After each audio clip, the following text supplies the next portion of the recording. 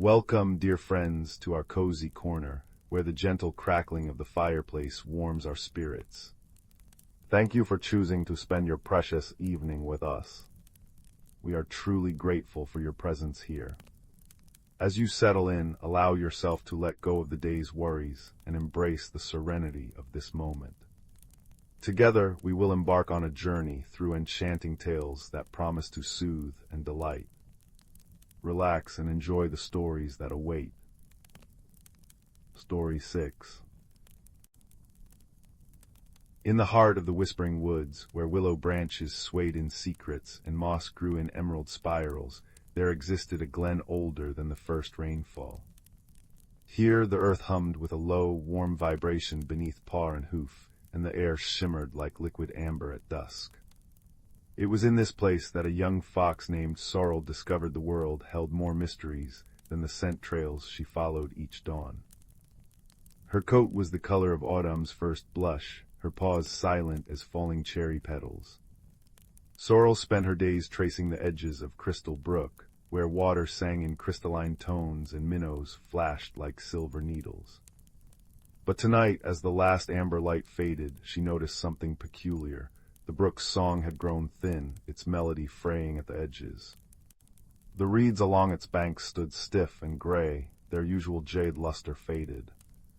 A chill clung to the air, sharp as a thorn, though the moon hung fat and golden, a sure sign of approaching harvest fist. Guided by unease, Sorrel padded toward the elder tree, an ancient oak whose gnarled roots cradled a hollow known only to the forest's keepers. There, beneath a canopy of firefly-lit leaves, she found old Mother Thistle, a badger whose stripes gleamed like polished coal. The elder's den smelled of dried lavender and honeycomb, and her voice, when she spoke, rustled like pages turning in a well-loved book. "The balance wavers," Thistle murmured before Sorrel could utter a word. Her claws traced a pattern in the soil, a spiral dotted with acorn caps. The moonlit pool has ceased its turning. Autumn's breath lingers too long, and the frost sprites grow restless in their burrows. Sorrel's ears twitched. The moonlit pool, hidden deep in the moss-cloaked vale, was the heart of the forest's seasonal magic. Each full moon its waters shifted, silver for winter, gold for spring, copper for summer, bronze for autumn. But if its rhythm faltered... The snowdrops won't wake, Sorrel realized aloud, her breath clouding in the unnaturally crisp air. And the maple saplings... Thistle nodded, her whiskers trembling. "You must journey to the vale, but tread softly, child. When the pool sleeps, the between places stir." The forest changed as Sorrel ventured east. Frost crackled beneath her paws, though the ground should have been soft with leaf mold. Shadows pooled strangely here, clinging to tree trunks like spilled ink. Once she glimpsed a stag with antlers made of icicles, its eyes twin voids of starlight, a spirit of the unyielding winter, drawn by the disruption. She hid beneath a holly bush until its hoofbeats faded.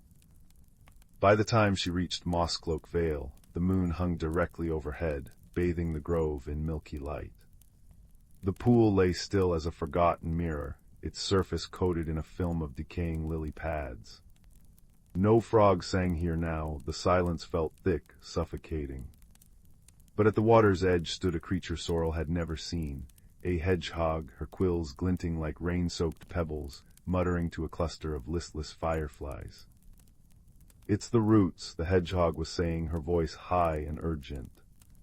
"They've choked the spring beneath the pool. See how the water darkens." She gestured with a tiny paw, and Sorrel noticed the tendrils, slimy, violet-black, coiling up from the pool's depths. "I'm Lyra," the hedgehog added, noticing Sorrel's approach. "A root mender from the glimmer burrows. These aren't ordinary roots, they're blight threads. They grow where seasons stagnate." Her nose wrinkled. "We must clear them, but..." She gestured to the murky water. "I can't swim." Sorrel gazed at the pool. The thought of touching those viscous roots made her fur stand on end, but she remembered Thistle's words. Harmony requires many voices. "I'll go in," she said. But how do we stop them from regrowing?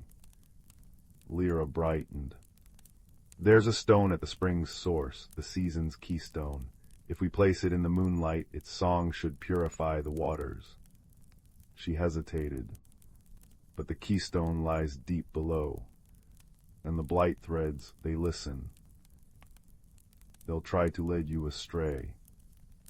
Taking a steadying breath, Sorrel waded into the pool. The water clung to her fur, cold and syrupy, carrying whispers that buzzed against her skull. Sleep, why struggle? Winter is peace, she shut her eyes, focusing instead on the scent of distant pine sap, the memory of Thistle's lavender den. Deeper she swam, past jagged rocks that snagged her tail, until her paws touched a sunken ledge. There, tangled in a nest of pulsating roots, glowed a stone the size of a robin's egg, its surface swirled with all four seasons' hues. The roots lashed as she pried the keystone free. One coiled around her leg, burning like nettles. Sorrel yelped, swallowing bitter water, but then a splash, a flash of quills. Lyra had tied herself to a birch branch with spider silk and plunged in, gnawing at the root with her sharp teeth. "Go," she spluttered. "I'll hold them." Sorrel burst through the surface, gasping. Moonlight struck the keystone, and it began to hum, a low, resonant tone that shook the veil. The blight threads writhed, dissolving into ash. The pool's film cracked like thin ice, and beneath it, the water shone again, liquid silver spiraling into bronze as the seasons righted themselves. Dawn found them exhausted but triumphant on the mossy bank. Lyra's quills dripped as she bandaged Sorrel's leg with cobweb and yarrow. "You were brave," the hedgehog said. "We both were," Sorrel replied. Around them the forest sighed in relief. Icicles melted into dewdrops, crocuses pushed through thawing soil, and the frost sprite's laughter tinkled like wind chimes as they retreated north. When they returned to the elder tree, Old Mother Thistle awaited them with a feast, rosehip tea steaming in acorn cups, blackberries glistening with frost. Creatures emerged from the shadows to celebrate, a family of voles weaving crowns of clover, an owl with feathers like aged parchment, a doe whose antlers bloomed with tiny white orchids. "Remember," Thistle said as the fireflies danced above them, "the forest breathes as one. No root, however dark, can withstand the light of shared courage." Her gaze softened. "Rest now, little guardians. Spring remembers your song." Sorrel curled beside Lyra, her fur warmed by the newly kindled sun. Somewhere the crystal brook resumed its laughing melody, and as sleep took her, she dreamed of dappled ferns unfurling, of roots drinking deep from cleansed earth, and of 1,000 seasons turning in perfect, endless rhythm. Story 7. In a valley hugged by misty blue mountains, there lay a village where chimney smoke curled into shapes of sleeping cats, and bread always popped from the oven with a contented sigh. Here, where maple trees dripped caramel-colored leaves onto cobblestone paths, there lived a girl named Mira with a cloak the exact russet of autumn acorns. Her days were spent tending the village's whispering garden, a place where sunflowers turned their faces to follow laughter, and rosemary bushes hummed old tunes when brushed by the wind. One crisp evening, as the last amber light bled into twilight, Mira noticed something peculiar. The glass lanterns lining the streets, each filled with captive fireflies that glowed from dusk till dawn, began flickering unevenly. By morning, 3 had gone dark entirely, their tiny luminous prisoners vanished. The next day, Widow Hester's prized copper kettle disappeared from her hearth mid-simmer, leaving her peppermint tea to go cold. Then young Tomas's left sock, freshly knitted and striped like a candy cane, vanished from the clothesline without a trace. "It's the glimmer thieves," old Finnegan the blacksmith declared, his beard twitching like a disgruntled hedgehog. "Spirits who steal shiny things to decorate their hollows." But Mira, kneeling by the empty lanterns, spied not a single footprint, only a faint silvery dust clinging to the posts, sparkling like crushed starlight. That night she tucked a jar of honeycake crumbs, known to tempt even the shyest forest creatures, and her grandmother's magnifying lens into her satchel. Under a buttermilk moon she waited, wrapped in her cloak behind the sunflower patch. Just as the village clock tower chimed 12 gentle notes, a sound like tinkling bells rippled through the air. Peering through the magnifying glass, Mira gasped. 6 tiny creatures, no taller than her thumb, floated around the nearest lantern. Their wings resembled moth silk stained with moonlight, and their hair glowed like dandelion fluff. With miniature pickaxes, they chipped delicately at the lantern's iron frame, collecting slivers of metal into acorn-cap buckets. "Pardon," Mira whispered, "but why take the lanterns?" The creatures froze. One, wearing a helm fashioned from a thimble, fluttered forward. "The moonbridge cracks," it piped in a voice like wind through reeds. "Without mending, it will crumble by the solstice." Mira remembered the bridge, a fragile arc of spider silk and frost spanning the river north of town, visible only when moonlight struck the water at precisely midnight. But why steal our things? The sprite's glow dimmed. "Your iron is stronger than spider tears. Your copper holds warmth no icicle can mimic. We did not think you'd miss them." The next morning, Mira hurried to the village square, where anxious murmurs buzzed about the thefts. Standing atop a pumpkin crate, she described the sprite's plight. "If the moonbridge falls, the frost sprites can't reach the winter stars to refill their light." She opened her palm, releasing a shimmering sprite who bowed shyly. "They only borrowed our things to save their bridge." A hush fell. Then Widow Hester snorted. "Well, if they'd asked, I'd have lent the kettle." Tomas tugged his remaining sock off and offered it solemnly. "For rope." Guided by the sprites, villagers carted scrap metal, spare buttons, and balls of yarn to the riverbank. Under the sprite's direction, children twisted wire into lattices as strong as dragon scale. Elders brewed pine resin glue in Widow Hester's reclaimed kettle. By sunset, the bridge glimmered anew, its spider silk cables reinforced with copper thread, its railings woven from wool and starlight. That night, when the moonbridge blazed like a comet frozen mid-arc, the sprites hosted a feast in the Whispering Garden. Fireflies danced in figure eights above pies, made from the villagers' shared pantry. The thimble-helmed sprite presented Mira with a lantern unlike any other, its glass forged from river ice, its light a captured piece of the mended bridge. "Should you ever feel lost," it chimed, "this will always show you the way home." As seasons turned, the village kept a corner of every garden for sprite gifts, scraps of tin, spools of thread, thimbles polished to a shine. And though the moonbridge never needed mending again, some swore that on quiet nights, if you pressed your ear to a lantern's warm glass, you could hear the faintest echo of grateful laughter, twinkling like a secret between old friends. Mira's lantern still glows on her windowsill, even now. They say its light bends curiously toward anyone humming a tune under their breath, as if eager to join the song. But that, my dear listener, is a story for another night. Story 8. In the quiet village of Wicksbottom, where chimney smoke curled into shapes of sleeping dragons and cobblestones remembered every footstep, there lived a flaxen-haired girl named Mira who could hear the secret songs of buttons. Every morning as she sewed bright fasteners onto coats in her aunt's tailor's shop, tiny voices trilled against her fingertips, brass ones humming marches, pearlescent buttons singing lullabies, wooden toggles chanting sea shanties. But it was the silent button that changed everything, a tarnished silver disc at the bottom of Mrs. Bramble's mending basket, quieter than snowfall. One crisp October evening, when golden light pooled like spilled honey across the workroom, Mira pressed the cold metal to her ear. Instead of song, she felt a pull behind her navel, as if the button's shank had hooked her very soul. The world blurred into a swirl of cinnamon-scented shadows, and when her feet found solid ground, she stood in a moonlit meadow where willows wept silver tears into a brook.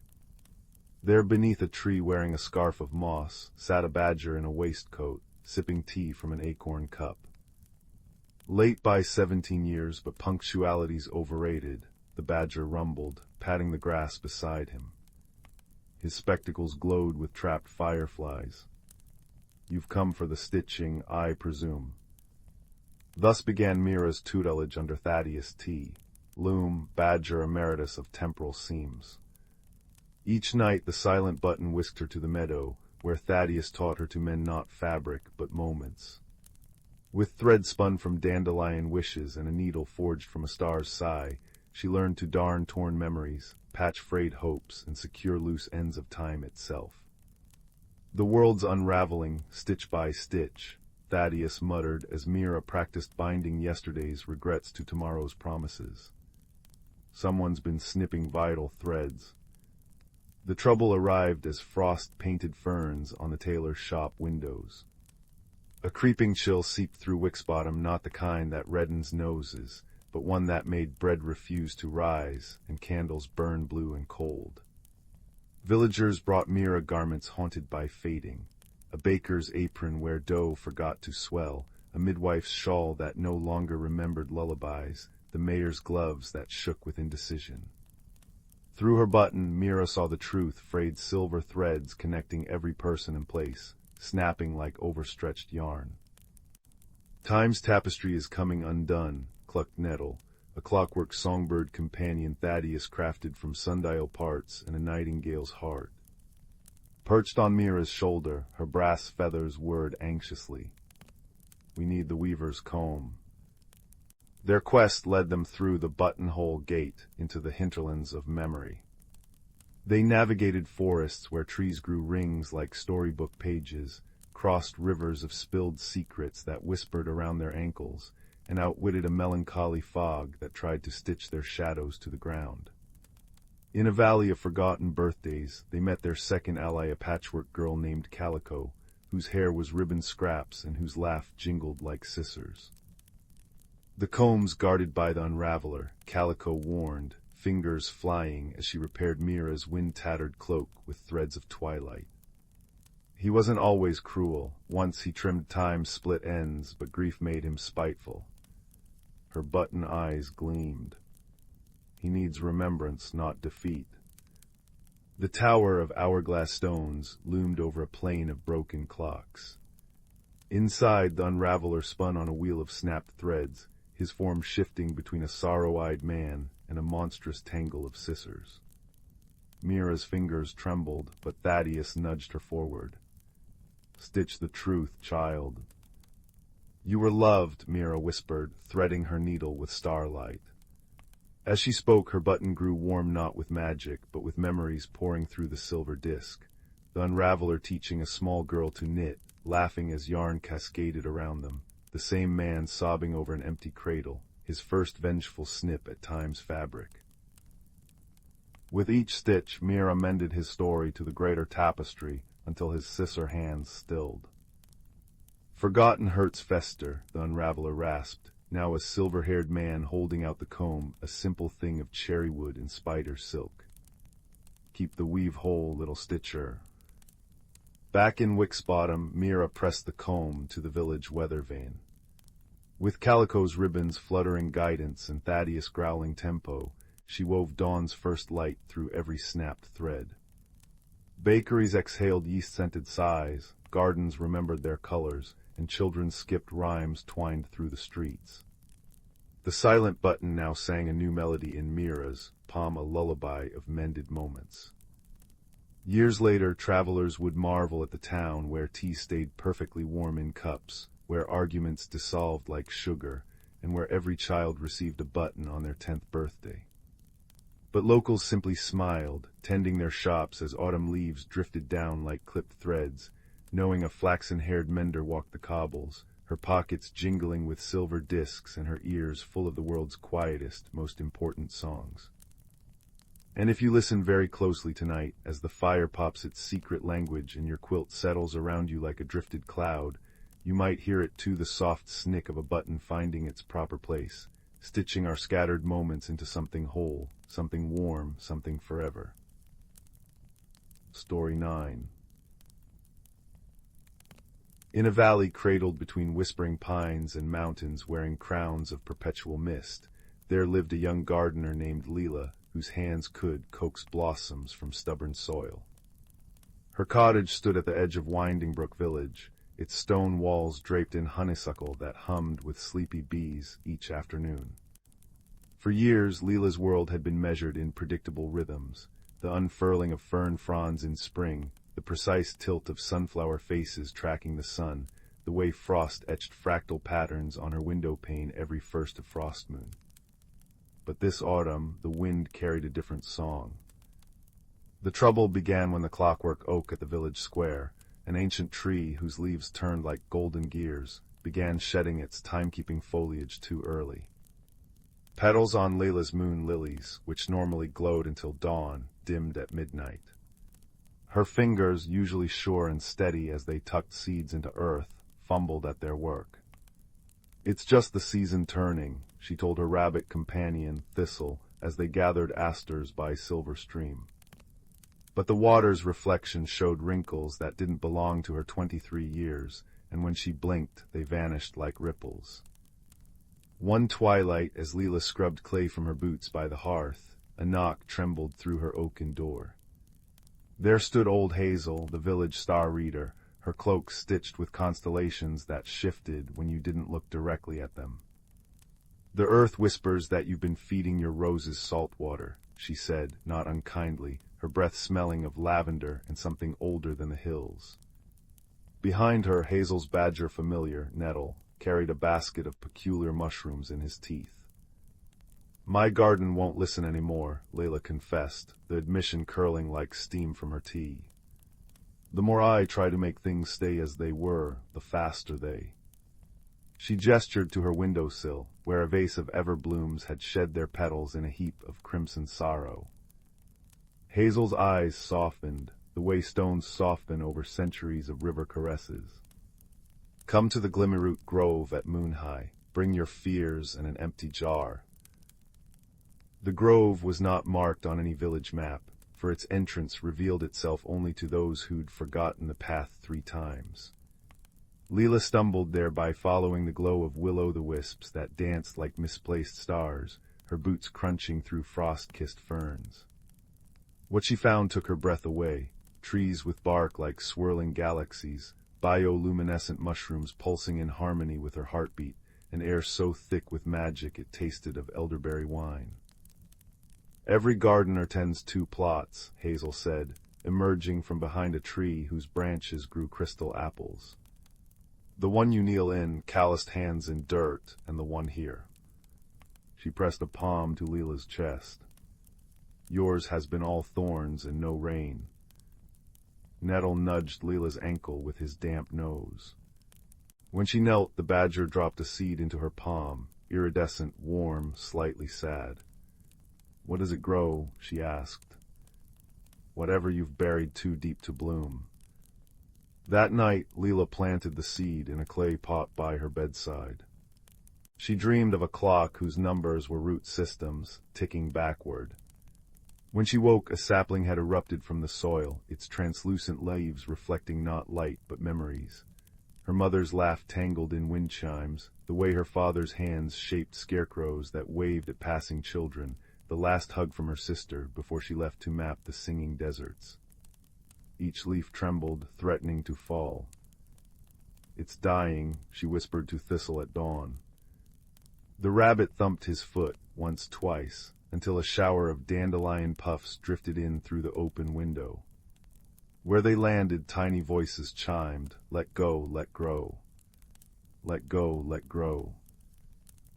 Hazel returned in a cloak of fog, bringing a compass that pointed not north, but toward whatever the holder feared most. "Walk where the needle leads," she instructed. "But take this." From her basket came a lantern powered not by flame, but a captured sunrise moth. Its light made shadows dance like eager storytellers. The compass led Leela to the hollow's edge. a cliffside where the village's forgotten memories pooled like groundwater.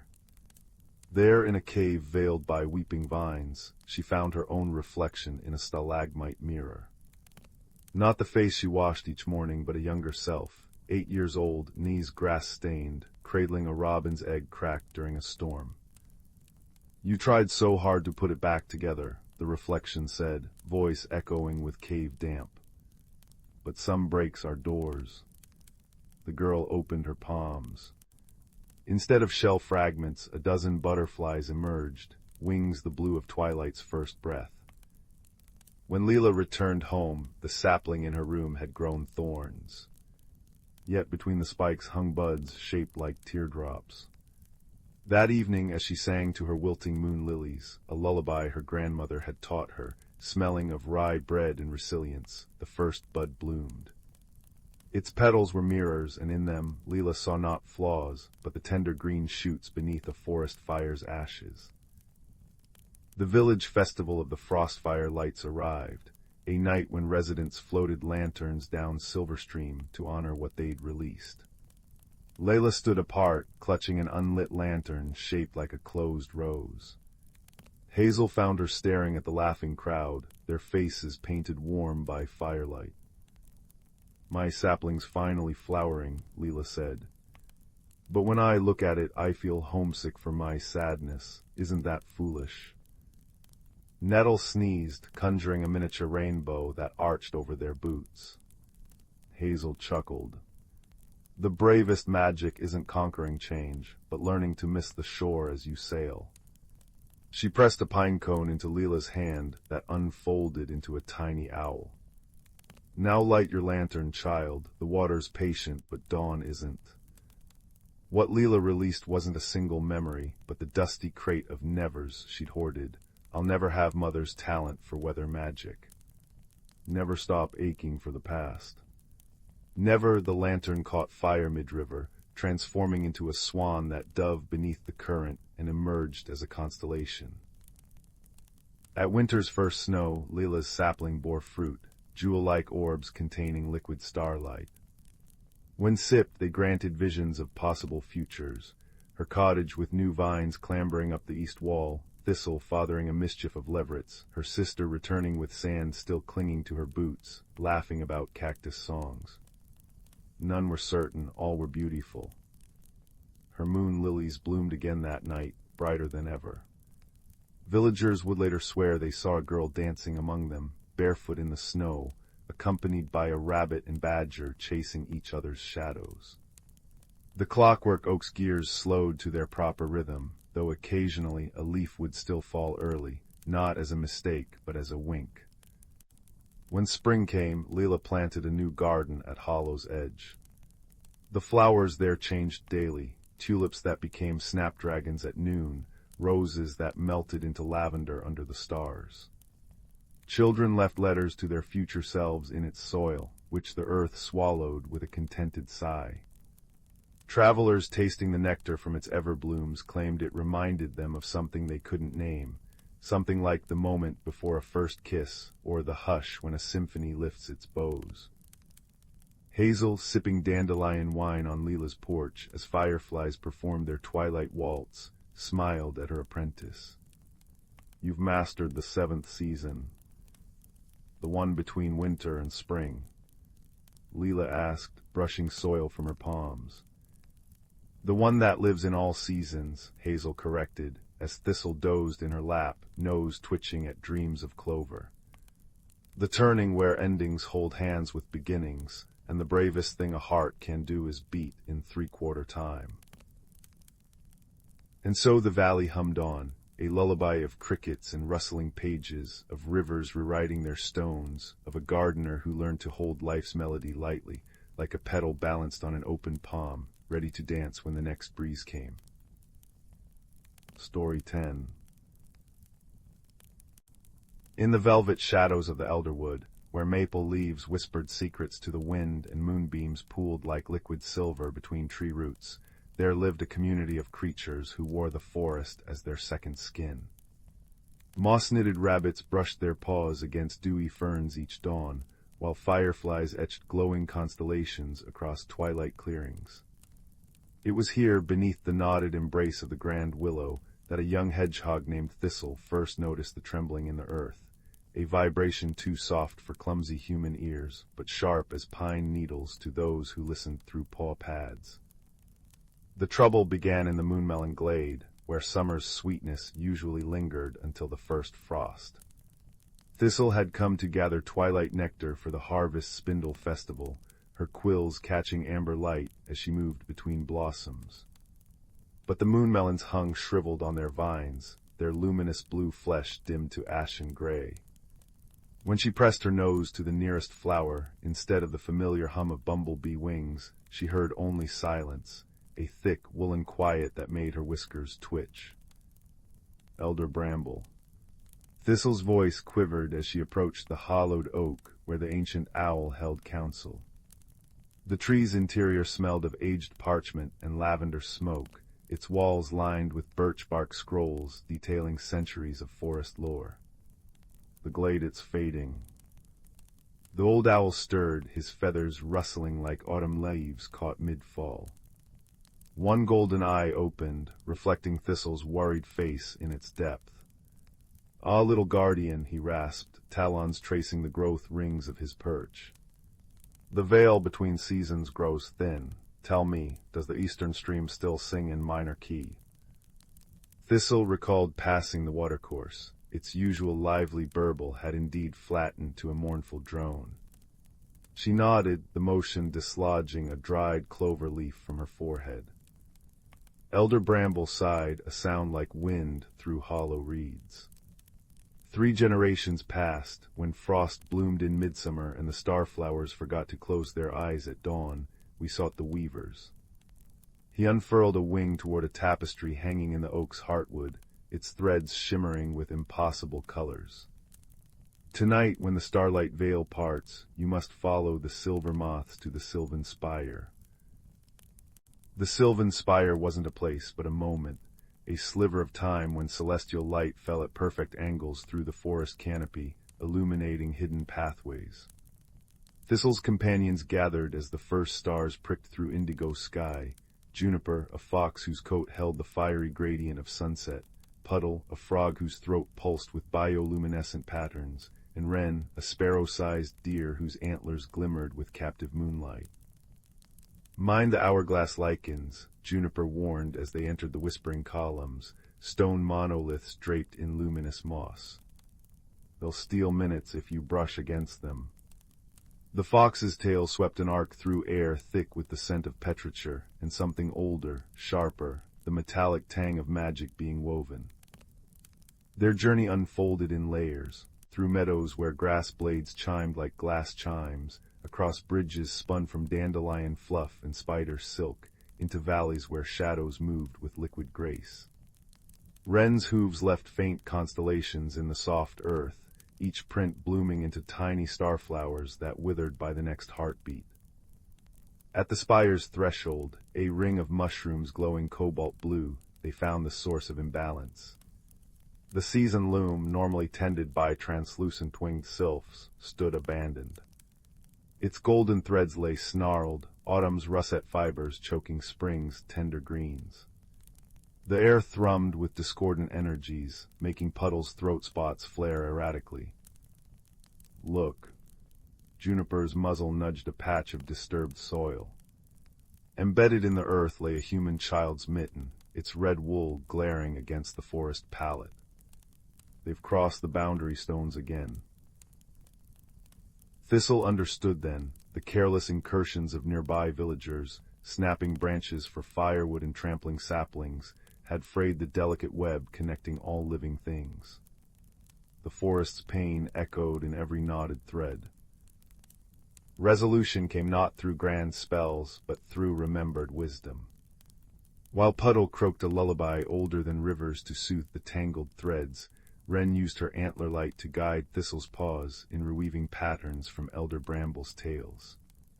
Juniper contributed strands from her tail, each hair containing memories of crisp autumn air and the musk of fallen leaves, to reinforce weakened connections. As dawn's first blush tinged the sky, the loom's rhythm returned, a deep, resonant thrum that vibrated in their marrow. Seasons slid back into their proper order with a sigh of shifting winds. Somewhere beyond the tree line, a human child would wake with inexplicable urge to plant acorns along the forest edge. In the lavender-hued days that followed, Thistle often returned to the Moonmelon Glade. Now, when twilight fell, the blossoms unfurled like satin parasols, their centers pulsing with restored luminescence. Elder Bramble observed from his perch, eyes half-closed in contentment, as the young hedgehog demonstrated weaving techniques to a circle of wide-eyed leverets. "You see," Thistle explained, tapping a paw against a spider's newly finished web, "each dewdrop holds reflections of the whole forest. Tug one thread." She breathed gently on a silk strand, watching vibrations spread in ripples. And the entire pattern answers. The lesson lingered in the clearing long after the students departed, in the careful footfalls of foraging badgers, in the deliberate angle of a woodpecker's beak avoiding tender bark, in the way night-blooming flowers turn their faces toward the well-woven stars. And deep in the human village, though none could say why, the baker began adding wildflower honey to her bread, the blacksmith let ivy climb his forge walls, and children's laughter rang sweeter as they played beneath the elderwood's ever-guarding boughs, each small change a stitch in the mending world. Story 11. The air on verdant prime smelled of rain-soaked moss and distant thunderstorms, even when the triple moons hung fat and yellow in the twilight sky.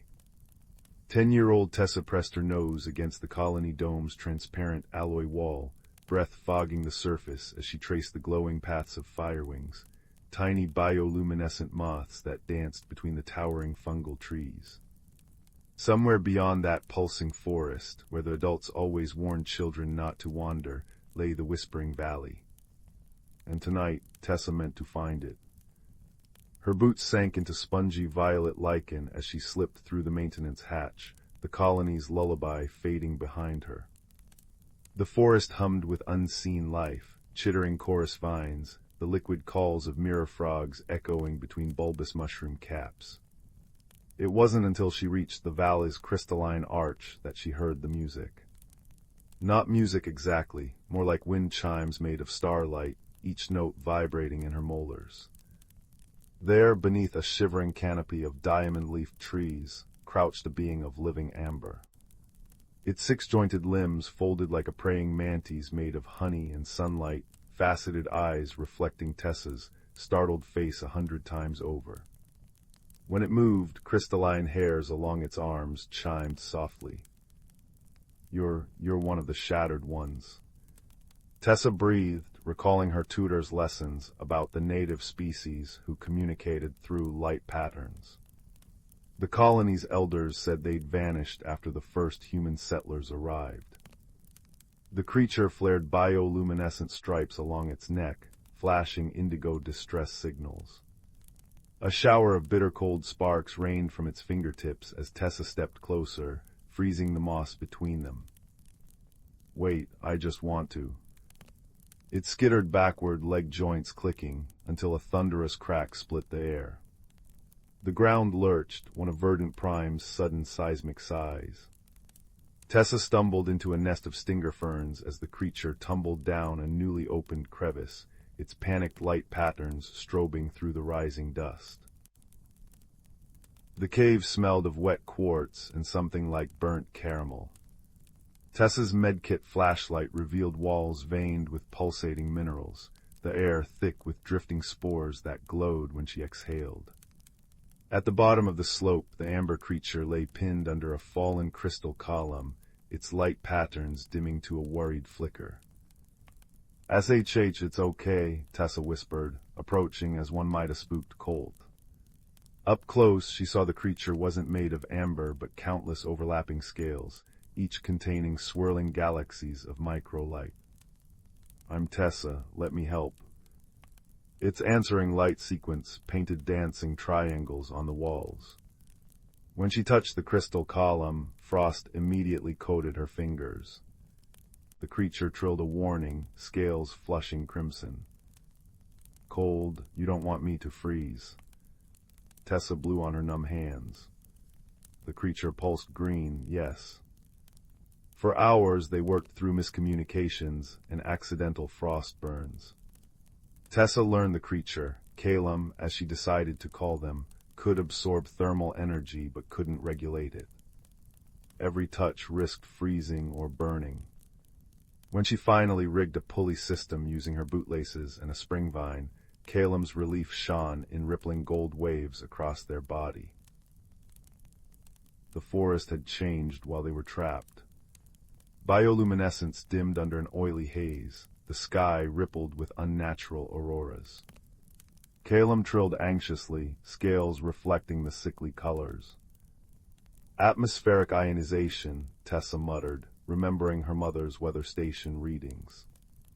The geomagnetic storms coming early. Calum projected a holographic map from their palm scales, a perfect replica of the valley with angry red pulses converging on the human colony. When Tessa pointed to the settlement, Calum's light patterns exploded in frantic spirals. The storm will hit us both, Tessa realized. Your people, are they underground, the caves? A pained blue shimmer.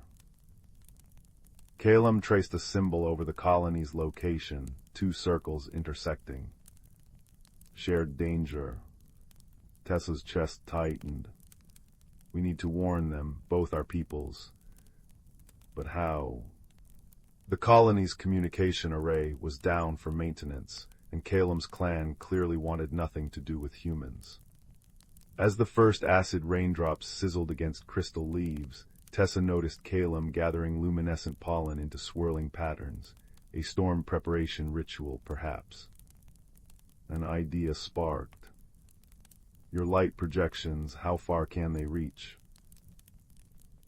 The climb to Mirror Ridge nearly cost them both. Calum's body struggled with the rising heat as atmospheric friction charged the air, while Tessa's lungs burned from spore-thick winds. When they finally reached the crystalline outcropping overlooking both settlements, the storm's leading edge loomed, a wall of emerald lightning. Together, Tessa signed, combining human gestures with Calum's light codes. She unwound her thermal scarf, woven with calm's fibers from the colony. Calum's scales brightened in recognition. As the first lightning forks struck, Calum channeled the energy through their body, transforming deadly strikes into coherent light. Tessa angled the reflective scarf, shaping the beams into pulsed patterns the colony's sensors could read. Pain lanced through Calum with each discharge, their scales cracking under the strain, but they held firm, translating Tessa's desperate warnings into a language of light. Across the valley, human emergency lights flared to life. Deep underground, clusters of amber glow began rising toward the surface, Calum's people emerging after decades of silence. In the storm's eye, there was calm. Tessa sat with Calum in the colony's greenhouse, their talon-like hands carefully balanced on a thermal gel pad to prevent freezing. Between them floated a holographic lexicon, half-human words, half-light patterns, projected from Calum's palm and stabilized by Tessa's scavenged tech. Friendship, Tessa said, the word glowing cerulean in the hologram. Calum responded with a constellation pattern that meant warmth between stars. Outside, engineers from both species worked to redirect the storm's energy, humans in insulated suits, shattered ones weaving crystalline lattices to ground the lightning. Earlier that day, the colony's head engineer had bowed to Calum's elder, offering a hand warmer instead of a handshake. The elder had responded by growing a temporary silica sheath, their version of an olive branch. You'll come back? Tessa asked as Calum prepared to descend to the newly connected tunnel networks. Calum touched their forehead to hers, scales cycling through every color of gratitude. From their chest cavity emerged a small crystal, warm as sunlight, glowing with captured storm energy. Tessa placed her colony pendant in their clawed hand, a piece of recycled hull metal shaped like a leaf. So you remember. That night, as the healed forest sang with neon rainfall and fresh alliances, Tessa fell asleep watching Calem's crystal pulse beside her bed, a steady golden rhythm like a heartbeat made of light. And somewhere in the honeycomb caves below, a shattered one elder studied a human leaf, its edges worn smooth by a child's worries and wonders, while their youngling explained the strange comfort of its imperfect shape. Years later, when visitors ask about the glowing crystal integrated into the colony's central spire, or the amberlight ambassadors who drink mint tea with engineers, the storytellers always begin the same way. There was a storm and a misunderstanding, and two stubborn souls who believed different didn't have to mean dangerous. Let me tell you about the night the darkness learned to shine. And in the soft glow of communal fires, human, shattered one, and those who came after, the old warnings about Whispering Valley are retold as invitations. For it's known now that the most beautiful songs are those sung in harmonies no single voice could ever hold. Story 12. In a valley cradled between mountains wearing crowns of perpetual mist, there lived a young gardener named Tansy, whose hands could coax life from the coldest soil. Her cottage, with its honey-colored stones and thatched roof mossy with age, stood at the edge of Willowmere, a village where chimney smoke curled into the sky like lazy question marks. Tansy's world was one of comforting patterns, rows of marigolds blooming at precisely 7 o'clock each morning, rosemary bushes trimmed into starlight shapes, and a sundial that cast its shadow over her tea breaks without fail. Change in her mind was a gust of wind that scattered carefully sorted seeds, a thing to be guarded against. But the universe, as it often does, had other designs. One crisp autumn morning, Tansy discovered a peculiar vine threading through her pumpkin patch. Its leaves shimmered like mercury, and when she touched it, a warmth hummed beneath her fingertips, as if the plant held a heartbeat. By afternoon it had twined around her garden gate. By twilight it bloomed with flowers that glowed like captured moonlight. Panic fluttered in Tansy's chest. She reached for her shears, but a voice as creaky as old wood stopped her. "Best not meddle with midnight ivy, child," said Mr. Bramble, the village beekeeper, leaning on his cane of twisted hawthorn. His beard bristled with feathers and dried lavender, and his eyes, one blue, one gold, gleamed with knowing. "That there's a mirror plant, grows according to what's brewing inside the soul tending it." Tansy frowned, smoothing her apron. "My soul is perfectly orderly, thank you." Yet the vine disagreed.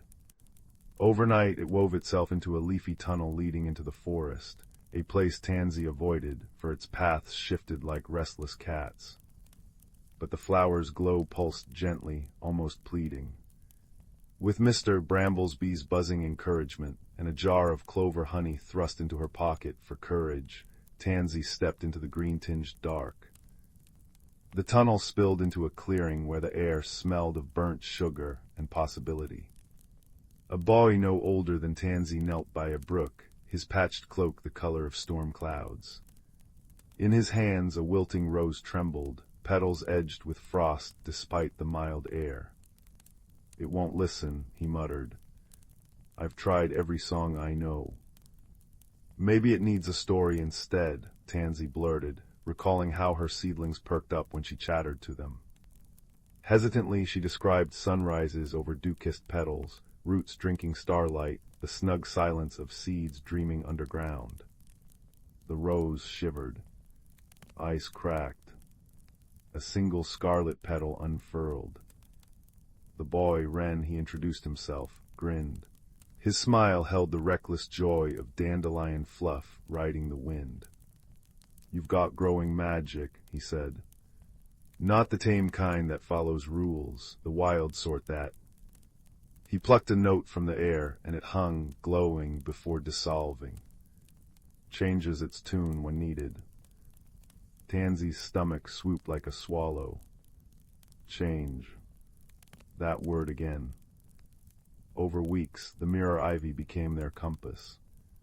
It led them to a hedgehog whose quills sprouted living ferns. Tansy taught it to weave the fronds into a rainproof nest.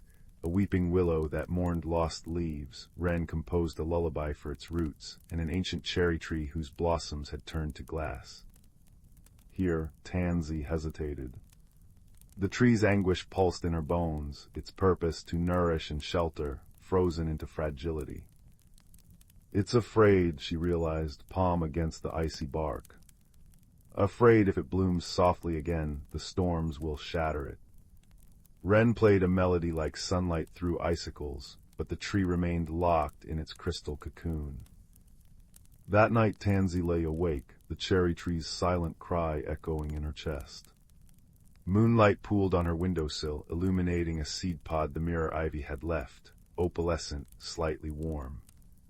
When she pressed it to her heart, visions flashed. The cherry tree as a sapling bending in winds, as a shelter for nestlings, as a grandmother tree offering shade to laughing children. Courage, she realized, wasn't the absence of fear, but love persisting through it. At dawn, she returned alone. "You've been brave 1,000 times before," she whispered, scattering the seed pod's dust at the roots. "Let that be enough." For hours she sat singing every growing song she knew, until her voice frayed and the first glass blossom cracked.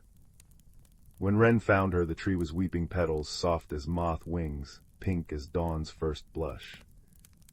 "You stayed," he said, wonder in his voice.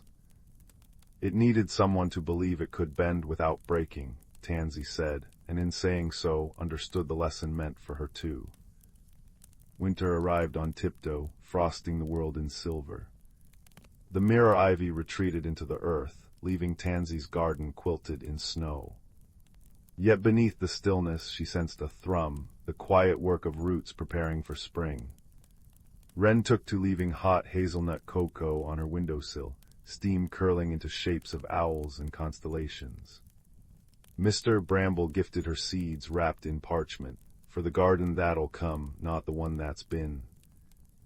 When the thaw came, Tansy knelt in soil still crisp with frost.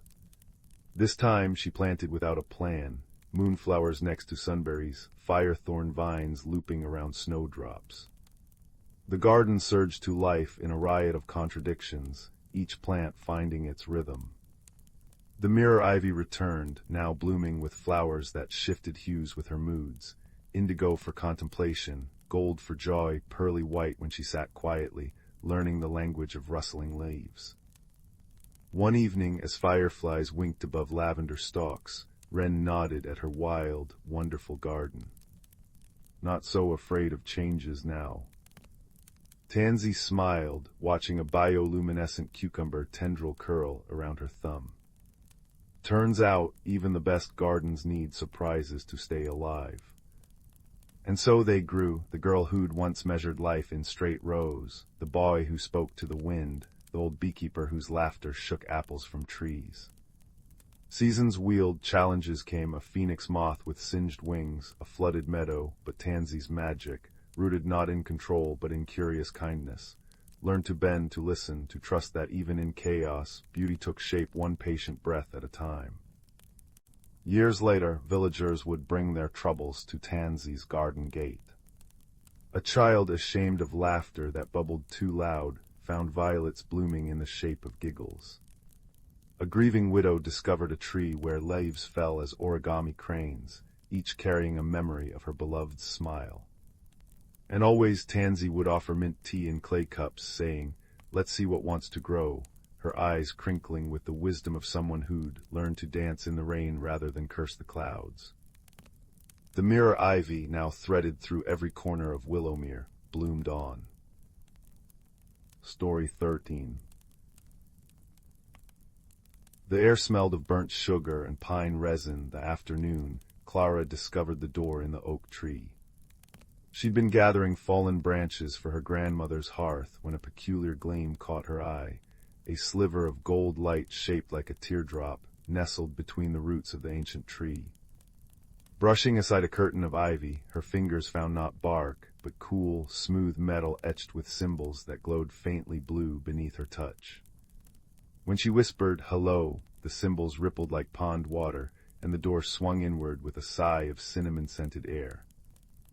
What lay beyond defied every rule of forests Clara knew. The valley of whispering light stretched before her, a mosaic of twilight hues, even though the afternoon sun still hung above her own village. Willows draped in silvery moss swayed to a melody only they could hear, their branches strung with lanterns shaped like dandelion fluff. The ground shimmered with patches of grass that tinkled like wind chimes when stepped upon, and fireflies the size of strawberries traced glowing poems in the air before dissolving into sparks. Yet what made Clara catch her breath were the shadows, not dark but luminous, stretching toward the horizon like roads of stained glass. She'd taken only 3 steps when a voice piped up from a clump of amber-colored mushrooms. "Mind the stepping stones, traveler, they're shy today." A creature no taller than Clara's knee emerged, resembling a hedgehog, if hedgehogs had fur like melted caramel and eyes like peridots. It balanced a tiny lantern on its head, the light inside pulsing in time with its speech. "I'm Bramble," it said, bowing so low its nose touched the chiming grass. "Keeper of crossroads and part-time riddle solver. You're here for the lights, I suppose." Clara knelt, enchanted. "What lights?" "Why, the ones you've lost." Bramble blinked as if this were obvious. "This valley collects fragments of courage left behind by wanderers. See them up there." He pointed a paw toward the willow lanterns, where Clara now noticed faint shapes swirling inside the glass. A child's laughter, the glint of a first snowflake, the warmth of a hand held during a storm. "Yours must be around here somewhere, but—" He raised a paw solemnly. "The path requires 3 gifts, a song for the river, a story for the maze, and a memory for the bridge. Fail to offer them, and—" He shuddered, making his lantern flicker.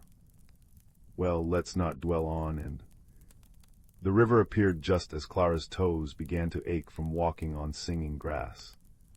Wide and ink-dark, it flowed without a sound, its surface dotted with lily pads that glowed like crescent moons. But when Clara reached for the first pad, it skittered away like a startled fawn. Bramble nudged her ankle. "It wants a song, something true, not perfect but honest." Clara hesitated. Back home, she only sang while kneading dough or sweeping, soft hums that blended with the creak of floorboards. But as the first note wobbled out, a lullaby her father used to sing about stars learning to dance, the lily pads stilled. One by one they floated to her, forming a bridge that chimed gently underfoot. Halfway across, the pads began to fade, but Clara closed her eyes and sang louder, the river carrying her voice into the valley. When she opened them again, she stood on the far bank, and the lilies had bloomed into full moons that winked at her before sinking beneath the dark water. The maze awaited in a grove of trees that looked carved from violet crystal, their leaves tinkling like shattered rainbows. "Stories," Bramble reminded her, suddenly nervous. "But choose wisely, some tales attract shimmerlings, others less pleasant things." Clara touched the nearest trunk. It hummed, and in its reflection she saw not herself, but a girl building a fortress of autumn leaves. The memory tugged at her. She'd been 6, creating palaces only for the wind to destroy them, until a boy with a squirrel-shaped kite helped her anchor the walls with sticks. "I'll tell of the day the wind changed its mind," she decided. As she spoke, the crystal trees bent to listen. Where her words described loneliness, frost patterns bloomed on the branches. But when she reached the part where the boy shared his kite string, the frost melted into golden sap, and from it emerged creatures like living starlight. Shimmerlings, Bramble breathed in awe, with bodies like tiny deer and manes that trailed comet sparks. They wove around Clara's legs, their touch warmer than sunlight, and led her through the maze heart, where the tallest tree cradled a lantern pulsing with the image of Clara herself, standing straighter than she ever had before. "Your first light," Bramble said, as the lantern settled into Clara's hands. Inside, she saw the moment she'd comforted a lost fawn in the woods last spring, a courage she hadn't known counted. The final challenge loomed at the valley's edge, a bridge of woven shadows stretching over an abyss where constellations swirled like schools of fish.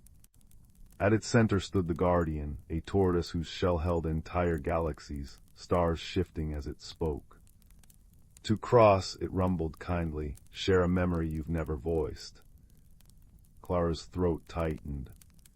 The lantern's glow warmed her palms as she confessed, "Last winter, I found a frozen sparrow. I warmed it by the fire, but it didn't wake. I still put seeds out every morning, hoping," she swallowed. "It's silly." "Ah," sighed the Guardian. "But you kept hoping." Its shell brightened as Clara's words formed a new star cluster. "That is the bravest sort of memory, one that aches, yet still grows." The bridge solidified into strands of sunlight and shadow, and as Clara stepped onto it, the abyss blossomed below her into a meadow of flowers made from stardust. At journey's end, perched on a hill where the whispering lights converged, Clara found not just her lost fragments of courage, but those left by others. A tapestry of moments where kindness had been a compass, fear had been faced, and small hands had mended what they could. Bramble pressed a parting gift into her palm, an acorn that glowed like a heartbeat. "Plant it where shadows gather," he advised. "And maybe leave a cookie or two under that oak door, just a thought." The return home felt both instant and eternal. Clara emerged into her familiar woods as twilight painted the sky, her grandmother's cottage glowing warm in the distance. When she opened her hand, the acorn's pulse matched her own, and in its surface she glimpsed the valley's lights dancing, a secret held safe but ready to grow. That night, as firelight painted stories on the walls, Clara's grandmother paused while knitting. "You seem taller somehow, Sparrow," she mused. Clara smiled, stirring honey into their tea. Outside, the old oak tree stood guard, its branches cradling a single lantern-shaped bud that would bloom by morning. Somewhere beyond, in a valley woven from lost courage and found light, a caramel-colored hedgehog chuckled over a freshly appeared cookie, and a new star joined the Guardian's shell. And in the space between dreams and waking, Clara understood the deepest magic, that every act of bravery, no matter how quietly carried, becomes a lantern for someone else's journey. She fell asleep to the imagined chime of shimmerlings dancing, her hands still faintly aglow with the warmth of shared light. Story 14. In a valley cradled by ancient, snow-dusted mountains, there existed a village where chimney smoke curled into the sky like scribbles of charcoal on parchment. Here the seasons didn't merely change, they whispered. Spring arrived on the breath of thawing streams, summer hummed in the drowsy song of bees, and autumn rustled through amber leaves with the crispness of a well-loved book.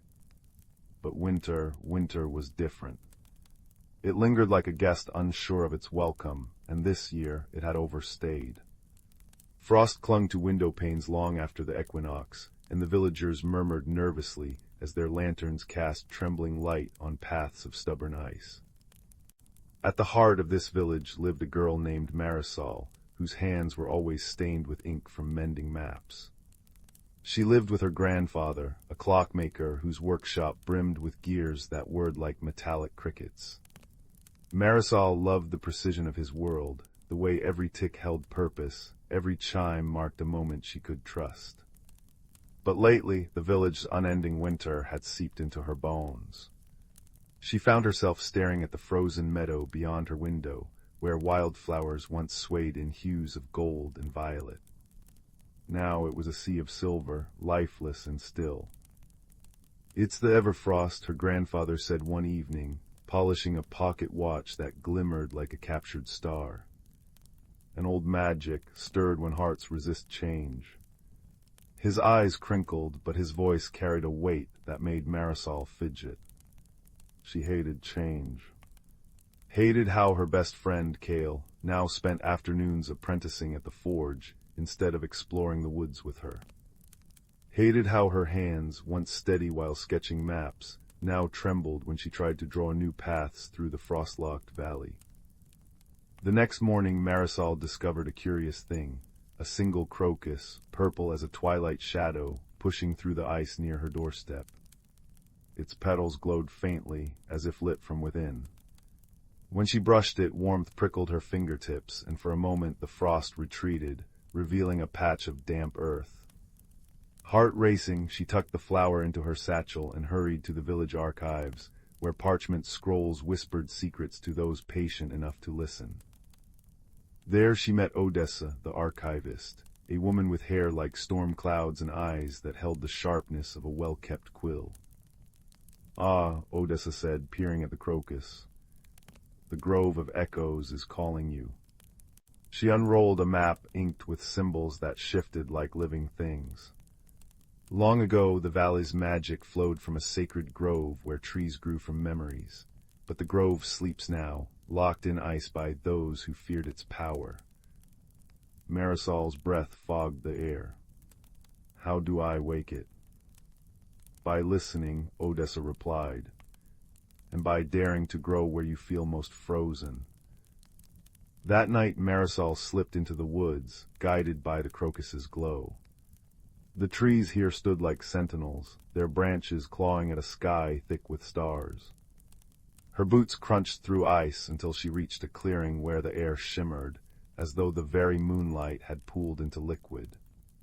At its center stood a tree unlike any other, its bark etched with spirals that pulsed like a heartbeat, its roots tangled around stones glowing softly as embers. "You've been quiet a long time," she whispered, placing her palm on the trunk. The tree shivered. Frost cascaded from its branches, and suddenly Marisol wasn't alone. A figure emerged from the light, a boy with antlers woven from ivy and eyes like moss after rain. "I am the grove's keeper," he said, his voice the creak of bending boughs. "You wish to mend the Everfrost?" Marisol nodded. "Then mend yourself first," he replied.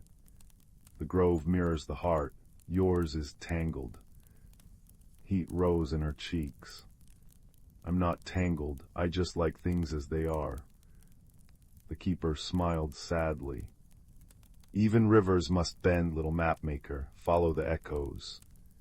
He vanished, leaving her with a single leaf that curled into a perfect spiral. Over the weeks that followed, Marisol returned to the grove, each visit peeling back layers of the valleys and her own hidden magic.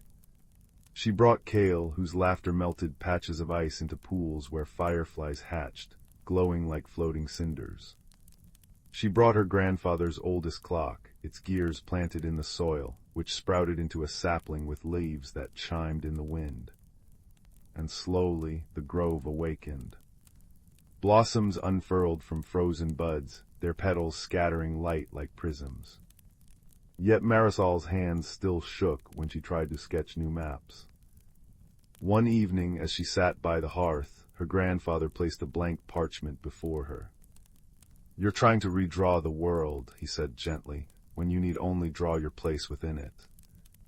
The next morning, Marisol entered the grove alone.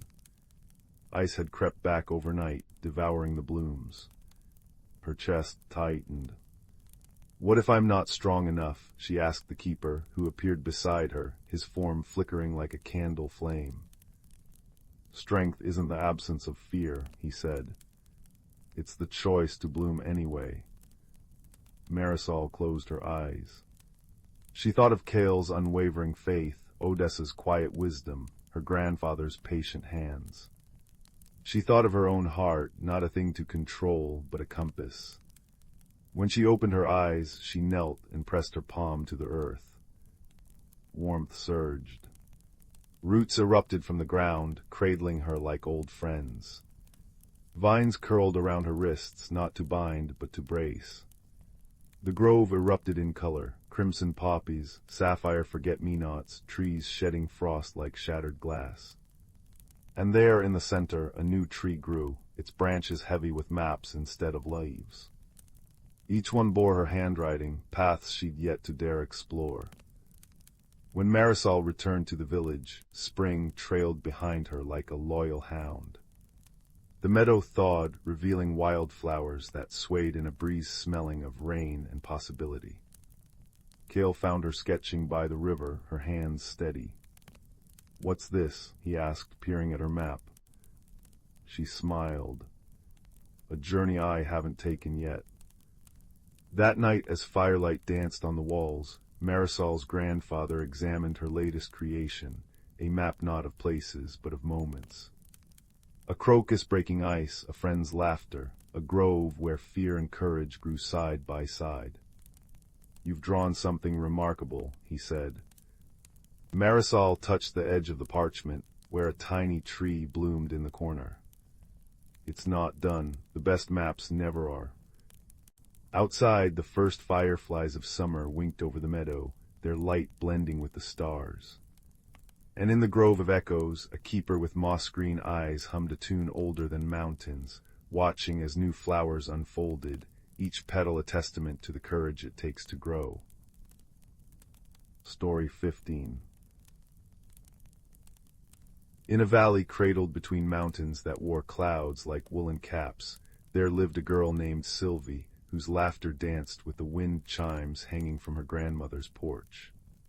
Her world was painted in the colors of perpetual autumn, amber maples, cinnamon-scented orchards, and sunsets that melted like caramel over the hills.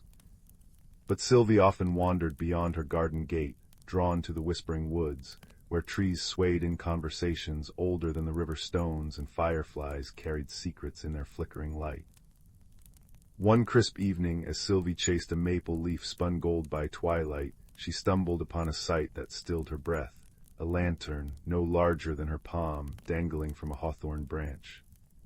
Its glass was etched with constellations, and within it glowed a flame the color of moonbeams. When Sylvie reached for it, the lantern floated gently into her hands, warm as freshly baked bread. A voice like the creak of a willow branch spoke from the shadows. "That's no ordinary light, child. It's a wisp lantern, meant for those who can hear the world's heartbeat." From beneath the hawthorn emerged a creature as tall as Sylvie's knee, with fur like mossy velvet and eyes that shimmered like dew on spider silk. He introduced himself as Thistle, a bramblekin, guardian of the wood's hidden realms.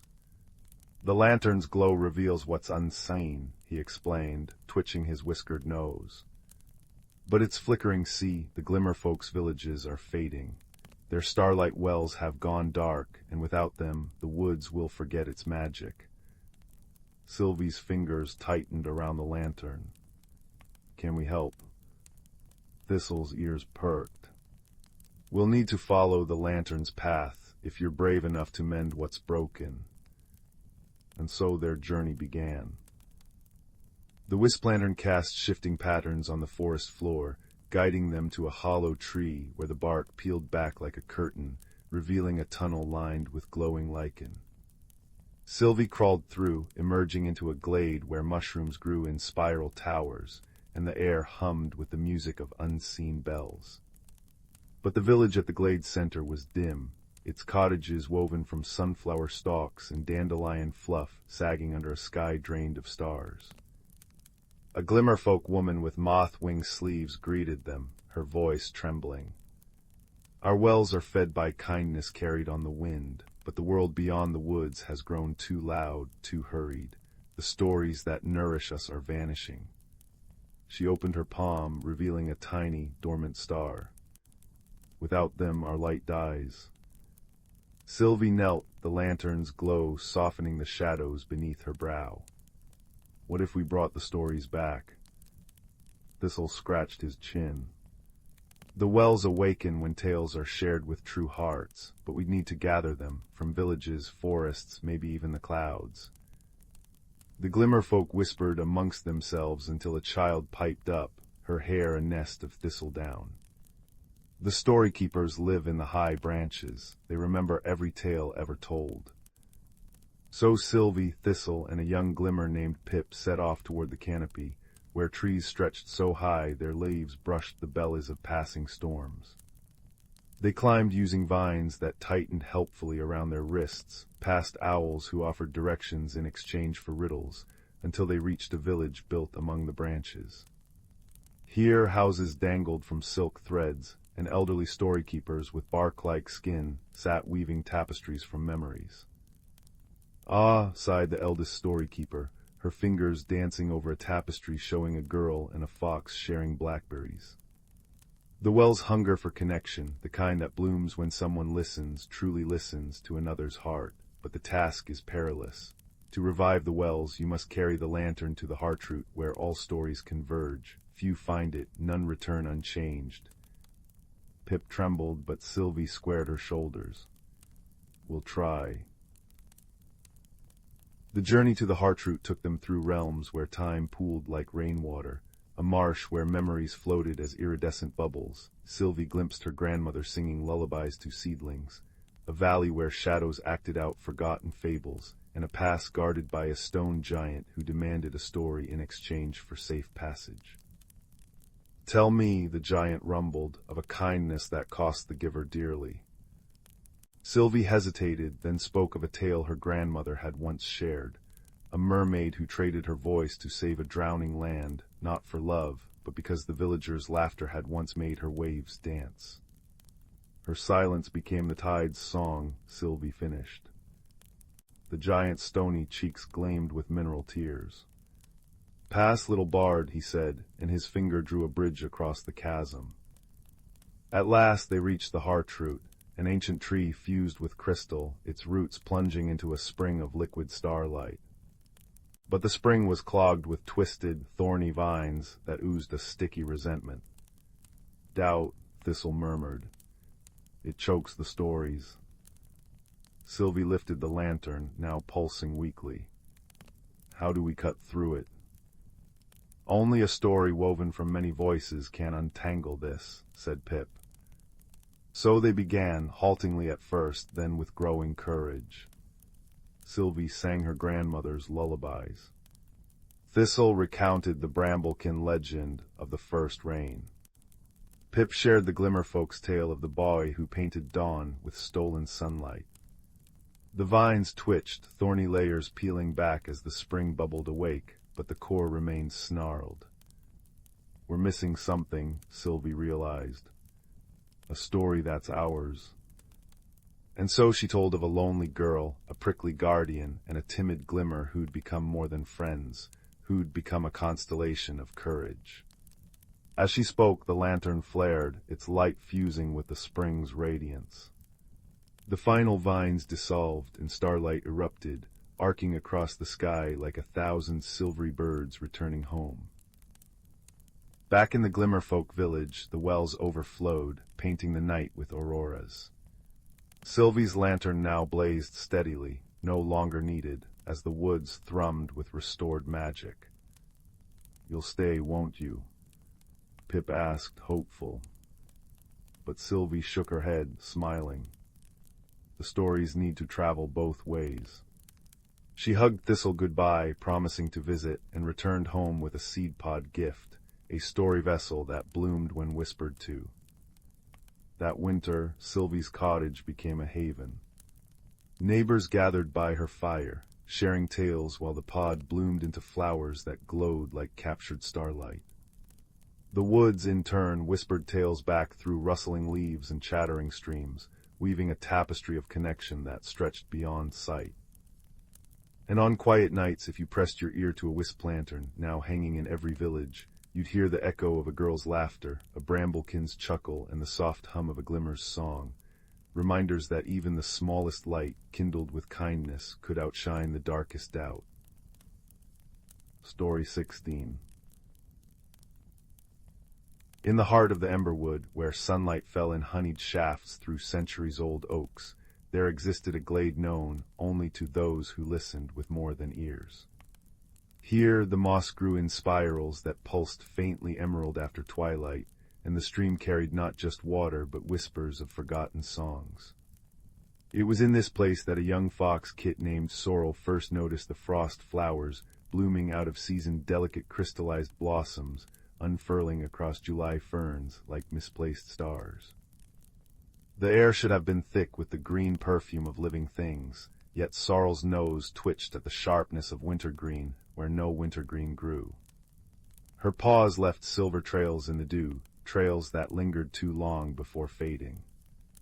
"Grandmother Bramble," she called softly, nosing through the curtain of weeping willow that sheltered her elder's den, the forest dreams upside down. The old badger emerged slowly, her muzzle gone white as milkweed fluff, eyes like polished river stones catching the uneasy light. "Ah," she rumbled, a sound that made the earth beneath them hum in response. The heartstone's rhythm falters.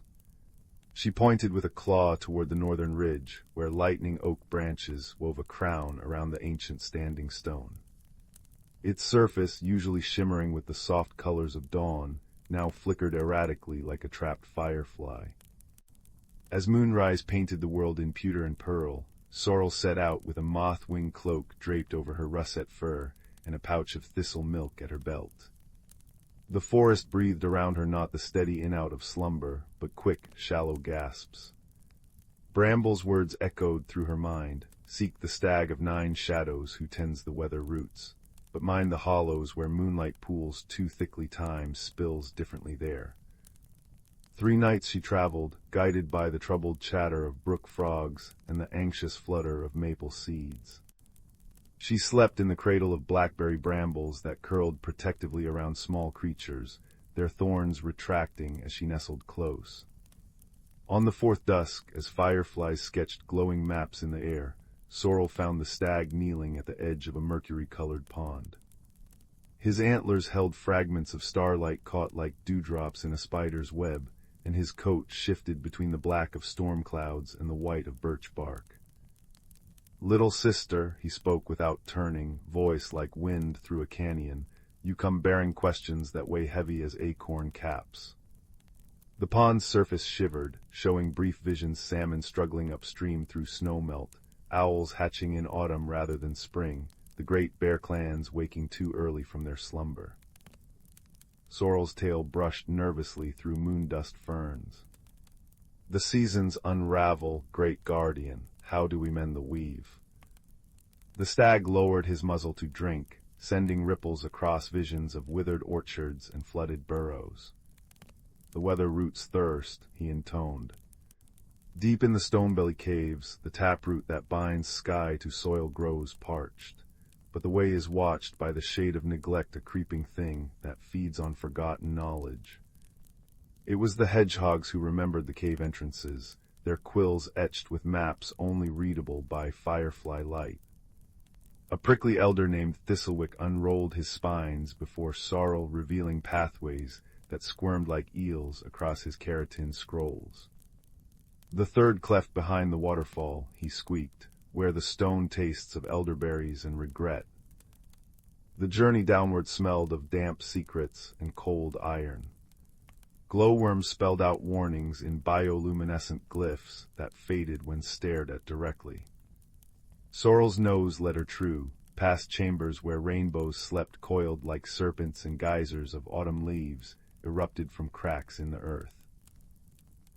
When the shade appeared a viscous darkness smelling of burnt hair and abandonment, it was the combined light of fireflies sheltering in Sorrel's fur and the stag's gifted star dewdrops that held it at bay, revealing the shade to be nothing more than lost rainwater yearning to return to the cycle. The taproot glowed faintly where it plunged through the cavern floor, its surface cracked like drought-stricken clay. Sorrel poured her thistle milk onto the parched root, then added the stag's starlight, and 3 tears shed for the forest's distress. As the liquid seeped deep, the entire cave system hummed like a giant lyre. Far above, thunder rolled in harmony. Emerging at dawn, Sorrel found the world sighing in relief. Frost flowers dissolved into morning mist that smelled properly of warm pine and waking soil. The heartstone's pulse steadied, its light now rippling through the canopy in visible waves that set every leaf quivering with shared joy. At the midsummer gathering, when fireflies carried messages written in light and badgers drummed the rhythm of growing things on hollow logs, Sorrel sat beside Grandmother Bramble beneath the council oak. The stag moved through the crowd, bestowing blessings in the form of temporary constellations that danced above each creature's head. When he paused before Sorrel, his antlers bloomed with actual cherry blossoms despite the season. "Remember," he murmured, though all present heard it in their bones, "balance is not stillness, but the art of graceful recovery. When next the weave frays, it will be your paws that carry the mending thread." Years later, when Sorrel's own muzzle silvered and a new kit asked why the willow wept sweet sap each spring, she would tell of thirsty roots and compassionate shadows, of maps written on hedgehog quills and wisdom stored in badger claws. The forest thrived in its endless dance between order and wildness, tended by those who understood that harmony meant listening to the spaces between breaths, to the pause between heartbeats, to the silence beneath every song. And on clear nights, if you pressed your ear to an oak's roots while holding a sprig of wintergreen, you might hear the faintest echo of a fox's laugh tangled up with starlight, a reminder that no imbalance lasts forever when met with patient courage and the memory of rain. Story 17. In a valley cradled between mountains that wore crowns of perpetual mist, there lived a young gardener named Layla, whose hands could coax life from the coldest soil. Her cottage sat at the edge of Willowbrook, a village where chimney smoke curled into the sky like lazy question marks, and the rivers sang lullabies over polished stones. Layla's world was one of comforting rhythms: morning dew on peony petals, the predictable dance of seasons, the way her tea kettle whistled exactly when the first star blinked awake. But change, like an uninvited breeze, had begun to rustle the edges of her carefully tended life. The trouble began when the heartwood tree, an ancient giant at the village center, its bark etched with glowing silver veins, started shedding leaves out of season. Each fallen leaf dissolved into mist before touching the ground, and with every loss the village wells grew shallower, the hearth fires dimmer. Layla noticed the tree's distress mirrored something within herself, a quiet ache, as if her bones were out of rhythm with the turning earth. She'd always found safety in sameness, pruning her rose bushes into perfect symmetry, mending the same patchwork quilt her grandmother had stitched decades before. Now the world seemed to whisper, "Bloom differently." One twilight, as Leela scrubbed clay from her fingernails, a fox with fur like smoldering amber appeared at her garden gate. Its eyes held the knowing glint of a creature who'd navigated 1,000 midnights. "You've been called," it said, voice a rasp of autumn wind through dry reeds. When Leela reached to unlatch the gate, the animal dissolved into fireflies that drifted toward the forest. Her boots followed, crunching through frost-kissed ferns, until she reached a cottage swallowed by ivy. On the doorstep sat a basket holding a sapling potted in soil that shimmered like crushed starlight. A note read, "For the gardener afraid to grow." The cottage belonged to Thalia, a weaver whose tapestries were said to capture memories.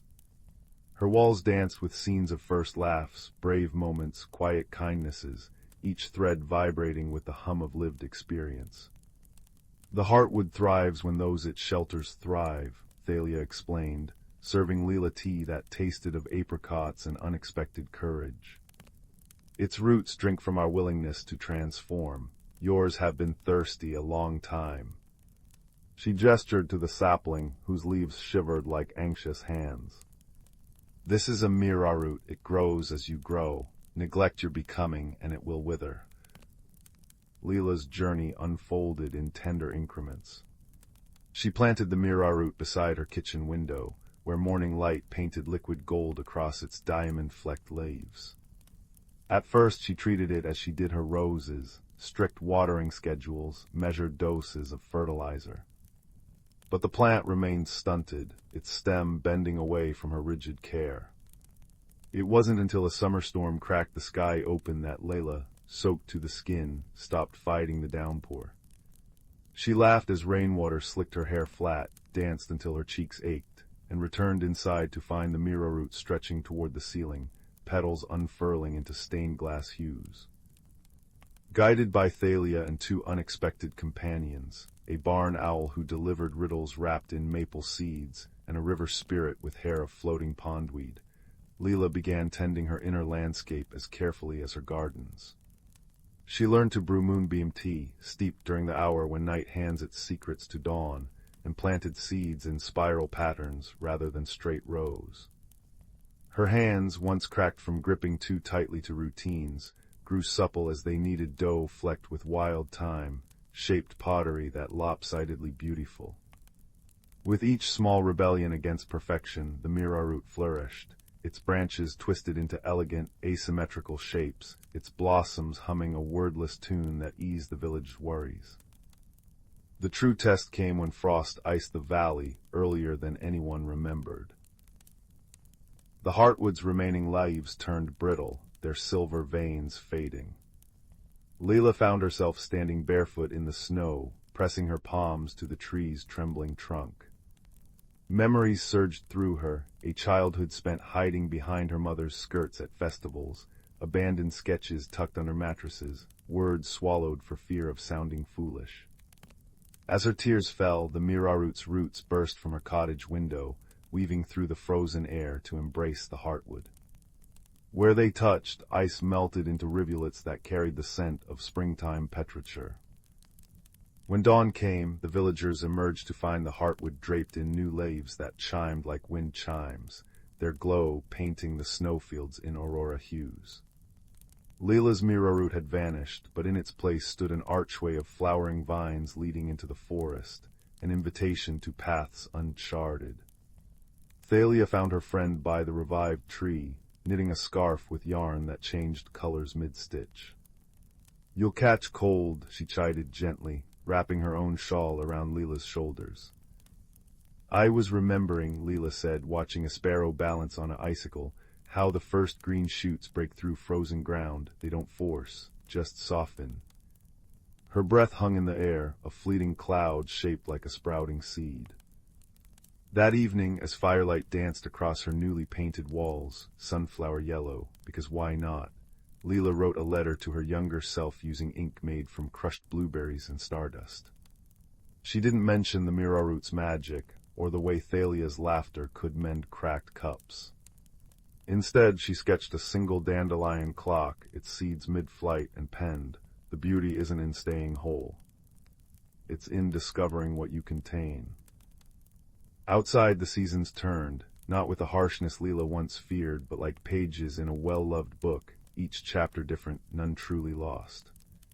And in the spaces between falling leaves and rising bread dough, between whispered secrets and boldly sung ballads, the village learned to watch for the gardener who carried pockets full of seeds, her hair perpetually tangled with the evidence of curious winds. Where she walked, flowers bloomed in impossible colors, their petals soft as a child's trusting hand. They didn't know it was love that tended them, love that had learned to hold without squeezing, to grow without uprooting, to shine without burning. But the tea tasted sweeter, the starlight warmer, and the path ahead, though still unwalked, seemed less like an ending waiting to happen and more like a beginning. Story 18. The Whispering Music Box. Beneath the velvet cloak of twilight, where the village of Bramble Hollow nestled between frosted hills, there lived a soft-spoken girl named Leela, whose hands always smelled of parchment, and whose pockets were perpetually full of piano keys carved from maple wood.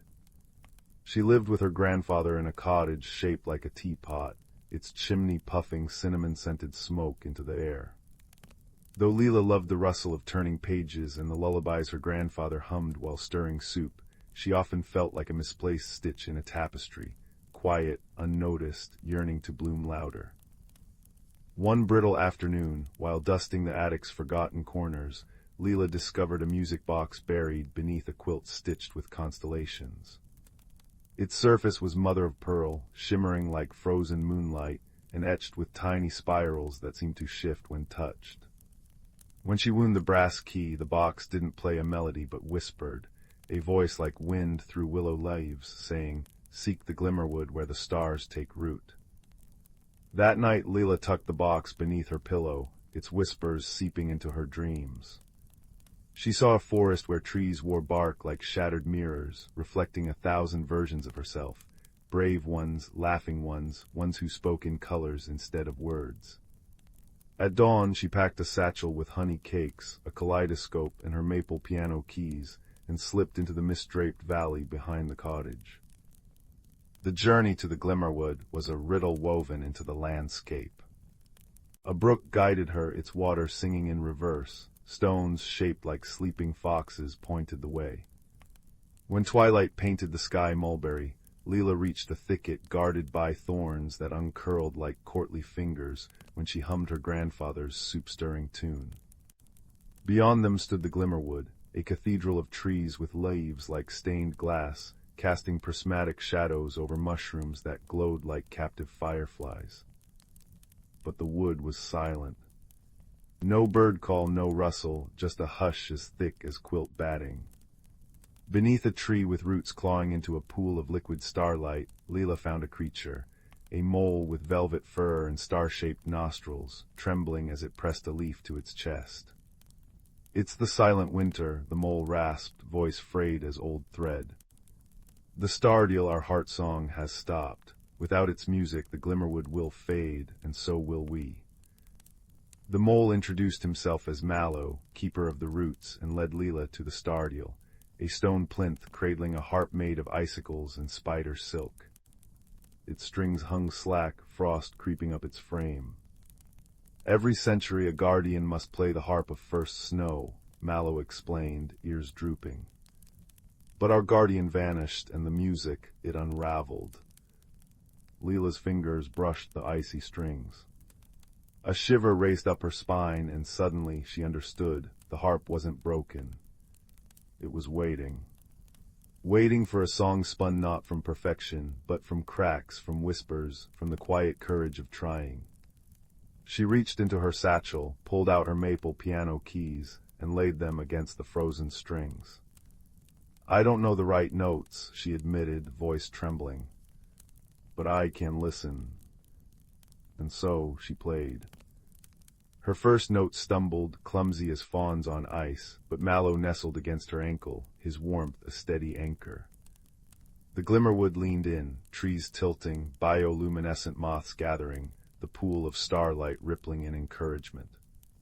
Leela's melody unfurled, a song of attic dust and grandfather's soups, of feeling small yet stubbornly kind. The harp's ice melted into crystal, the strings hummed, harmonizing with her maple keys. One by one the wood's voices returned, a symphony of creaking branches, chittering beetles, wind combing through leaves. Yet as the final note quivered in the air, the stardeal cracked. "The silent winter isn't just a season," Mallow gasped. "It's a choice." The guardian left because they feared their song wasn't grand enough. The cold grew from their silence. Leela cupped a shard of the stardeal, its edge sharp but not unkind.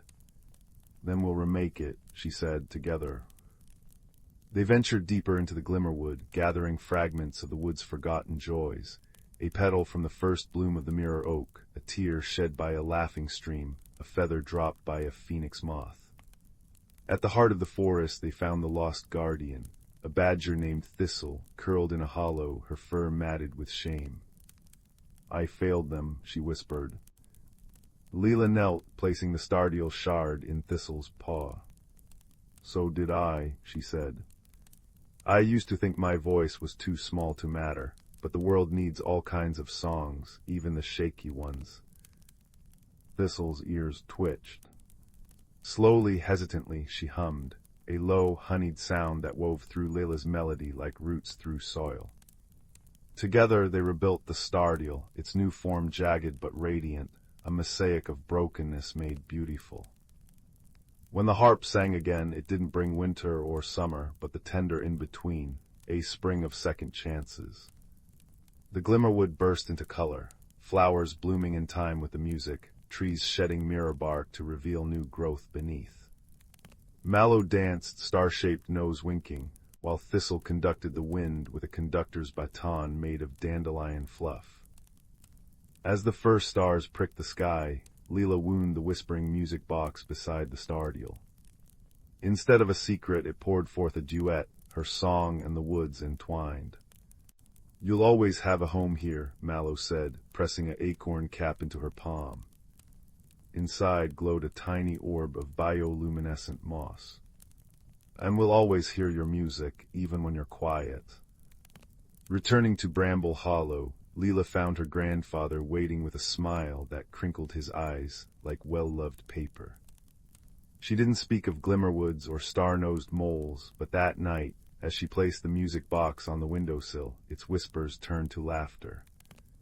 And when villagers paused by her cottage, they'd swear they heard two melodies dancing in the air, one bold as a hearth fire, the other soft as a snowflake, reminding them that even the smallest voice could thaw the coldest silence. Years later, when Leela became a composer known for symphonies that made audiences weep and bloom in the same breath, she kept a single maple piano key on her desk. Children asked what it meant. She'd simply smile, fingertips grazing its edge, and say, "It's a reminder that the world needs your note, no matter how softly you play it." And if sometimes, on hushed winter nights, a girl with star-shaped nostrils and velvet fur appeared at her doorstep with a jar of glowing moss, well, that was a story for another twilight. Story 19. In the velvet-hued valley where twilight lingered longer than anywhere else, there nestled a village called Willowbrook. Its cobblestone paths glimmered with embedded moonstones, and chimney smoke curled into shapes of sleeping dragons above rooftops. It was here, between the whispering willows and the brook that hummed lullabies, that a most curious series of events began one crisp autumn evening. 12-year-old Tam, whose freckles seemed to rearrange themselves when he laughed, first noticed something amiss while collecting acorns by the mossy mill.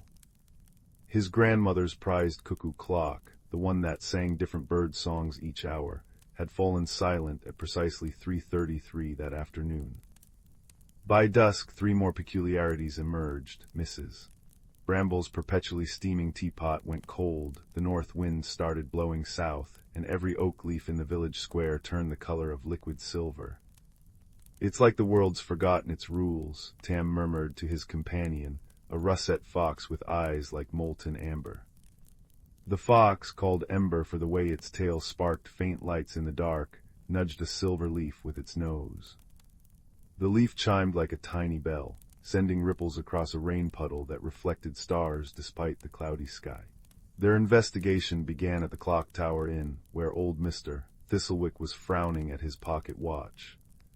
The clockmaker's workshop smells of oiled gears and peppermint tea, and his beard contained more clock hands than hairs. "Temporal dissonance," he declared, holding up a compass that spun like a dancer. "The heartbeats of things are slipping out of rhythm, but why?" The mystery deepened when they discovered the village, 3 ancient stone bridges, had all grown identical cracks shaped like crescent moons. As Tam traced a crack with his mittened hand, Ember suddenly stiffened. Between the cobblestones bloomed a flower made of frost, in the shape of an arrow pointing toward the whispering wood. "Well," said Mr. Thistlewick, adjusting his magnifying goggles, "when the world sends you invitations, it's rude not to RSVP." The wood welcomed them with a carpet of cinnamon-scented ferns. Fireflies arranged themselves into fleeting constellations above their path. Tam's boots sank into the soft earth as if walking on a giant's loaf of bread, while Ember's paw steps left faintly glowing prints. They just passed the 3rd birch tree with owl-shaped knots when they heard it, a sound like a music box playing underwater. In a clearing stood a cottage that hadn't been there yesterday. Its thatched roof shimmered with dew despite no rain falling, and the chimney puffed smoke rings that formed riddles before dissolving.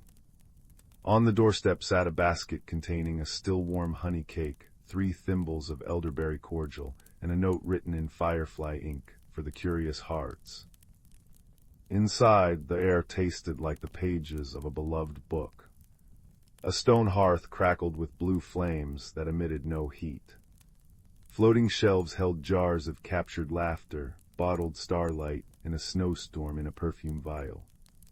Most astonishing was the circular rug, woven from shadows and sunlight, where 7 clockwork mice performed a tiny play about the changing seasons. "This," breathed Mr. Thistlewick, examining a grandfather clock with no numbers, "is a place between moments." The clock's pendulum swung left to right, but never returned the same way twice.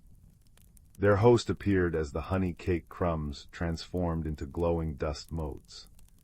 She stood no taller than Tam's shoulder, her hair a storm cloud pinned with lightning bolt hairpins, her dress patched from 100 different sunsets. "I'm the keeper of misplaced hours," she said, her voice containing the creak of porch swings and the pop of log fires. "And you've come just in time, or slightly adjacent to it." The explanation unfolded like origami. Deep in the woods slept the dreaming oak, an ancient tree whose roots cradled the village's natural rhythms. But its guardian, a stardust stag who danced the northern lights into being, had fallen into a sorrowful sleep.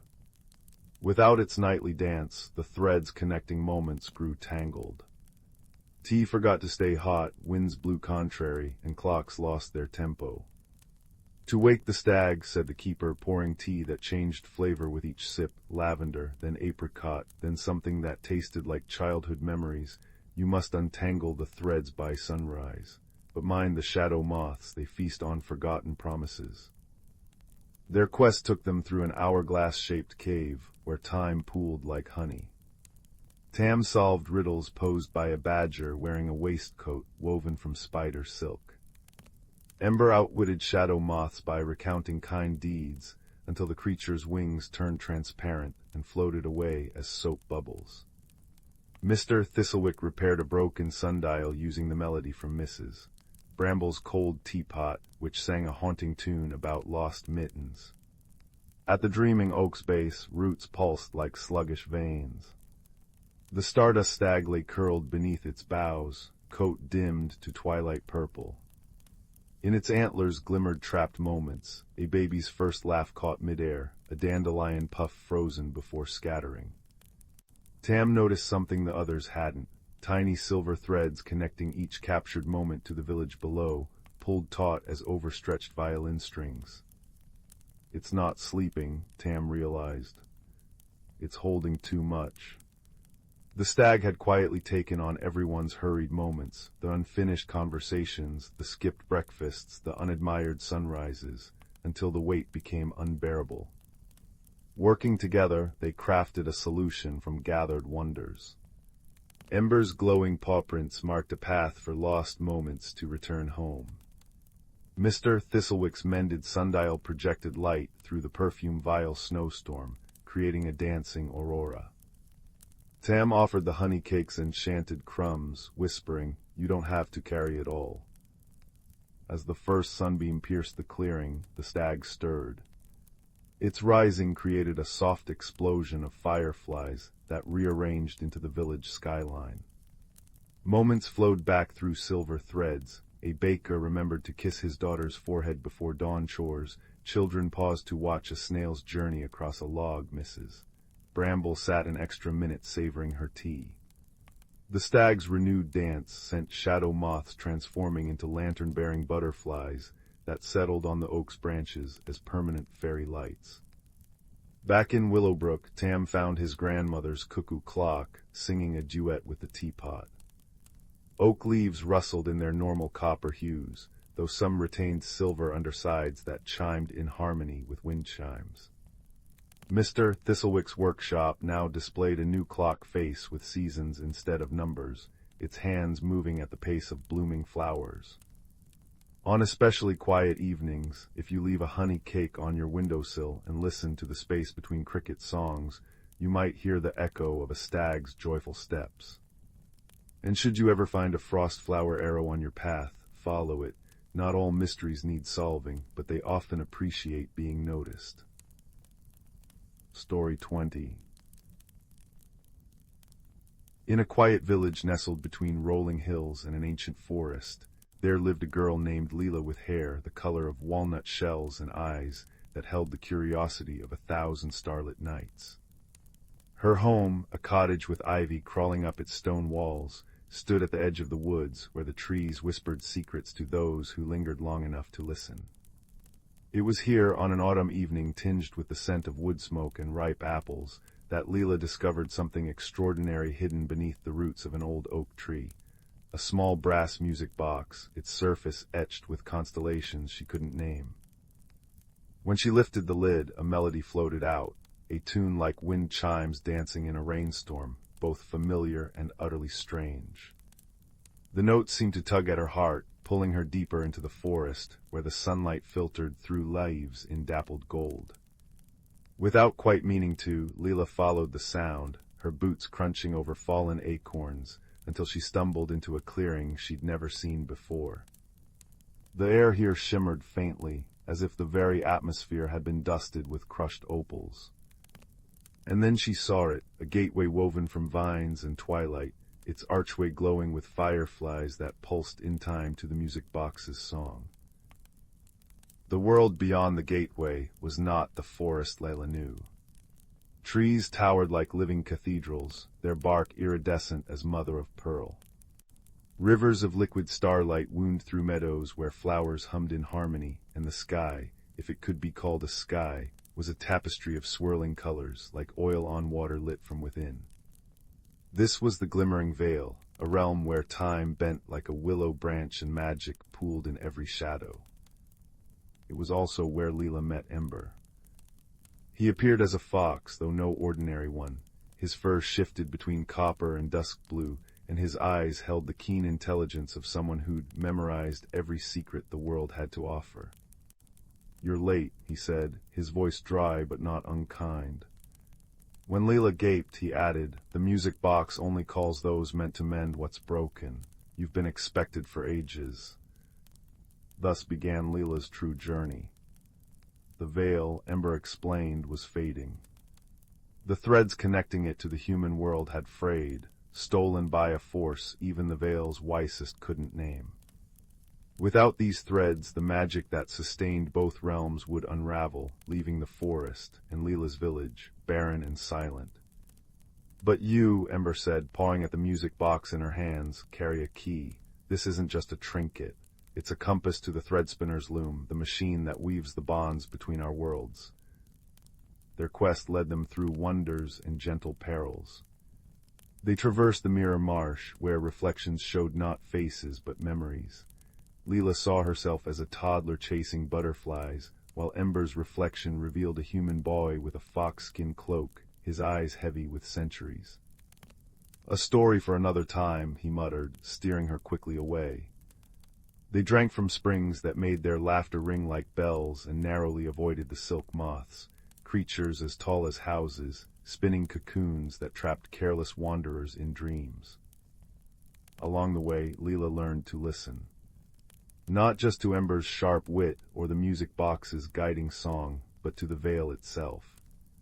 The rustle of silver grass warned of approaching storms, the scent of honeysuckle signaled safe paths. She discovered, too, that kindness opened doors force could not. When they encountered a river spirit blocking their way, a being of water and wrath howling about thieves in the deep, Leela offered not arguments but the music box's song. The spirit stilled, its rage melting into sorrow. "They took my tears," it whispered, "the ones who steal the threads." Only then did Leela notice the jagged crack in the spirit's crystalline heart. Piece by piece, the mystery unfolded. The threads were being harvested by the Weftkin, pale, shadowy beings who fed on forgotten magic. They dwelled in the clockwork caves, a labyrinth of gears and ticking tunnels beneath the Vale's eastern mountains. The loom, Ember revealed, lay at the labyrinth's heart, but reaching it would require a sacrifice. "The music box's song can open the path," he said, ears flattening, "but once it's used, the box will shatter. It's the only one of its kind." Leela's fingers tightened around the brass edges. The box had been her guide, her comfort in this impossible place. Letting go felt like releasing a piece of her soul. Yet she thought of the river spirit's cracked heart, the silk moth's trapped dreams, and the way the veil's colors dimmed a little more each day. "We have to try," she said. The clockwork caves were a nightmare of grinding metal and hissing steam. The wefkin swarmed like locusts, their hollow eyes fixed on the music box as Leela wounded again and again, its song piercing the cacophony. Each note weakened the box further. Hairline cracks spread across its surface as they pressed deeper into the labyrinth. When they finally reached the loom, a colossal machine of spinning silver wheels and iridescent thread, hope faltered. The wefkin had corrupted it. Instead of weaving connections, the loom now spat out tangled knots that dissolved into ash. Ember growled low in his throat. We need to restart it, but the mechanism... His tail flicked toward a gap in the machine's core, a slot exactly the size and shape of the music box. Leela didn't hesitate. She placed the box into the slot, tears pricking her eyes as its melody swelled one last time. The machine shuddered, gears groaning as ancient magic stirred. Light burst from the loom's core, dissolving the wefkin into mist and weaving new threads that soared into the heavens like shooting stars. But the cost was steep. As the veil bloomed back to life, trees straightening, rivers brightening, the music box crumbled into dust. Leela sank to her knees, grief swelling in her chest. Ember nuzzled her hand. You gave it a worthy end, he said softly. And it gave you something better. He gestured to the air around them. Where the threads soared, tiny musical notes now glimmered within them, carrying the essence of the box's song. The journey home was quieter. Leela's heart ached with loss, but also hummed with a new understanding, that endings could be beginnings in disguise, and that courage wasn't the absence of fear, but the choice to act despite it. At the forest's edge, Ember pressed his forehead to hers. You'll always hear the song, he promised. Look to the stars, listen to the wind, the veil remembers. Back in her village, life resumed its gentle rhythm. Yet Leela found magic everywhere now, in the way dawn painted the hills in honeyed light, in the laughter of friends gathered around hearths, even in the quiet moments when she'd spot a fox darting through the trees, its coat gleaming copper in the sun. Some nights when the sky swirled with color just so, she'd hear a faint melody, a lullaby of starlight and resilience, reminding her that the world was wider and kinder than she'd ever dreamed. And in a corner of her room, where sunlight pooled like liquid gold, a single iridescent thread glimmered. Waiting, perhaps, for the next curious soul ready to mend what was broken. Story 21. In the velvet-hued valley between the whispering peaks and the river of silvered glass lay the village of Spire, where chimney smoke curled into riddles and the cobblestones remembered every footstep. It was here, in a cottage with window boxes overflowing with moonbloom flowers, that a girl named Leela first noticed the world had begun to tilt ever so slightly sideways. The troubles began on an amber afternoon as Leela helped old Mrs. Maplethorn pour starlight syrup into jars. A ceramic teapot on the mantel suddenly gurgled a tune backward steam first, then cold water sloshing upward into the spout. Gracious, clucked Mrs. Maplethorn, adjusting her spectacles shaped like crescent moons. That hasn't happened since the great butterknife blizzard of '93. By evening, stranger things unfurled. Leela watched through her attic window as dandelion clocks released their seeds, only to suck them back in like inhaled breath. The village cats marched single file toward the abandoned clock tower, tails held high like courtiers' plumes. Most puzzling of all, when Leela dropped her honey cake at supper, it tumbled not to the floor but hovered midair, spinning slowly as if suspended in amber. Time's got a loose thread, declared Bramble, the hedgehog who lived in Leela's herb garden, his quills dusted with time. He nibbled thoughtfully on a candied walnut. Something's pulling at the weave of moments. We'll need the hour-keeper's wisdom. Thus began their pilgrimage to the moss-cloaked eastern woods, where Horatio, the badger hour-keeper, tended the sundial grove. Mist clung to their ankles as they walked, and Leela noted how the usual bird song had been replaced by a low, melodic hum emanating from the earth itself. Bramble sneezed 3 times at the edge of the grove, never a good sign, he muttered. Horatio emerged from his burrow wearing 7 pocket watches on his waistcoat, each ticking in a different rhythm. His ink-stained paws trembled as he examined Leela's hovering honey cake, carefully transported in a mason jar. The mainspring of the world clock's been tampered with, he rumbled. See how the shadows pool too thick under the willow, how the creek upstream flows faster than downstream. Someone's meddled with the gears of balance. The trail led them to the derelict clock tower at Hearthspire's heart, its broken face frozen at quarter to moon. Ivy choked the bricks, but through the cracks pulsed a faint greenish light. As Leela pressed her palm to the weathered door, the wood warmed and sighed, hinges creaking open of their own accord. Inside, time folded like pastry layers. Dust motes hung motionless one moment, then skittered like frantic fireflies the next.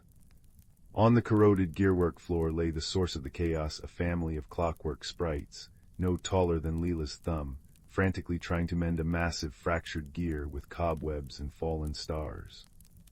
Their tiny voices chimed in distress. Forgotten guardians, breathed Horatio. The tower's original keepers. Without proper tools, they've been struggling to maintain the central escapement. He pointed to the cracked gear teeth with his cane. Every failed repair attempt sends ripples through local time. Leela knelt, the hem of her dress swirling in eddies of slow time. We'll help, she said, offering her necklace chain as solder. Bramble contributed quill splinters for shims. Horatio calibrated the weights, while Leela carefully wound the mainspring with a key forged from her laughter. The sprites insisted this was essential. As the last star nail slotted into place, the gears began turning with a purr that resonated in their bones. Dawn broke properly for the first time in days, sunlight cascading through the now transparent clock face to paint the village in liquid gold. The sprites bowed deeply, their bodies chiming like distant bells, before vanishing into the mechanism's heart. That evening, as the villagers gathered in the square to marvel at the synchronized dance of fireflies above the restored tower, Mrs. Maplethorne passed Leela a steaming mug. Chamomile with a whisper of nebula, she winked. The liquid swirled clockwise, as proper tea should. Bramble dozed in Leila's lap, snout twitching as he dreamed of well-oiled gears. Horatio's pocket watches now ticked in unison against his chest. High above, the clock face glowed like a captured moon, its hands moving steadily forward while occasionally and quite intentionally winking backward to replay particularly lovely moments. As constellations wheeled overhead, Leela understood the quiet truth humming beneath Hearthspire's cobblestones. That broken things yearn to be whole, that small hands, whether furred, feathered, or freckled, can mend vast wonders, and that time itself grows kinder when tended with care. She drifted to sleep that night to the lullaby of perfectly balanced gears, knowing the sprites danced in the walls, keeping watch over all the soft and necessary moments yet to come. Story 22. The soft hum of the Starleaf's engines had always been a lullaby to Cale, the lone human caretaker of the drifting greenhouse ship. His boots sank into the moss-covered floor as he tended to ferns that glowed like bottled starlight, their bioluminescent leaves casting ripples of blue across the circular observation dome. It was here, between the whispering ferns and the quiet symphony of hydroponic systems, that he first noticed the shadow trembling beneath the starfruit vines. "Show yourself," he called, clutching a trowel like a weapon. The shadow shifted, revealing not a predator, but a creature of living crystal. Her body refracted the greenhouse lights into rainbows that danced across the walls, and her eyes, if they could be called eyes, were twin pools of molten silver. She raised spindly hands in a gesture Cale didn't recognize, her form chiming like wind through icicles. "Intruder," he breathed, heart drumming. The Starleaf had been adrift in this abandoned sector for cycles, its automated systems slowly failing. No one came here. No one could. The crystalline being tilted her head, light flaring across her angular face in patterns that might have been language. When Kale didn't respond, she gestured urgently toward the ship's engine core. "Absolutely not," he said, blocking her path. The vines behind him rustled, and he whirled just in time to see a tendril of black smoke curling from the air recyclers. The ferns nearest the vent withered instantly, leaves crumbling to ash. A cold, clear chime sounded behind him. The crystal creature was pointing at the dying plants, then to herself, then mimicking the act of breathing. When Kale still hesitated, she did something extraordinary. She reached into the glowing core of her chest and withdrew a shard that pulsed with soft gold light. Pressing it into his palm, she guided his hand toward the malfunctioning vent. The moment the shard touched the metal, the smoke dissipated.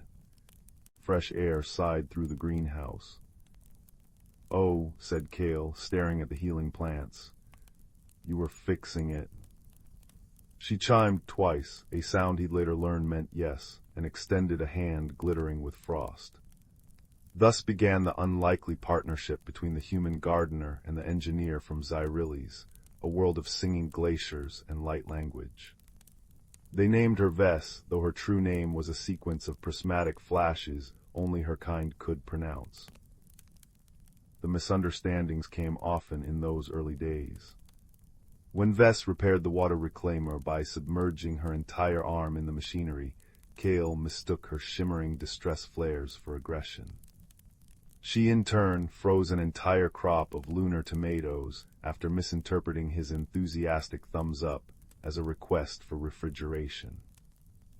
"You'd think two beings who have survived the silence of the drift would speak the same language," Kale grumbled one evening, nursing a cup of algae tea. The drift was what travelers called this graveyard of derelict ships, their hulls picked clean by scavengers long ago. Vess responded with a cascade of indigo sparkles from her fingertips, her version of laughter. She'd taken to sketching diagrams in the frost that gathered on the observation glass, showing him how Xyrillian engineers communed with machines through harmonic resonance. When he described Earth's oceans, she sang a haunting melody that made the greenhouse ferns sway in time. It wasn't until the ion storm struck that they truly understood each other. Sirens wailed as the starleaf shuddered, its shields flickering under the storm's emerald lightning. The cores overloading. Kale shouted, fingers flying over cracked control panels. "Can you?" Vess was already moving, her crystalline form conducting energy from the screaming machinery. She wove through the ship like a living circuit, sealing breaches with sheets of ice that burned colder than starlight. When the navigation array failed, Kale found her slumped against the reactor, her light dimmed to a faint amber glow. "Hey, stay with me," he whispered, recalling how she'd revived the air systems. His hands shook as he pressed her own shard, still warm from when she'd gifted it, against her chest.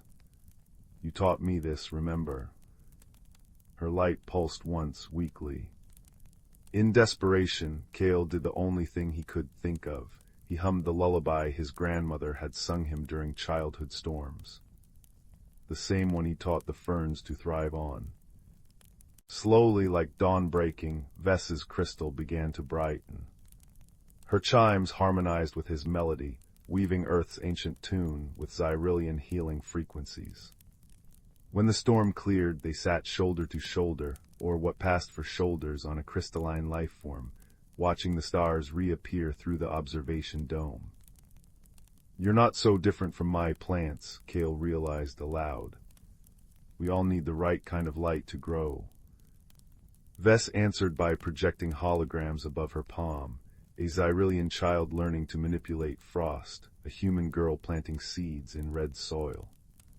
The message was clear: nurturing takes endless forms. Their greatest challenge came not from the void, but from within.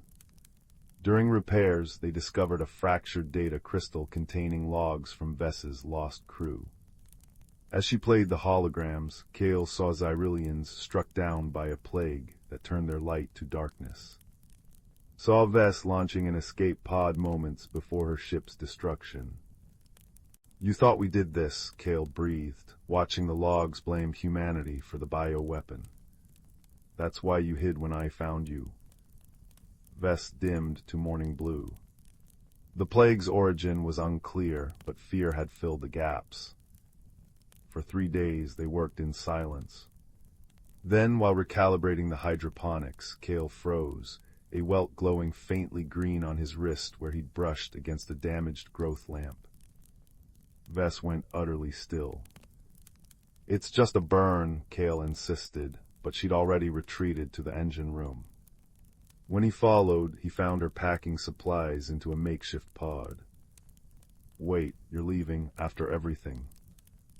Her light flared crimson with grief as she projected images, Kale collapsing, the green spread continuing, the Starleaf becoming another plague ship.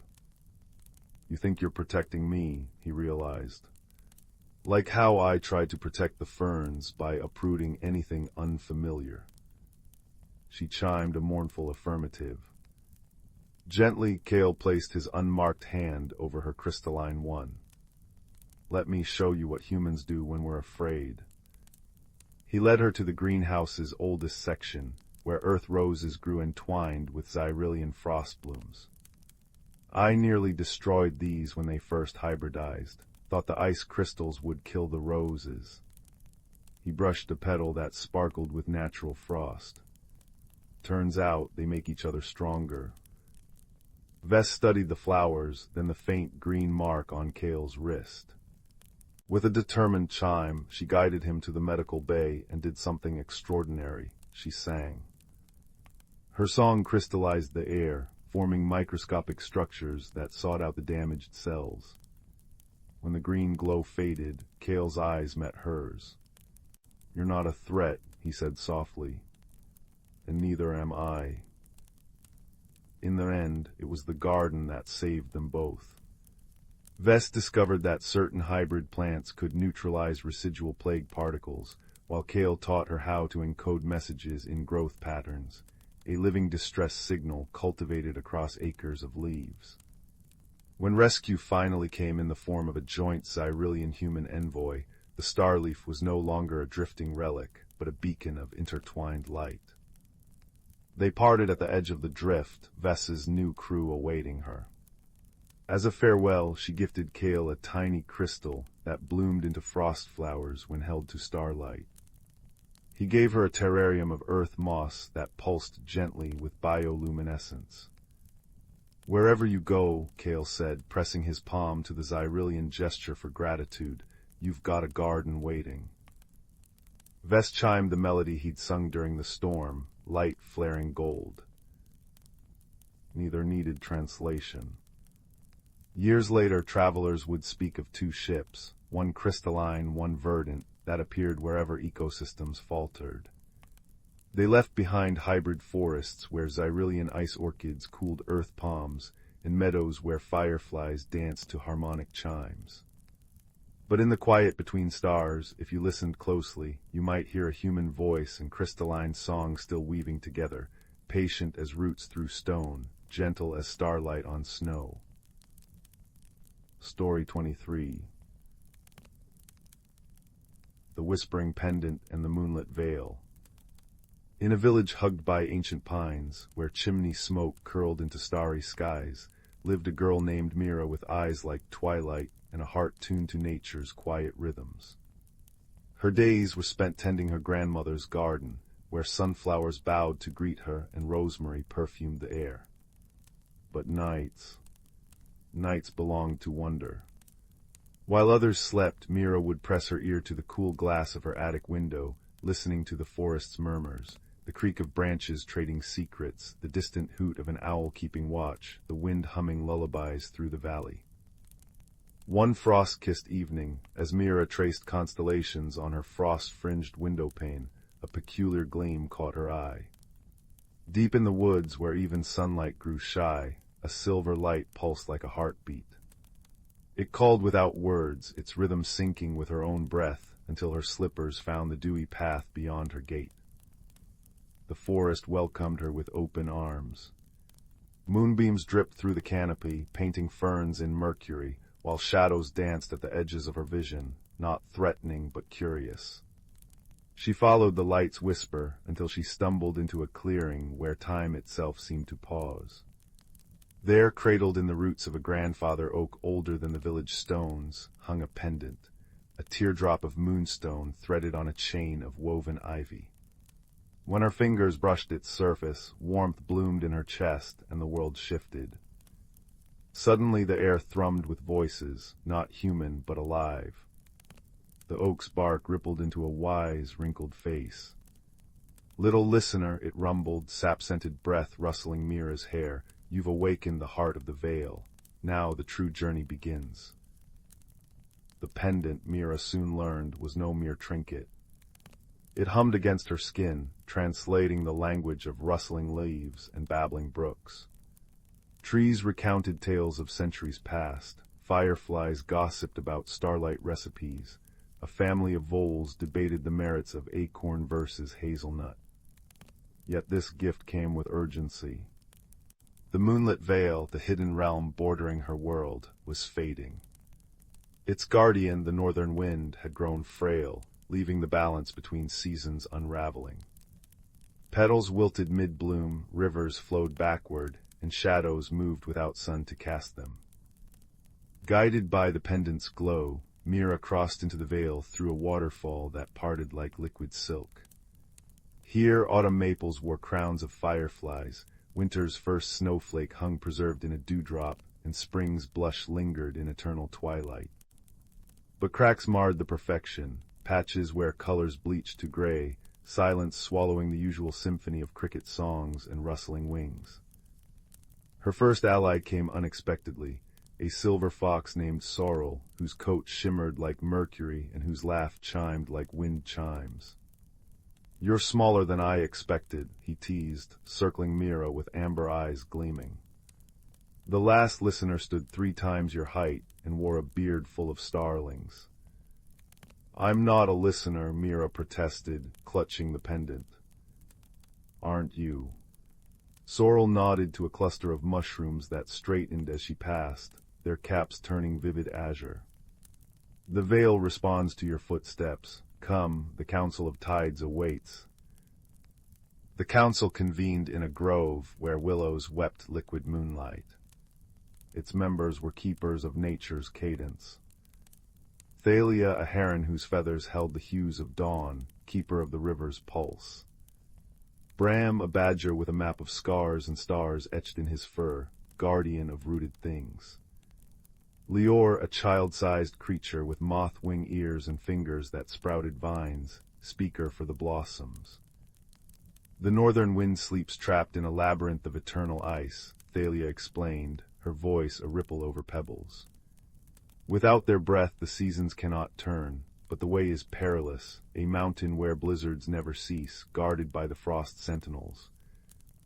Bram grumbled, claws kneading the earth. "No mortal has climbed the ice crown and returned. Even your pendant's magic may fail there." Mira's chest tightened, but the pendant pulsed warmly.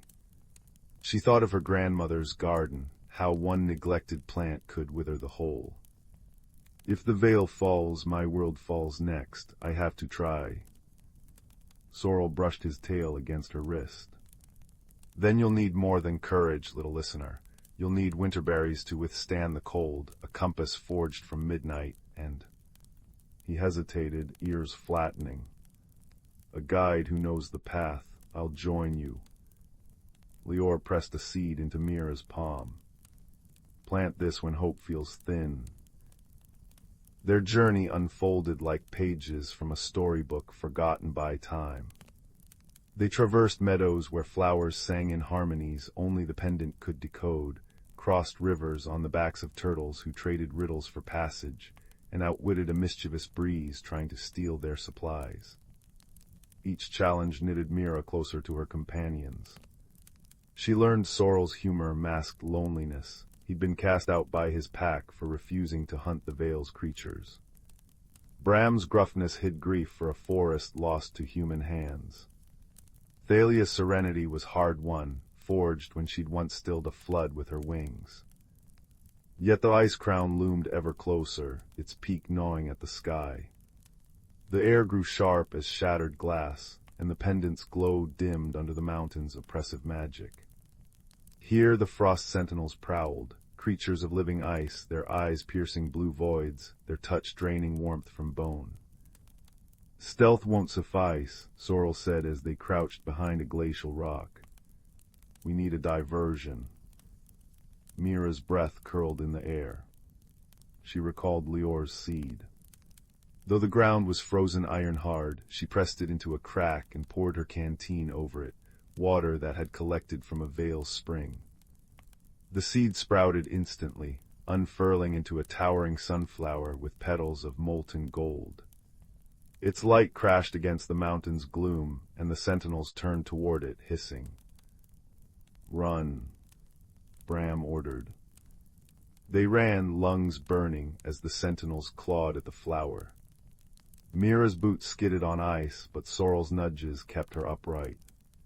Higher they climbed until the air was too thin for breath, until the northern wind's whispers tugged at Mira's soul.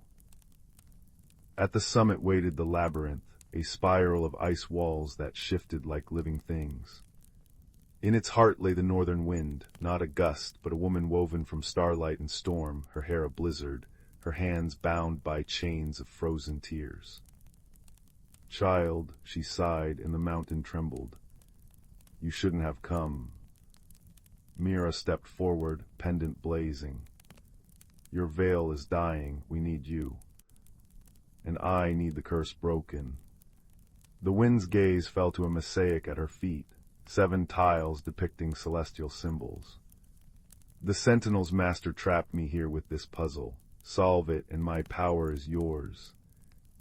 Mira knelt, fingers tracing the tiles. The pendant hummed, revealing hidden patterns, constellations mirrored in snowflakes, the dance of planets reflected in dewdrops. But as she moved the pieces, the labyrinth shuddered. Walls closed in, icicles spearing down. Sorrel darted to her side. "The tiles, they're not astronomy, they're seasons." Understanding dawned.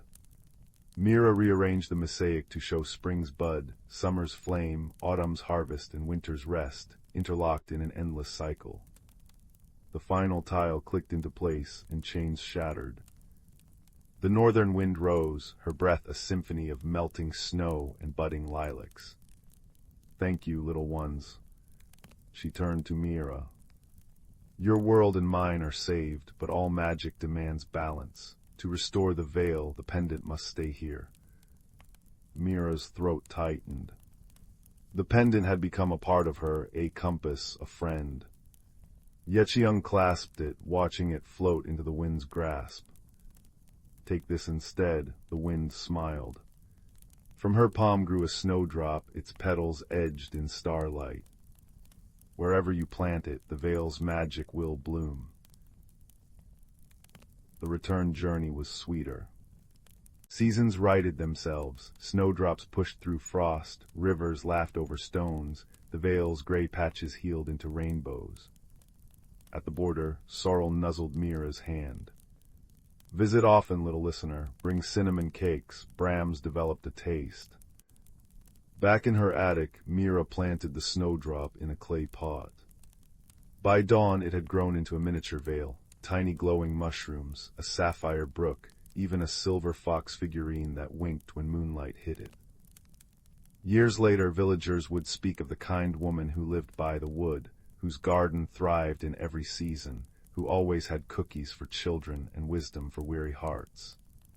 They wondered how she understood when crops ailed or animals strayed, never guessing the truth whispered by her snowdrop each night. That courage wears many faces, that friendship bridges worlds, and that magic, true magic, grows where love is sown. And if sometimes, on the crispest winter nights, a silver fox could be seen curled by her hearth, well, that was surely just a trick of the firelight. Story 24.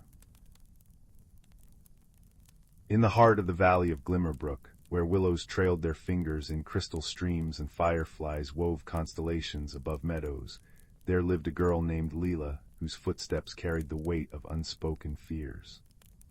Her village of Mossgrove was no ordinary place. Each dawn, the townsfolk whispered wishes to the windkeeper tree, its branches heavy with silver leaves that chimed like distant bells.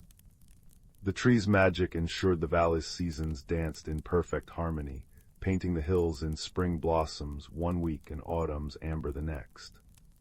But Leela clung to routine like ivy to stone, tracing the same path from her cottage to the honey-colored library each day, finding solace in the familiar creak of floorboards and the dusty scent of parchment. Change to her was a door left ajar in a storm, a thing to be bolted shut. The trouble began on a morning veiled in mist, when Leela noticed the windkeeper's leaves had dulled to pewter, their music silenced. By noon an unseasonal frost gilded the wildflower fields, yet the village square's sundial refused to shift past dawn. "The seasons are unraveling," murmured the baker, kneading dough that wouldn't rise. "Like a story missing its middle," agreed the weaver, her loom tangling threads into knots. Leela's chest tightened as she hurried home, her breath visible in air too cold for May, and found her grandmother Sylvie waiting by the hearth, a quilt of starlight moths draped across her lap. "It's the tree's heart that's faltering," Sylvie said, her voice as weathered and warm as the cottage oak beams. She stirred a pot of lavender-infused milk, the steam curling into shapes of leaping hares and blooming roses. "But the windkeeper mirrors our own hearts, child. Fear of change can make roots too deep and branches too rigid." Leela stared into the fire, its embers winking like guilty eyes.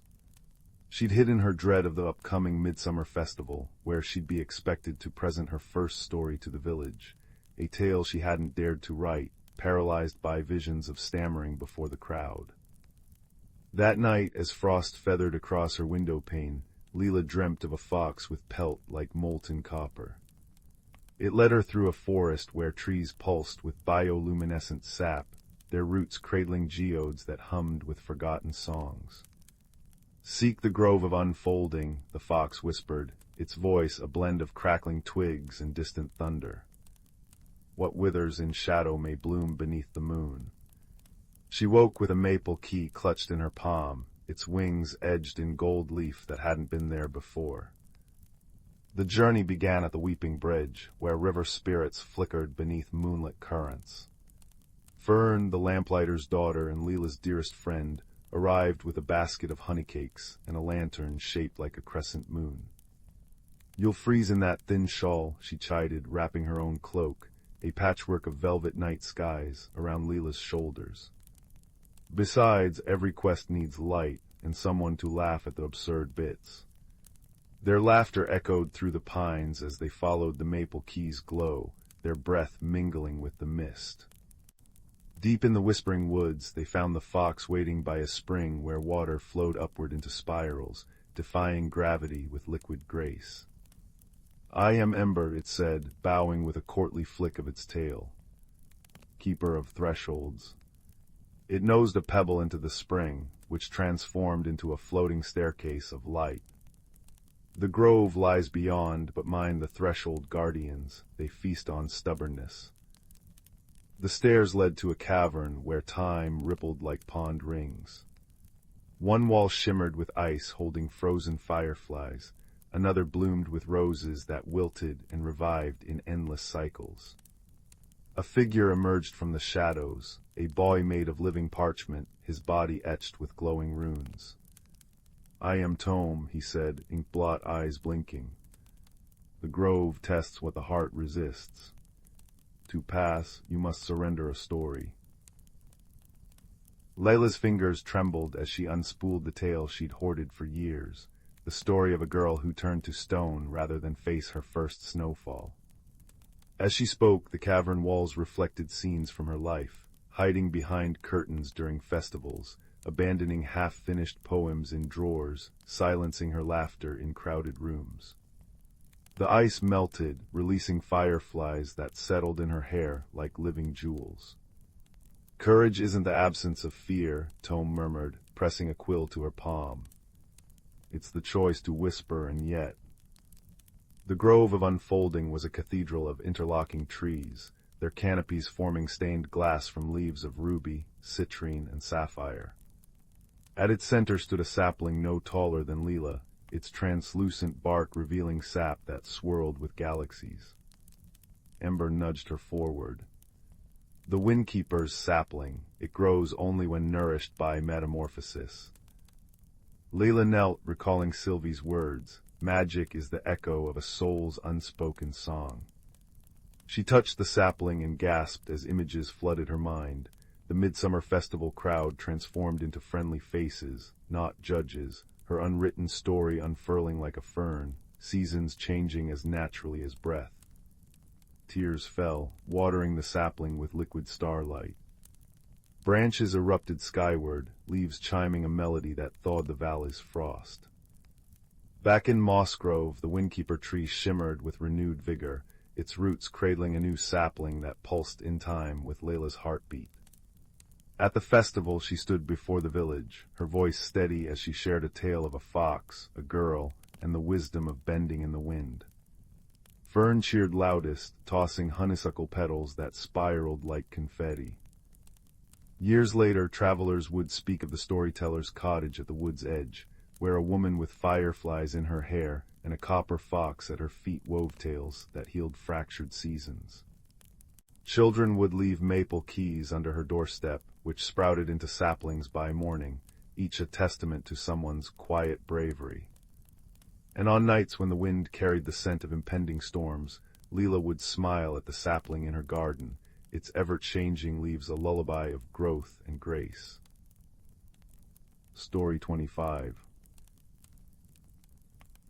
The soft hum of the escape pod's failing systems harmonized with the patter of alien rain against its dented hull. Tucked beneath a canopy of bioluminescent fronds that dripped liquid starlight, the vessel contained two creatures who might never have met under kinder skies.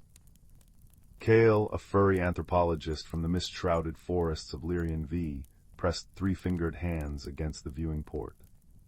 His amber eyes widened at the swirling violet storms tearing through the atmosphere of this uncharted world.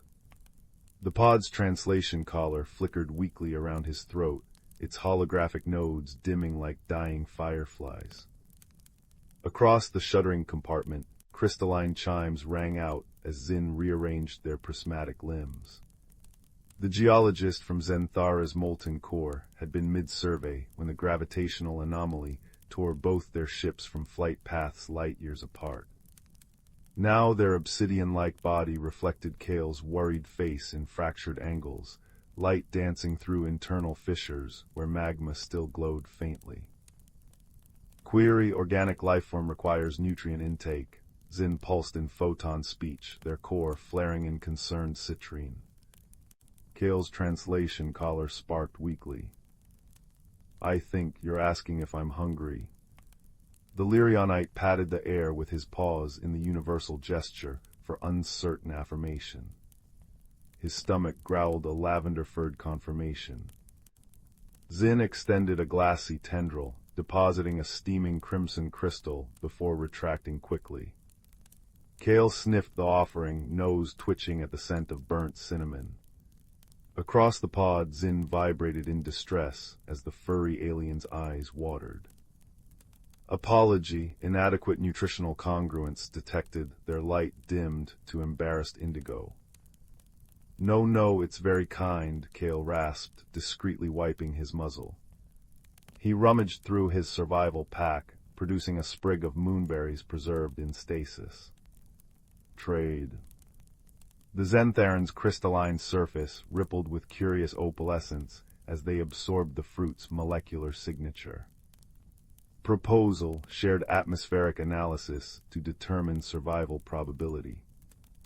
Rain shrieked against the hull as they worked, Kale calibrating his bioscanner with claws made for climbing silverbark trees, Zin reshaping part of their arm into a spectral analyzer. When their findings merged on the cracked view screen, both froze. Acid rain composition increasing, Kale whispered, watching toxicity levels climb. Conclusion: pod integrity failure in 1.7 planetary rotations. Zin pulsed, light fracturing into anxious crimson patterns. The Lyrionites' ears flattened. Your people, do they know you're missing? Zin's glow softened to twilight blue. Statement: Zentharan's commune through harmonic resonance. This unit's frequency has been solitary for 87 rotations. Kale's tail curled around his knees. Scholarly expeditions can be lonely, can't they? I was the only one who believed the crystal wastes held more than rocks. He gestured to the glowing data. Turns out I should have studied meteorology instead. A low chime reverberated through the pod, Zin's version of laughter. Observation: our combined error margin decreased by 62%. When the rain paused at dawn, they ventured out wearing makeshift protection. Kale in his thermal cloak, Zin wearing a reflective alloy sheet molded from pod wreckage. The alien forest breathed around them, towering spirals of cobalt vegetation weeping golden sap that hissed where it struck Zin's heated form. Wait. Kale caught Zin's arm before they stepped into a clearing. The ground here, it's not soil. His claw extended, the surface rippling like mercury. Quicksand variant. Zin reshaped their foot into an anchor spike. Hypothesis: ferrofluidic particles. Proposal: traversal via thermal induction. They extended a glowing hand. Kale hesitated, then placed his paw in the furnace-warm grasp. Together they moved, Zin superheating the metal-rich pool to create temporary solid patches, Kale guiding them using his scanner's terrain mapping. When the ground stabilized, neither let go immediately. Your hand, it's like sitting by a hearth after frostwalking, Kale murmured. Zin's core flared in soft sunrise hues. Statement: fur density provides optimal thermal insulation parameters. They discovered the wrecked communications array that evening, half buried in a valley where the trees sang in ultrasonic harmonies. Kale scrambled up the leaning metal tower, claws scraping against alien alloys. Power cells are intact. His voice quivered with hope. If we can. The structure groaned. Zin surged forward as the tower listed, crystalline body expanding into a lattice to brace the collapse. Molten pain lanced through their structure as the weight exceeded load-bearing limits. Zin. Kale slid down, paws scorched by hot metal. You're fracturing. Priority: secure transmission components. Zin pulsed stubbornly, light flickering where cracks spread. Calculation: structural integrity sufficient for 4.3 minutes. Tears evaporated on Kale's cheeks as he worked, the smell of burnt fur mixing with ozone. When the last circuit snapped free, Zin contracted with a sound like shattering stained glass. Why risk yourself? Kale whispered, applying emergency resin to their fissures. Data: 83% probability Lyrionite skeletal structure would fail under 12G impact. Zin's light dimmed. Addendum: companionship variables were not computed. The storm returned with vengeance that night. As acid ate through the pod's roof, Kale strung a canopy from his thermal cloak while Zin redirected rainwater through their body, neutralizing pH levels through endothermic reactions. Your core temperature's dropping. Kale pressed against Zin's cooling form, ignoring the burns on his palms. Stop filtering the rain. Statement: survival probability increases by. Not like this. The scholar's usually soft voice cracked. We survive together or not at all. That's what friends do. The word hung between them, untranslated yet understood. Slowly, Zin reduced their filtration rate. They spent the night devising a solution. Kale's knowledge of organic compounds combined with Zin's mastery of mineral catalysis. By morning, they'd created a paste from crushed moonberries and iron-rich soil that hardened into an acid-resistant sealant.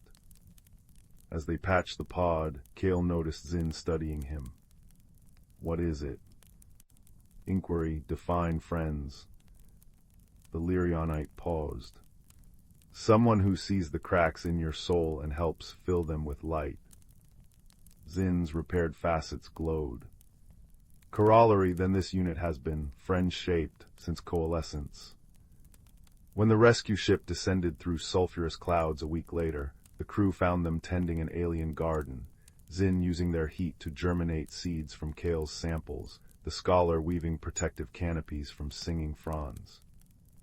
"You're welcome to stay aboard," the captain offered, marveling at their hybrid technologies. Kale glanced at Zin, whose light pulsed in warm gold. "We've got a better idea," the scholar smiled.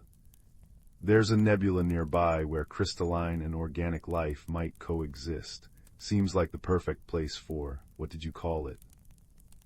"Proposition, a friendship greenhouse," Zin chimed, their light reflecting in Kale's eyes like a promise. As the ship ascended, two hands rested against the observation glass, one furred and clawed, the other faceted and warm. Behind them, a tiny moonberry sprout unfurled leaves in the glow of twin suns, its roots cradled in volcanic soil and starlight. Story 26. On the third shelf of the attic, where dust motes danced in slanted sunlight, there sat a teapot the color of forgotten summers. Its surface bore hairline cracks that caught the light like spiderwebs made of stars, and if one tilted their head just so, the painted violets around its middle seemed to sway in an invisible breeze. This was where Leela found it on the first true chilly evening of autumn, her breath making little clouds in the air as she stood on tiptoe to reach it. The tea inside, for somehow, impossibly, there was tea inside smelled of cinnamon and longing. When she poured it into her chipped robin's egg blue cup, the steam didn't rise in wisps but in miniature scenes. A baker laughing as flour snowed upon his beard. A girl with mismatched shoes rescuing a tadpole from a puddle. An old woman humming as she stitched constellations into a quilt. "That's not for sipping, child," came a voice like a creaking hinge, and Leela nearly dropped the cup. Perched on the attic's sole, unbroken window pane was an owl no taller than her hand, feathers the exact mottled gray of the teapot. "That's for remembering." Thus began Layla's education in the art of memory steeping. The owl, who insisted on being called Noodle for reasons he refused to explain, showed her how different leaves summoned different recollections, lapsang Souchong for first friendships, jasmine for quiet triumphs, Earl Grey for moments of unexpected courage. But the teapot itself was fading, its cracks widening each time they used it, until one frost-stitched morning, when Noodle landed heavily on Layla's shoulder. "Time to visit the keepers," he said, and sneezed a small snowflake. Their journey took them through the hollows of half-remembered things valleys, where shadows held the shapes of misplaced mittens and half-answered questions, rivers that bubbled with the fizzy joy of birthday mornings. Here they met their first helper, a mouse named Thimble who wore a cap woven from dandelion fluff and carried a sewing needle polished to a mirror shine. "You'll be needing mending," Thimble squeaked, threading her needle with moonlight. As she stitched, the cracks in the teapot glowed silver, but only for a moment. "Temporary this is," she sighed. "True healing needs the Glimmerfolk's touch." The Glimmerfolk lived in caves behind the waterfall of lost lullabies, their bodies shimmering like fish scales in firefly glow. Their leader, an ancient newt with spectacles made of ice, examined the teapot gravely. "This vessel holds the weight of too many unshared stories," he rasped. "Carry it to the summit of whispered winds before the next moonrise, or every memory inside will unravel." It was Thimble who braved the path of echoing fears, her tiny paws firm on the needle-turned lantern, as shadows hissed of forgotten nightmares. Noodle, who navigated the fog of almost forgotten by reciting every poem he'd ever stolen from library windowsills. And Leela, who, when they finally reached the windswept summit, realized the truth as the teapot shuddered in her hands. "It's not about preserving," she whispered, watching the steam-formed scenes above them, her mother's hands teaching her to tie shoes, her father's chuckle as he burned pancakes, the neighbor boy sharing his last caramel. "It's about sharing." As the moon lifted its silver face above the mountains, Leela poured the tea not into her cup, but onto the stones below. The liquid pooled, then flowed in rivulets down the mountainside, carrying stories to the valley where the glimmer folk caught them in glass jars, where Thimble's people wove them into tapestries, where even the fearsome-looking badger who ran the memory post office grumbled about overtime while stamping each tale for delivery. When they returned home, the teapot sat whole on Leela's kitchen table, violets blooming eternal in its glaze. These days, if you walk past her cottage at twilight, you'll see its chimney puffing not smoke but shimmering memories, and if you knock, she'll likely invite you in for a cup. The tea tastes different for everyone, like your grandmother's perfume, or the pages of a library book, or the exact shade of blue from your childhood bedroom walls. Noodle still complains about the drafty attic.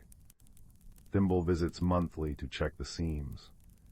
And in the quiet moments between dawn and daylight, when the world holds its breath, the teapot hums a contented song, for it has learned, as all wise things do, that memories grow brighter when passed from hand to hand, like fireflies cupped gently in eager palms.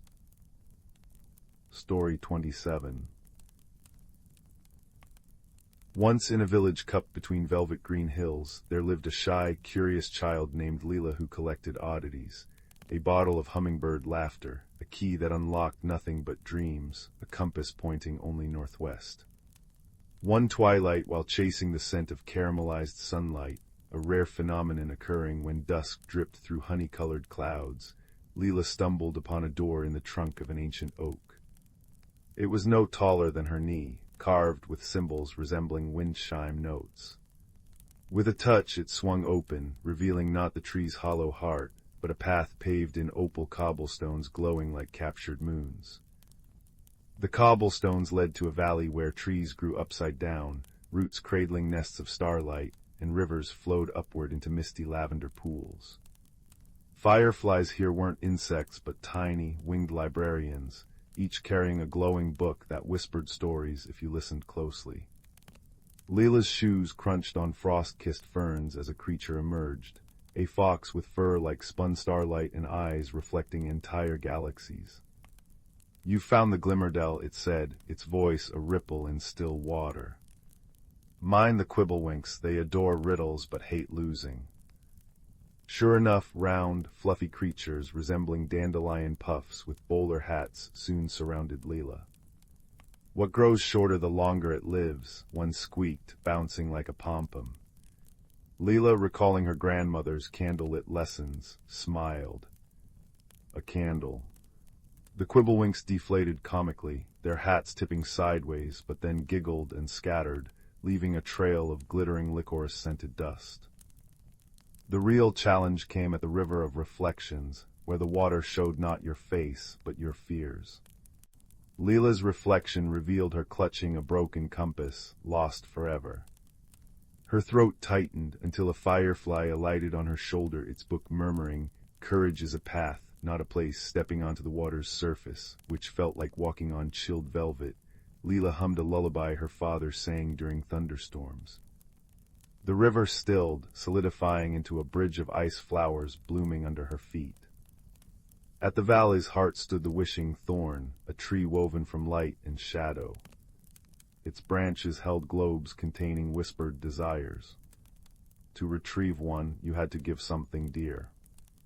Leela placed her treasured compass in the roots. A globe drifted down, bursting into a map of constellations shaped like her village, her home, her family's faces. "The greatest adventures," the star fox said, reappearing, "teach us how to return." The journey back was gentler. Quibblewinks waved from toadstools. The river sang her lullaby in reverse, The upside-down trees dropped leaves that became paper boats in her pockets. When Leela stepped through the oak door, dawn was breaking, the compass still in her hand, but now its needle spun joyfully, pointing everywhere at once. That night, as Leela gifted her mother a paper boat that floated above the kitchen table, she realized Glimmerdale hadn't just been a place. It was a mirror showing her that curiosity could be a compass, kindness a bridge, and that even the shyest heart could navigate wonders by trusting its own rhythm. She fell asleep to the scent of licorice dust lingering in her hair, and somewhere beyond the hills, a star fox smiled, knowing the valley had found its newest guardian. Story 28. In a valley cradled by ancient pines, where chimney smoke curled into twilight like silver threads, there lived a girl named Mira whose hands could hear. Not in the ordinary way, no, when her fingers brushed against objects, they whispered stories to her palms. A buttercup might hum of dewdrops kissed by dawn, a river-smooth stone could croon ancient flood song, but most treasures stayed respectfully silent unless invited to speak. This peculiar gift made Mira the village's most cherished mender. Children brought her fractured toys to diagnose their aches. Elders entrusted her with heirlooms longing to share forgotten tales. Yet for all the whispers she understood, Mira's own voice remained a shy, fluttering thing, a moth trapped behind stained glass. One crisp October evening, while gathering kindling beneath the amberwood trees, Mira's boot struck something metallic. Brushing aside russet leaves, she uncovered a music box no larger than her palm, its surface etched with constellations that pulsed faintly as if breathing. Unlike other objects, this one didn't wait for her touch. It sang directly into her mind, a crystalline melody that painted pictures, moonlight pooling in paw prints, ferns unfurling to catch stardust, a door woven from spider silk and shadow. When she lifted it, the visions sharpened, a path glowing through the forest, visible only where the box's song trembled in the air. "You're lost," Mira murmured, tracing a crescent moon embossed on the lid. The box warmed approvingly. Her thumb found a hidden catch, releasing a cascade of notes that shivered up her arm. The trees before her rippled like pond reflections, revealing an archway veiled in ivy where none had stood moments before. Heart drumming, she stepped through. The world unfolded in layers, a hidden glen where willows trailed bioluminescent leaves into brooks humming with luminous fish. Fireflies shaped like tiny lanterns bobbed around Mira, casting buttery light over moss-cushioned stones. It was here she encountered the keeper of this realm, a fox whose fur shifted from burnt umber to midnight indigo, constellations swirling beneath his pelt like drowned stars. He lay motionless beside a dried-up spring, the music box's twin embedded in his chest where a heart should be, silent and tarnished. "Thistle," the fox whispered without moving his jaws, the name blooming in her mind like a pressed flower rediscovered. His amber eyes held galaxies of weariness. "They called me that when the springs still sang, the last guardian of Starlit Hollow." Mira knelt, her gifted hand hovering above the fox's chest. Where Thistle's music box should have chimed, she sensed only a hollow ache, a melody ripped mid-refrain. The glen itself seemed muted. Flowers hung their heads like unplayed bells, the streams moving sluggishly as if burdened by unshed tears. A shadow took the heart crystal that powered both music boxes, Thistle explained, his thoughts brushing hers like cobweb strands. "Without it, the balance between your world and mine frays. The spring sleeps, the stars forget their paths, and soon the hollow will." His muzzle twitched toward the wilting ferns, their edges curling into ash. Mira's fingers itched. She opened her own music box, its song splintering the heavy air. They're connected, she realized, watching the etchings on both boxes flare in unison. "If we restore yours, maybe the spring will wake." Thistle's ear flicked. "The crystal lies deep in the cavern of echoing tides, guarded by one who mourns what the shadow stole. But the path is perilous, little listener, and I." His ribs shuddered beneath matted fur. "I cannot guide you, the brook's lament seeped into Mira's bones. She touched Thistle's paw, gasping as images stampeded through her, a towering figure weeping glittering tears into an underground lake, a gemstone pulsing like a captured sunrise, the suffocating weight of loneliness. When she blinked back to the glen, resolve straightened her spine. "Show me the way," she said, and the music box's melody split into a golden thread leading westward. The journey carved light and shadow into Mira's spirit. She traversed marshes where ghostly herons paced on stilts of fog, their cries tuning the mist into fleeting harp strings. She climbed cliffs where rock faces hummed with the memories of ancient seas, their ammonite fossils crooning tidal lullabies. All the while the music box's thread tugged her onward, Thistle's faint presence a warm ember in her mind. In a ravine where waterfalls hung frozen mid-plunge, their droplets suspended like quartz beads, Mira found the cavern entrance. The threshold exhaled air that smelled of wet stone and longing. Inside, bioluminescent fungi painted the walls in sapphire and violet, their glow revealing a towering figure slumped beside a subterranean lake. The guardian was neither beast nor human, but something carved from the mountain's grief. Obsidian skin shot through with veins of molten copper, hair a cascade of living lichen. In her cupped hands glimmered the heart crystal, its light dimmed by layers of hardened tears. "She thinks it's her child," Thistle's voice sighed in Mira's mind. The shadow tricked her into stealing the crystal by wearing a loved one's face. Now she drowns in sorrow too deep for words. Mira's throat tightened. Approaching silently, she pressed her palm to the guardian's massive foot. Images flooded her, a laughter-filled cavern, the joyous weight of a baby made of sunlight and gemstones, then cruel emptiness when the shadow replaced her true child with the crystal. The guardian's despair was a bottomless well, but beneath it, beneath ran an underground river of love waiting to be tapped. Summoning every shred of courage, Mira raised her music box and played. Not the guiding melody, but a new composition, notes that swirled with memories of Thistle's prancing steps through dew-laden grass, of villagers sharing firelight tales, of her own mother's hands braiding her hair. The guardian stirred. A crack split her stony cheek, shedding a tear that sizzled against the lake's surface. "Your child isn't lost," Mira whispered, pouring the music into words. "She's in every ripple you've ever soothed, every stalactite you've nurtured. Let the crystal go, and you'll find her song everywhere." The cavern quaked. With a sound like glaciers calving, the guardian uncurled her fingers. The heart crystal rolled free, its light bursting forth in a sunbeam that pierced the lake's depths. Water roared upward, taking the form of a girl who kissed the guardian's forehead before dissolving into 1,000 darting fish. As the lake began flowing anew, the guardian's form softened into living stone. "Thank you, little rivulet," she rumbled, voice rich with healing cracks. "Go mend your friend."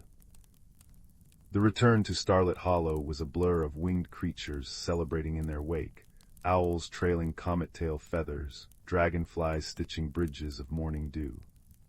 When Mira placed the heart crystal into Thistle's music box, the glen erupted in symphonic color. The spring gushed liquid starlight, birthing blossoms that chimed like glass wind chimes. Thistle rose, his fur rippling with restored constellations, twin music boxes harmonizing across realms. "You've done more than heal the hollow," Thistle nuzzled her hand, his voice now a resonant purr. "You've woven our worlds closer. Come back any time, storyteller." But as Mira crossed the archway home, she hesitated. The village children were building leaf boats by the creek, their laughter pockmarked with pauses, waiting for her quiet suggestions.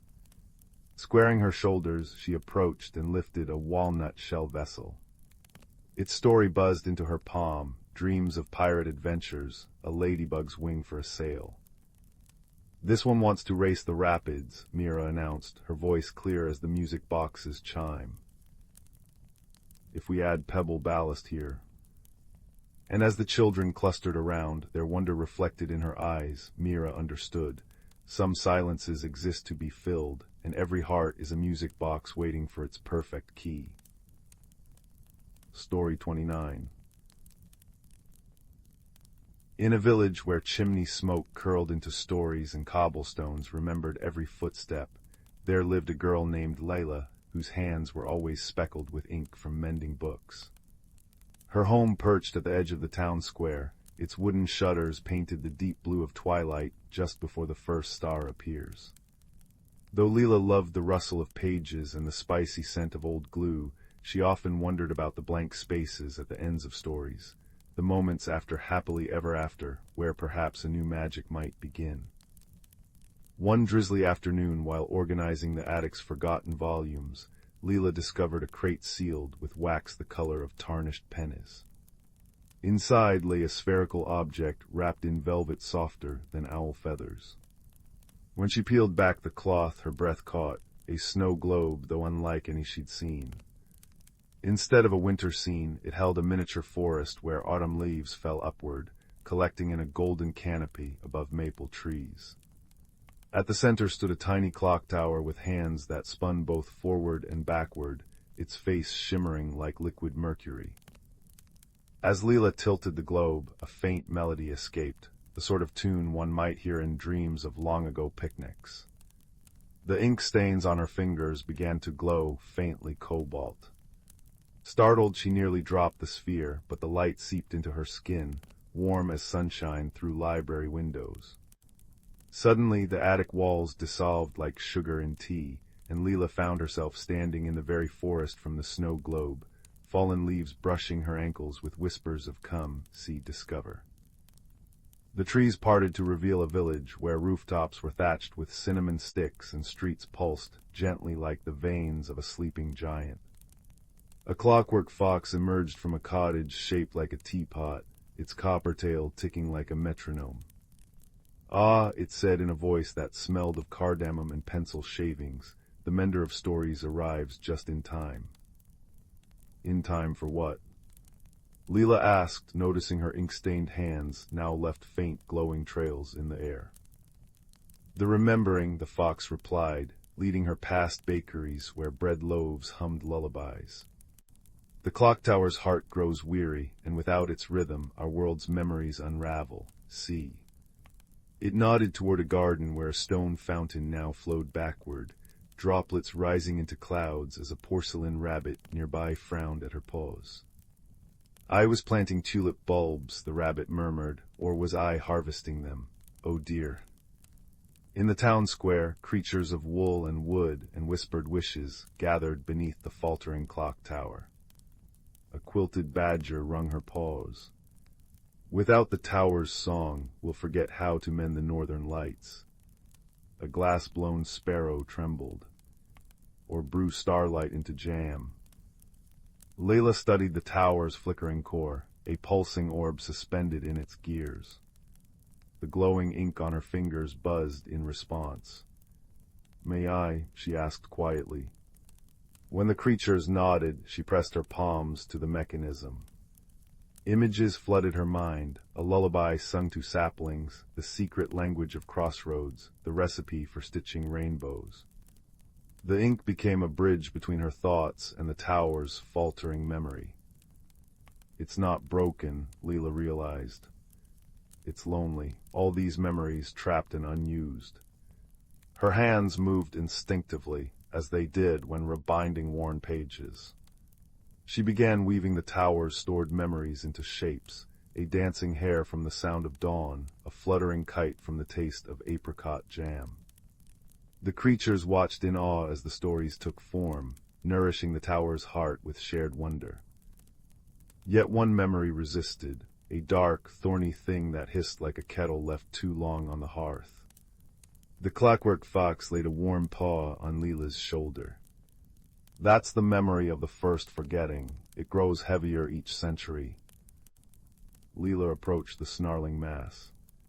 Instead of recoiling, she hummed the snow globe's melody and traced the glowing ink around its edges. The thorns softened into vines, revealing a pearl of sadness at their core, the tower's grief over memories it had failed to preserve. "You don't have to hold everything," she whispered. "Some stories need to be let go so others can breathe." As the bitter memory dissolved into fireflies, the clock tower chimed a clear note that swept through the village. The fountain resumed its flow, the porcelain rabbit recalled her gardening, and Leela's ink marks faded to faint silver scars. At dawn, she found herself back in the attic, the snow globe now cradling a perfect miniature of the rejuvenated village. The clockwork fox's voice echoed from within, "When the world feels too quiet, give us a shake." Years later, townsfolk would remark how Leela's mended books held faint traces of cinnamon, how lost children always found their way home after visiting her Inkai parlor. And though she never spoke of her journey, those who listened closely to her tea kettle's whistle swore they heard a chorus of tiny voices singing the snow globe's song, a melody that tasted of courage and smelled like pages turning toward light. Story 30. The last amber rays of sunlight lingered on the valley of Mistwick like honey dripping from a spoon, gilding the thatched roofs and turning the river into a ribbon of molten copper. It was in this liquid twilight that 12-year-old Finn discovered the curious wooden box beneath the creaky floorboard of his grandmother's attic, its surface carved with spirals that seemed to breathe when touched by shadows.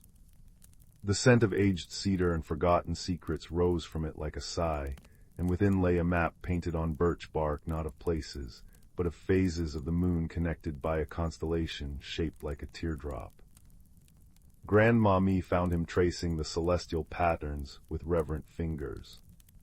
"Ah," she murmured, her voice the sound of wind through wheat, "the starlight compass has been waiting." She pressed a moonstone pendant into his palm, still warm from resting against her heart. "Your great-grandmother walked the whispering trails to the Valley of First Songs. The stones remember her footsteps." That night, Finn's dreams filled with silver-haired children, laughing in meadows where flowers chimed like glass bells. He awoke with dawn's first blush, the compass pendant glowing faintly against his chest, pulling him toward the old oak forest where trees grew in perfect circles. The woods welcomed him with rustling approval, ferns curling open to reveal a path paved with stones that hummed when stepped upon. A fox with fur like frosted stardust appeared, leading him to a moss-crowned archway where the air shimmered like heat over a hearth. The grove of echoes breathed the fox, for foxes in Mistwick often spoke, though rarely to adults. Where memories grow roots. Within the grove, twilight reigned eternal. Willows wept liquid moonlight into pools where fish of living amber swam. But at its heart stood 3 stone plinths, their surfaces etched with the same spirals from the box. The first held a lantern of blackened bronze, cold and silent until Finn breathed upon it. Flame kindled not from fire, but from the silvery glow of glowworms swirling inside, casting light that showed not shadows, but scenes from long ago, a woman with Finn's sea-green eyes singing to a sapling, until it bent to form a bridge across a ravine. The second plinth bore a harp with strings of spider silk. When the fox brushed its tail across them, the notes formed words. Weave kindness into the world's tapestry, thread by thread. The music showed Finn's ancestors mending quarrels between neighboring villages with shared feasts under harvest moons, their laughter rising like benevolent spirits. But the third plinth stood empty, its surface dusty. The fox's ears drooped. The heartstone was lost when people stopped listening to the land stories. Without it, the grove fades. Finn's pendant flared warm, and understanding bloomed in his chest like morning glory petals unfurling. Reaching into his satchel, he placed the starlight compass into the third plinth's hollow. The grove inhaled. Moss spread across the stones like emerald fire. The pools overflowed with water clear as liquid diamond, trickling into the dry creek beds beyond the archway. And from the compass rose a hologram of stars resolving into the figure of a girl Finn's age, but dressed in deerskin embroidered with owl feathers. I'm Luriel, she said, her voice carrying the crispness of autumn apples. Last keeper of the Heartstone before the great forgetting. We thought the magic died with us, but you've added your story to the weave. She gestured to the revitalized grove. The legacy isn't about preserving the past perfectly, it's about planting new seeds in old soil. For 7 days and nights, Finn divided his time between Grandma Mee's cottage and the grove. Luriel taught him songs that coaxed rain from cloudless skies, dances that persuaded stubborn apple trees to share their fruit, and the language of gratitude to speak to the earth. The fox brought him velvety mushrooms that tasted of smoked stories and time, while moonflowers bloomed along his daily path as if marking the way home. On the 7th dusk, as fireflies performed their luminous ballet above the meadow, the grove's magic reached its peak. The empty plinth now cradled Finn's compass alongside a new stone cloudy white, with a vein of gold running through it like a promise. The Heartstone reborn, Luriel whispered, her form beginning to flicker. Different but no less true. Remember, traditions are bridges, not cages. As she faded, Finn felt the grove's knowledge settle into his bones not as rules, but as rhythms. The next morning he led the village children to the revived creek, showing them how to craft little boats from birch bark and send wishes downstream on dandelion sails. Grandma Mee revived the ancient practice of story soups, where each neighbor contributes an herb and a tale to the communal pot. Even the foxes began leaving dream tokens, vivid feathers, or curiously shaped stones on windowsills during full moons. Years later, when Finn's own granddaughter finds a fox-chewed journal detailing these adventures, she'll notice the pressed moonflower beside the last entry. Its petals, though fragile as moth wings, still emit a soft pearl radiance in the dark, a gentle reminder that the most enduring magic is that which adapts, includes, and above all, listens to the whispers carried on the wind from both past and present. And in the grove, now tended by generations of Mistwick's children, the new Heartstone pulses steadily, a luminous metronome keeping time for songs yet to be sung, and stories waiting to bloom like midnight lilies in the fertile soil between memory and possibility. Story 31. The Whisperwood Music Box. Beneath the eaves of a crooked little house at the edge of a sleepy village, a girl named Layla discovered something extraordinary in her grandmother's attic. It was an autumn afternoon, the kind where sunlight dripped like honey through dust motes, and the smell of cinnamon apples lingered in the air. Buried beneath a quilt stitched with constellations, she found a music box carved from wood so dark it seemed to drink the light. Its surface shimmered with inlaid patterns of silver leaves, and when she lifted the lid, a melody spilled out, notes like wind chimes made of starlight, so beautiful it made her chest ache. The music box didn't just play a tune. It spoke.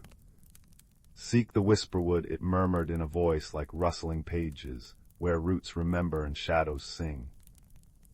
Leela's hands trembled as the attic walls dissolved. The floorboards became tangled roots, the cobwebs turned to silvery moss, and suddenly she stood in a twilight forest where trees towered like ancient cathedrals. Their trunks pulsed with faint bioluminescent patterns, and the air hummed with the scent of petrichor and something sweeter, wild strawberries perhaps, or crushed mint.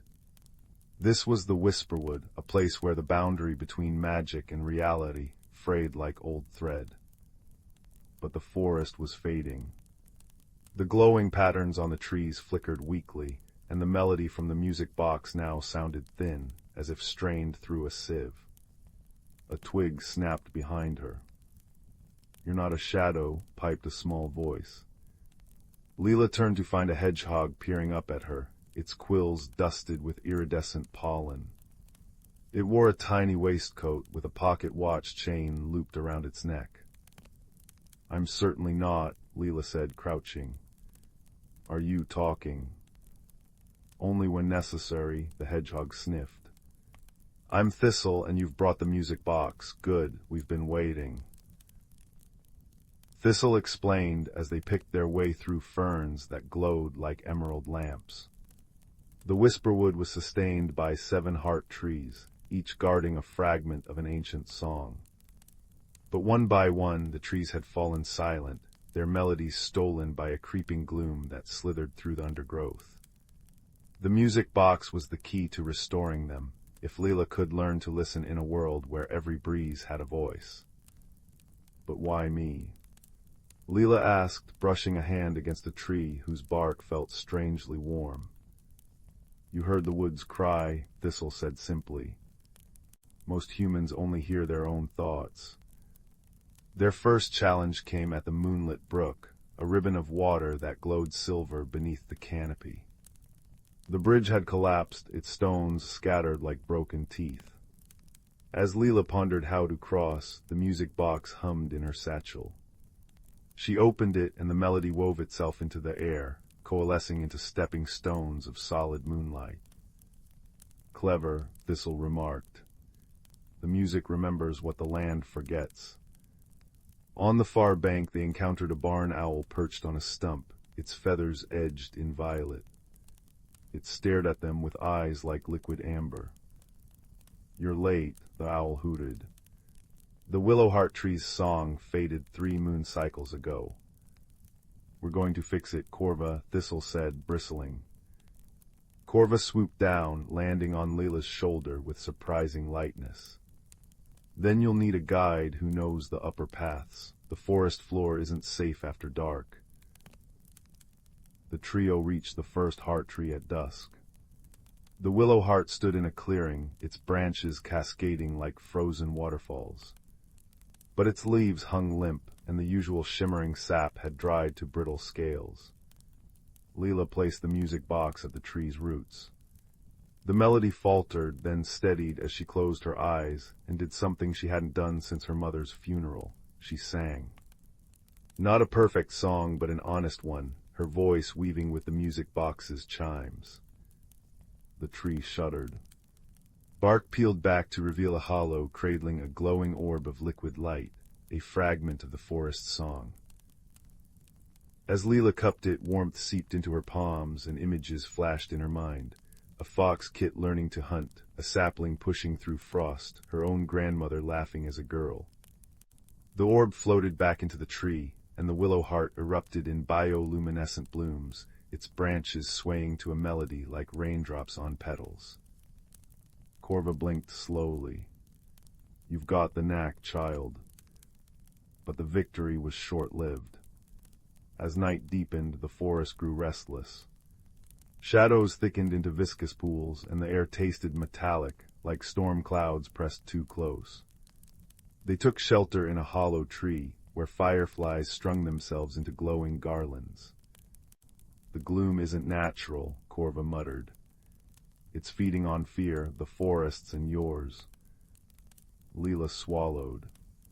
How do I stop being afraid? Thistle curled into her lap. You don't, you just make friends with it. Fear's a decent compass if you don't let it steer. By dawn, they'd restored 2 more heart trees. The dew-crown oak, hidden in a valley where mist clung like gauze, required Leela to solve a riddle whispered by lichen. I drink light to share light, hold roots but never grow. What am I? A vessel, Leela guessed, offering her water canteen to the parched roots. The tree sighed in relief, its canopy blazing to life with droplets that refracted rainbows. The third tree, the frost spire pine, tested her courage.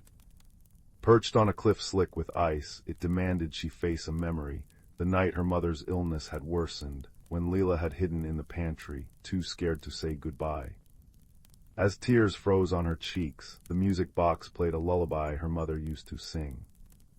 The tree's icy needles softened into blossoms, and Leela realized her hands had stopped shaking. Grief's a heavy melody, Corva said gently, but it harmonizes with joy if you let it. The fourth tree brought them to the edge of a bog, its waters choked with algae the color of bruises. Here the gloom had taken physical form, tendrils of smoke that hissed and lashed like wounded serpents. The mudwhisper cypress lay entombed in sludge, its song muffled. "We need bait," Thistle said, eyeing the tendrils. To Leela's astonishment, Corva volunteered. "I'll distract them. Shadows always chase light." She soared upward, her violet-edged wings glowing like lanterns. The tendrils snapped after her, and Leela waded into the bog, music box held high. The sludge clung to her legs, whispering doubts. "You'll fail, you're too small, the forest doesn't want you." But the melody sharpened into a defiant march, and she reached the tree. This time the song fragment felt like cool mud between her toes, like the satisfying squelch of jumping in puddles. The cypress awoke with a sound like frogs singing in chorus, and the bog's water cleared to mirror brightness, reflecting a sky full of unfamiliar constellations. Corva landed, panting. "Remind me not to do that again." The fifth restoration went awry. The emberoot maple stood in a grove where autumn never ended, its crimson leaves swirling in an eternal dance. But its song had curdled into a discordant screech. When Leela played the music box, the leaves attacked, razor-edged and hissing. "Run," Thistle yelled. They barely escaped, sheltering in a cave behind a waterfall that sang in four-part harmony. Leela nursed a cut on her arm, frustrated. What went wrong? "The tree's afraid," Corva observed. "Its song's been twisted. You can't fix fear with force." At moonrise, Leela returned alone. She sat cross-legged before the maple, playing the music box softly, not trying to fix, just to listen. The leaves quivered. Gradually their shrieks softened into sobs, then into whispers. The tree had seen lumberjacks' axes long ago, felt its kin fall. "I'm not here to hurt you," Leela murmured. When she finally touched the trunk, the song fragment emerged as a slow waltz, bittersweet but whole. The sixth tree, the starfall ash, demanded a sacrifice. Its clearing was littered with treasures, jeweled daggers, sacks of gold, left by those who'd tried and failed to claim its song. "It wants your music box," Thistle warned. Leela hesitated. Without it, could she return home? But the ash's branches were withering, its starry leaves dimming. She placed the box at the roots. "Take it, the forest needs it more." The tree laughed, a sound like creaking timbers. "Wisdom outweighs want," it rumbled, and instead of taking the box, it gifted her a seed that glowed like a captured supernova. "Plant this where shadows gather." The final heart tree lay in the forest's deepest grove. The nightbloom beech was no longer a tree at all, but a jagged spire of black crystal, its surface oozing gloom. The air throbbed with malice. "This is where it started," Corva said grimly. "The first wound." Leela planted the starfall seed. It sprouted instantly, roots cracking the crystal as it grew into a tree of pure light. The gloom recoiled, but not before lashing out, a tendril speared toward Leela. Thistle leapt, taking the blow meant for her. "No," Leela cried, cradling the hedgehog. His breathing grew shallow.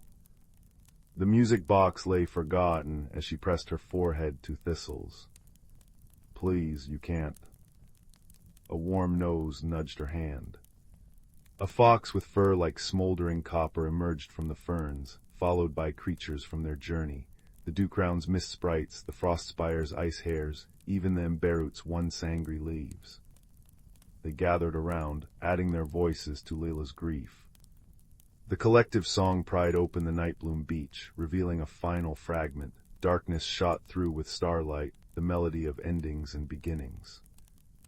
As the fragment settled into the resurrected tree, Thistle stirred. His pollen-dusted quills glowed anew. "Took you long enough," he croaked. The whisperwood exhaled.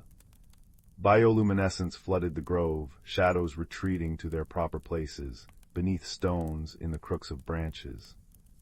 The air sweetened, and the music box's melody settled into a contented hum. At dawn, Leela found herself back in the attic, the music box silent in her hands. Had it been a dream? But her boots were caked with iridescent mud, and a single glowing leaf nestled in her pocket. That night, as the village slept, she crept to the garden and planted the starfall seed. By morning, a sapling stood where none had been, its leaves humming faintly. Over time, it grew into a tree that bloomed year-round, its branches sheltering fireflies and children's secrets. Leela visited often, whispering to the tree of hedgehogs and owls and forests that remembered. And though she never returned to the Whisperwood, she didn't need to. She'd learned to hear the magic in rustling leaves, in her grandmother's laugh, in the quiet spaces between heartbeats. The music box remained on her windowsill, its lid closed. But sometimes, on nights when the wind smelled of wild strawberries, she'd catch a faint chime, a reminder that every ending is a note in a larger song, and that courage, like a melody, grows stronger when shared. Story 32. The air in the village of Elderwood always carried the crisp scent of parchment and pine, but on this particular amber afternoon, it hummed with the electric stillness that comes before great change. 12-year-old Leela sat cross-legged beneath the grand sycamore, her fingers tracing the edges of a maple leaf that refused to turn gold. Around her, the forest floor glittered with frost flowers blooming 3 weeks early, their crystalline petals crunching beneath her boots in protest against autumn's delayed arrival. "Winter's tongue licks at summer's heels," murmured Grandmother Weaver from her rocking chair on the wraparound porch, her knitting needles clicking like cricket song. Her shawl of twilight purple wool seemed to drink the last rays of sunlight as she observed Layla's anxious pacing. The seasons quarrel when hearts resist their turning. Leela pretended not to hear. She'd been studying the peculiar weather patterns in her leather-bound journal, sketching the confused apple blossoms pushing through morning frost. The village children whispered about her weather moods, how thunderstorms brewed when she frowned, how unseasonable warmth followed her laughter. But Layla knew the truth coiled deeper, like the roots of the ancient trees gripping secrets in their woody fingers. Ever since Mother's willow box had been laid beneath the weeping willows, the world's rhythms felt less like a dance and more like a stumble. The crisis came on the night of the harvest equinox, when the pumpkin fields should have been sighing with ripe contentment. Instead, Leela awoke to the scent of burning sugar and the sight of her bedroom walls crawling with ivy that bloomed winter roses and summer honeysuckles simultaneously. Through her frost fern window, she saw the village square trapped in a shimmering bubble, spring crocuses sprouting through snowdrifts, while autumn persimmons rotted on sun-scorched branches. "Child," came Grandmother Weaver's voice at her door, not unkind. The loom chooses its weaver when the thread snaps. In her hands glimmered a shuttle carved from moon birch, its surface etched with runes that pulsed like a sleeping heartbeat. "The forest guardian calls you." The path to the Heartwood Glade unfolded like a pop-up storybook, oak roots rearranging themselves into staircases, foxfire mushrooms blooming into lanterns. Layla's boots sank into moss that sighed with every step, releasing puffs of cinnamon-scented spores. When the thorns first snagged her cloak, she nearly missed the tiny voice piping, "Not that way." The brambles bite when approached sideways. There, perched on a milkweed pod, sat Thistle, a hedgehog whose quills shimmered like mercury, with eyes like polished cherry pits. "You're walking through the seasons like they're doors," he chided, nibbling a ladybug-sized apple.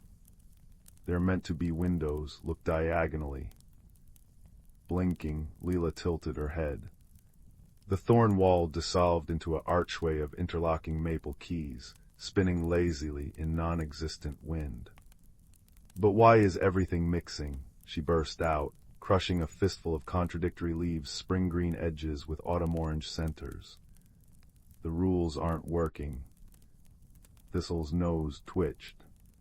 "Rules are just habits dressed in fancy coats. Come the willow pool mirrors what needs seeing."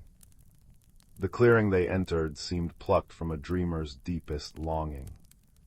A pool of liquid moonlight rippled at its center, fed by a waterfall that flowed upward into star-strewn skies. Silver willows wept diamonds that chimmeled as they struck the water's surface. Yet at the pool's edge grew a tree unlike any other, its trunk split into 4 spirals, each branch bearing leaves of different seasons, sap oozing like molten amber where the sections met. Ah, Thistle nodded at the struggling tree. The Sylvan Spire prefers harmony to hierarchy. Notice how its roots avoid the pool. Leela crouched, observing how the gnarled roots curved away from the shimmering water like shy children. It's afraid to drink, she realized aloud.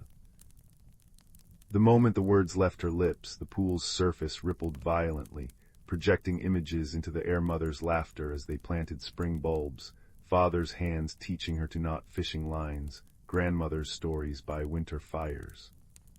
Each memory melted into the next like snow surrendering to dawn. The past waters nourish, came a new voice like wind through cedar boughs. From the pooling shadows emerged a stag composed entirely of autumn leaves, its antlers blazing with captured sunset. But to grow, one must also taste the rain yet to fall. Leela's breath hitched. What if the rain brings floods? What if the next season forgets what came before? The leaf stag bent its mighty head until its maple key eye level with hers. Observe the spire's secret. With a breath that smelled of wood smoke and dandelion clocks, it blew upon the troubled tree. The conflicting leaves shivered, then began rearranging themselves not by season, but in swirling patterns where cherry blossoms dusted frost-laden pines, where harvest moons waltzed with fireflies. The tree's groaning ceased, replaced by a contented hum like bees in clover. Chaos, Leela whispered. Conversation, corrected the stag. The spire needed permission to let seasons converse rather than compete. Its leaf-formed muscles rippled as it turned toward the weeping willows. Your mother's favorite tree grows lonely. It waits to show you something.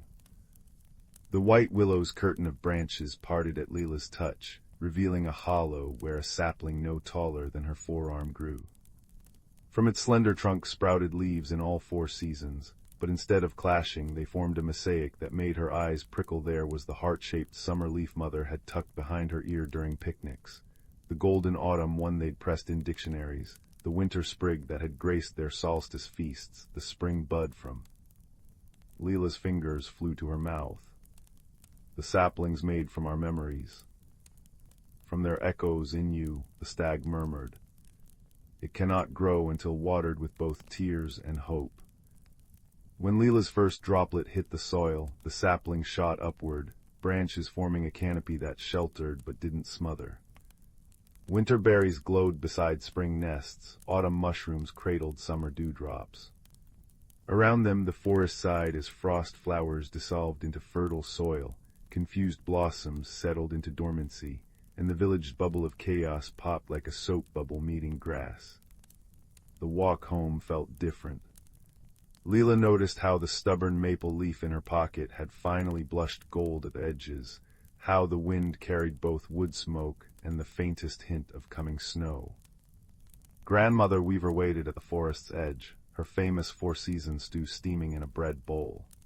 "Welcome home, little sapling," she said, pressing the warm bowl into Leela's hands. The first snowflakes began to fall, catching in the old woman's woolen shawl like stars in a twilight sky. Together they watched the village children build a snowman adorned with last chrysanthemums, while parents strung lanterns that flickered between candle glow and firefly light. That night, as the repaired Sylvan Spire hummed its lullaby through every root and stone, Leela placed her journal in the cedar chest. On its final page lay a pressed leaf showing all 4 seasons dancing in concentric rings, and beneath it, freshly inked words. Grief is the soil, love the sapling, courage the sun, and time. Time is just seasons learning to hold hands. Outside, the snow fell with the quiet confidence of something that knows spring will come, but sees no hurry in its arrival. Story 33. In a valley cradled between mountains that wore crowns of perpetual mist, there lived a young gardener named Layla, whose hands could coax blossoms from stubborn earth. Her cottage stood at the edge of Willowmere, a village where chimney smoke curled in harmony with the songs of larks, and every front porch bore clay pots of moonflowers that glowed softly after dusk. Yet for all the gentle magic woven into the land, Leela clung to routines as tightly as ivy gripped stone walls.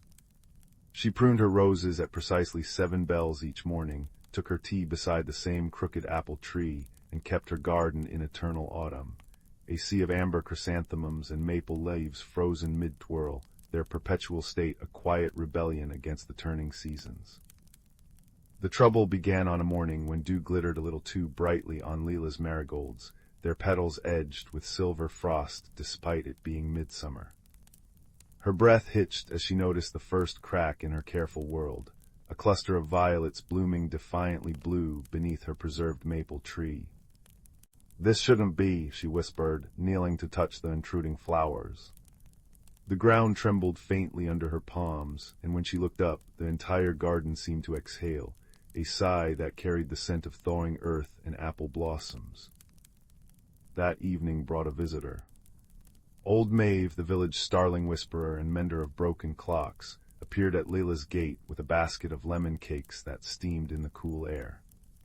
Her hair, the color of storm clouds, was braided with living fireflies that pulsed in time with her chuckle. "Gardens are clever mirrors, child," she said, eyeing the violets now spreading like spilled ink across the path. "They show us what we've buried beneath our neat little rows." Layla's protests died as Maeve pressed a key into her hand, a sliver of wood that hummed with warmth.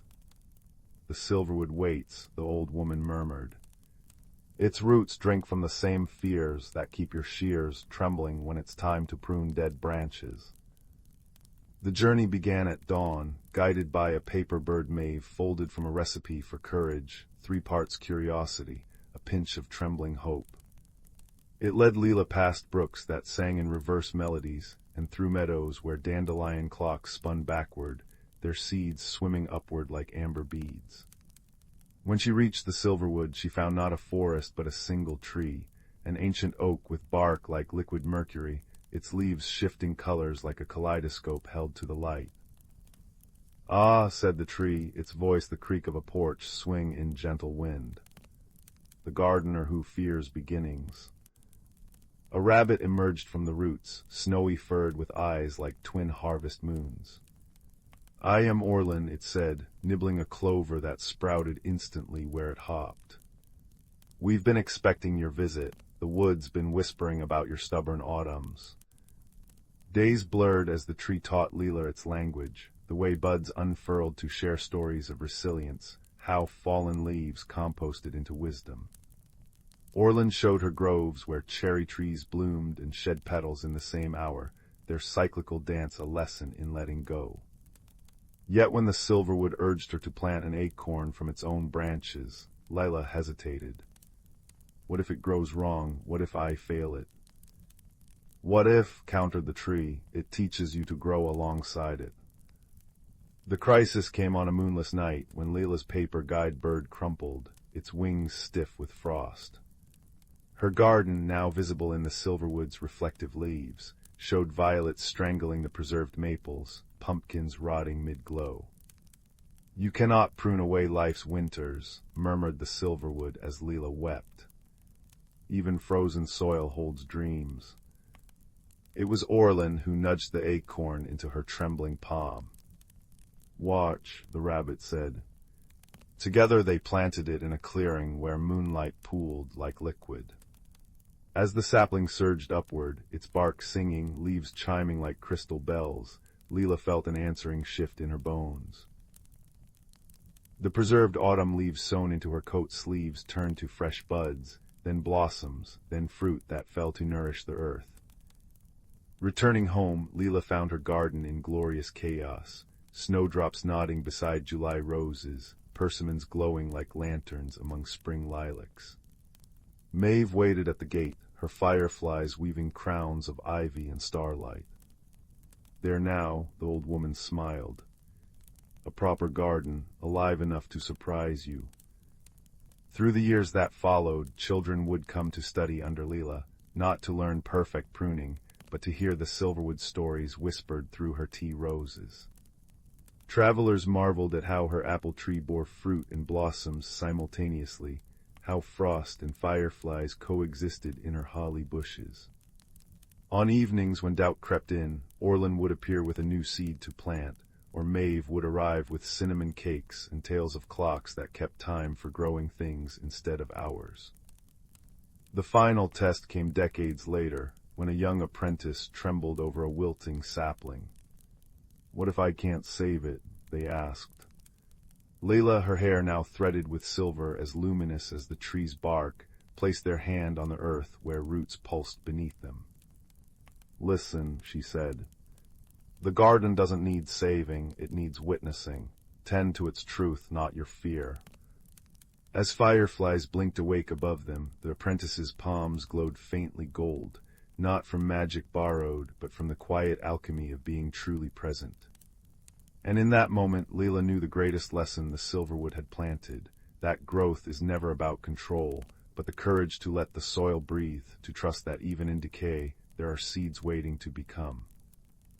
Some say if you walk past Willowmere on the cusp between seasons, you'll glimpse Leela's garden, a tapestry of contradictions where time dances rather than marches. And if you linger, you might hear the echo of a rabbit's laughter in the rustling leaves, or catch the scent of lemon cakes carried on a breeze that knows the secret language of beginnings. Story 34. In a valley cradled by ancient whispering pines, there lived a young potter's apprentice named Leela, whose hands trembled not from the chill of autumn air, but from the weight of an unspoken fear. Each morning, as mist curled around the cottages like sleepy cats, she would stare at the kiln's fiery mouth and feel her heart shrink smaller than the clay beads she threaded into wind chimes. The village was changing, new roads ribboning through the hills, traders bringing strange tools that molded clay faster than human hands, and Leela clung to her familiar routines like a vine to crumbling stone. One twilight, when the scent of burning applewood hung heavy and the stars blinked awake one by one, Leela wandered beyond the creek where fireflies painted the dusk. There, beneath a gnarled hawthorn tree whose branches cradled the last amber leaves of the season, she discovered a garden unlike any other. Flowers bloomed in hues of melted twilight, petals shifting from violet to copper as the wind stirred them, and the soil glimmered faintly, as if dusted with crushed moonlight. At the garden's heart stood a stone basin filled not with water, but with liquid shadow that rippled like a living thing. "Ah," came a voice as creaky and warm as an old spinning wheel. A woman emerged from behind the hawthorn, her apron patterned with embroidered moths, silver hair braided with dried lavender. "I wondered when you'd find your way here, child." Mistress Helia, the village's reclusive herbalist, tended this secret garden where plants grew in impossible ways. Snapdragons chimed when touched, rosemary released sighs instead of scent, and the earth hummed beneath Leela's boots. "This garden grows with the gardener," Helia explained, pressing a seed into Leela's palm. It pulsed faintly, like a tiny heartbeat. "Plant this where your shadow falls truest, and tend it without fear." The seed became a sapling overnight, its bark patterned with spirals that glowed softly at dusk. But as days passed, Layla noticed the tree mirrored her moods. When anxiety coiled in her chest like smoke, its leaves browned at the edges. When she laughed with Tansy, the freckled dyer's daughter who brought her pots of indigo dye, the branches sprouted clusters of star-shaped blossoms. "It's like your soul made visible," Tansy murmured, brushing a petal that chimed like a distant bell. Yet Leela's fear deepened. The village council announced plans to replace the old pottery yard with a mechanized workshop, its brick walls and clattering gears already rising at the valley's edge. She took to visiting the garden at night, whispering worries to the tree as owls called mournfully overhead. One frost-sparked evening, she found the tree encased in ice, branches snapping under the weight of her despair. It was then that the garden's creatures began to emerge, a badger with fur like moss-covered stone who nudged her hand with his cool nose, a kingfisher who dropped iridescent feathers in her path, and a child-sized hare who spoke in riddles woven from thistle down. Roots crack stone to drink deep, the hare intoned, nibbling a clover, but only if they dare to stretch. With Mistress Helia's guidance and Tansy's steadfast companionship, Leela learned to tend her trembling heart as gently as the magical garden. She buried shattered pottery shards near the tree's roots, watching as they dissolved into the soil and strengthened its growth. She sang to the wilting flowers, her voice joining the breeze hymn, and discovered that courage wasn't the absence of fear, but the choice to breathe life into barren places. The crisis came on the eve of the frost moon, when the new workshop's inauguration threatened to eclipse the pottery yard's final firing. Layla's tree stood leafless and brittle, mirroring her dread of the looming changes. But as villagers gathered in the square, drawn by the scent of spiced cider and the workshop's garish lanterns, a miracle unfurled. From the garden's soil burst luminous roots that spiraled through the village, their glow illuminating every hearth and cobblestone. Where they touched the new workshop, ivy cascaded over its sterile walls. Where they embraced the old pottery yard, kilns flared with blue flames that molded clay into forms more exquisite than any machine could devise. In the days that followed, Leela understood. The garden hadn't resisted change, it had transformed it, weaving the old and new into a tapestry richer than either alone. She became a bridge between worlds, teaching apprentices to blend handcrafted care with innovation's gifts, while Tansy dyed banners for both workshops in gradients of tradition and possibility. Mistress Helia, smiling like a contented cat, gifted villagers seeds that bloomed into flowers matching their dreams. Years later, when travelers asked about the tree at the valley's heart, its bark now silver as moonlit rivers, its branches heavy with fruit that tasted of remembered joy, Leela would simply touch its glowing roots and say, "Growth isn't about becoming someone new. It's learning to listen to the magic you've carried all along." And on quiet evenings, when fireflies danced above the creek and the garden hummed its ancient lullaby, you might glimpse them still. A potter, a dyer, and a wise old herbalist, sipping chamomile tea as shadows and starlight waltzed together, endlessly in the tender space between what was and what could be. Story 35. Once upon a time, in a forest brimming with secrets, there lived a curious young squirrel named Nutkin. Though small in stature, Nutkin possessed a heart filled with boundless wonder and an insatiable thirst for adventure. Deep within the heart of the ancient woodlands lay a hidden glade, where the soft light of the moon seemed to dance upon the emerald grass. It was here that Nutkin first discovered the enchanting gift that would forever change his life. As he scampered through the undergrowth, gathering acorns for the winter, a peculiar glimmer caught his eye. Nestled among the vibrant wildflowers was a radiant gemstone, its facets sparkling with a mesmerizing azure hue. Nutkin's paws trembled as he grasped the ethereal treasure, and in that instant a warmth spread through his tiny body, igniting a spark of magic within. From that day forward, Nutkin possessed the extraordinary ability to communicate with the creatures of the forest. Their voices, once muted, now sang in perfect harmony, revealing a realm of secrets hidden from ordinary eyes. Emboldened by his newfound power, Nutkin ventured deeper into the heart of the woodlands, eager to unravel the mysteries that lay beyond the familiar paths. His journey led him to encounter beings he had only heard whispers of in the tales of his elders. First, he met Willow, a gentle doe whose graceful steps left no trace upon the mossy ground. She welcomed Nutkin into her secret glen, a realm of tranquility where the trees seemed to whisper ancient melodies. Under Willow's guidance, Nutkin learned the art of patience and the importance of cherishing the simple beauties of the natural world. Next, Nutkin stumbled upon a colony of industrious ants, led by the wise and formidable Queen Formica. Though initially intimidated by their unwavering discipline, Nutkin soon discovered the value of unity and teamwork. as the ants worked tirelessly to fortify their subterranean kingdom. As the seasons turned, Nutkin's journeys took him to the deepest recesses of the forest, where he encountered beings of myth and legend. He befriended a majestic stag, whose antlers seemed to scrape the very heavens, and learned the ways of courage and resilience from the mighty beast. Yet, amidst his wondrous adventures, Nutkin never forgot the true essence of his gift, the ability to forge bonds of friendship that transcended the boundaries of species. It was this quality that led him to forge an unexpected alliance with a cunning fox named Russet.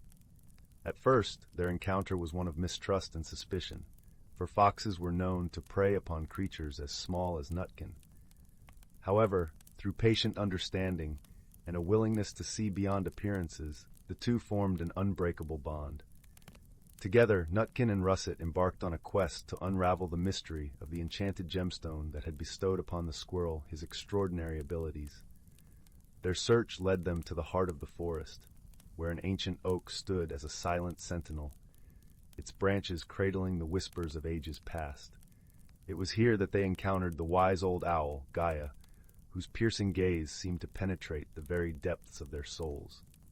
Gaia revealed that the gemstone was a remnant of a long-forgotten era, a time when the balance between the natural world and the realm of magic was in perfect harmony.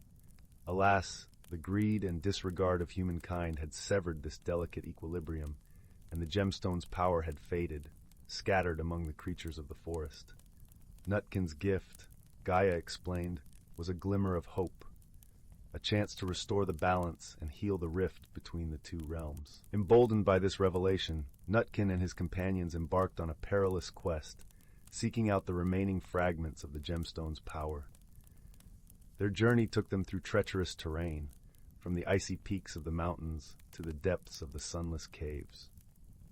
Along the way, they faced formidable foes and overcame daunting challenges, their bond of friendship growing ever stronger with each obstacle they conquered. Nutkin learned the true meaning of bravery from Russet's unwavering loyalty, and the fox, in turn, discovered the beauty of compassion through the squirrel's gentle heart. At last, after a journey that tested the limits of their courage and endurance, they uncovered the final shard of the gemstone's power, hidden deep within the hollow of an ancient redwood. As the shards were reunited, a blinding radiance engulfed the forest, and the harmony between the natural and magical realms was restored. In that moment, Nutkin understood the true significance of his gift. It was a reminder that friendship, love, and understanding could transcend even the most formidable barriers. As the forest rejoiced in its newfound balance, Nutkin knew that his journey had forever transformed him, opening his eyes to the wonders that lay beyond the familiar paths. From that day forward, Nutkin became a guardian of the forest, using his ability to communicate with all creatures to foster understanding and preserve the delicate equilibrium. His tale was passed down through generations, a testament to the power of friendship, courage, and the indomitable spirit of exploration.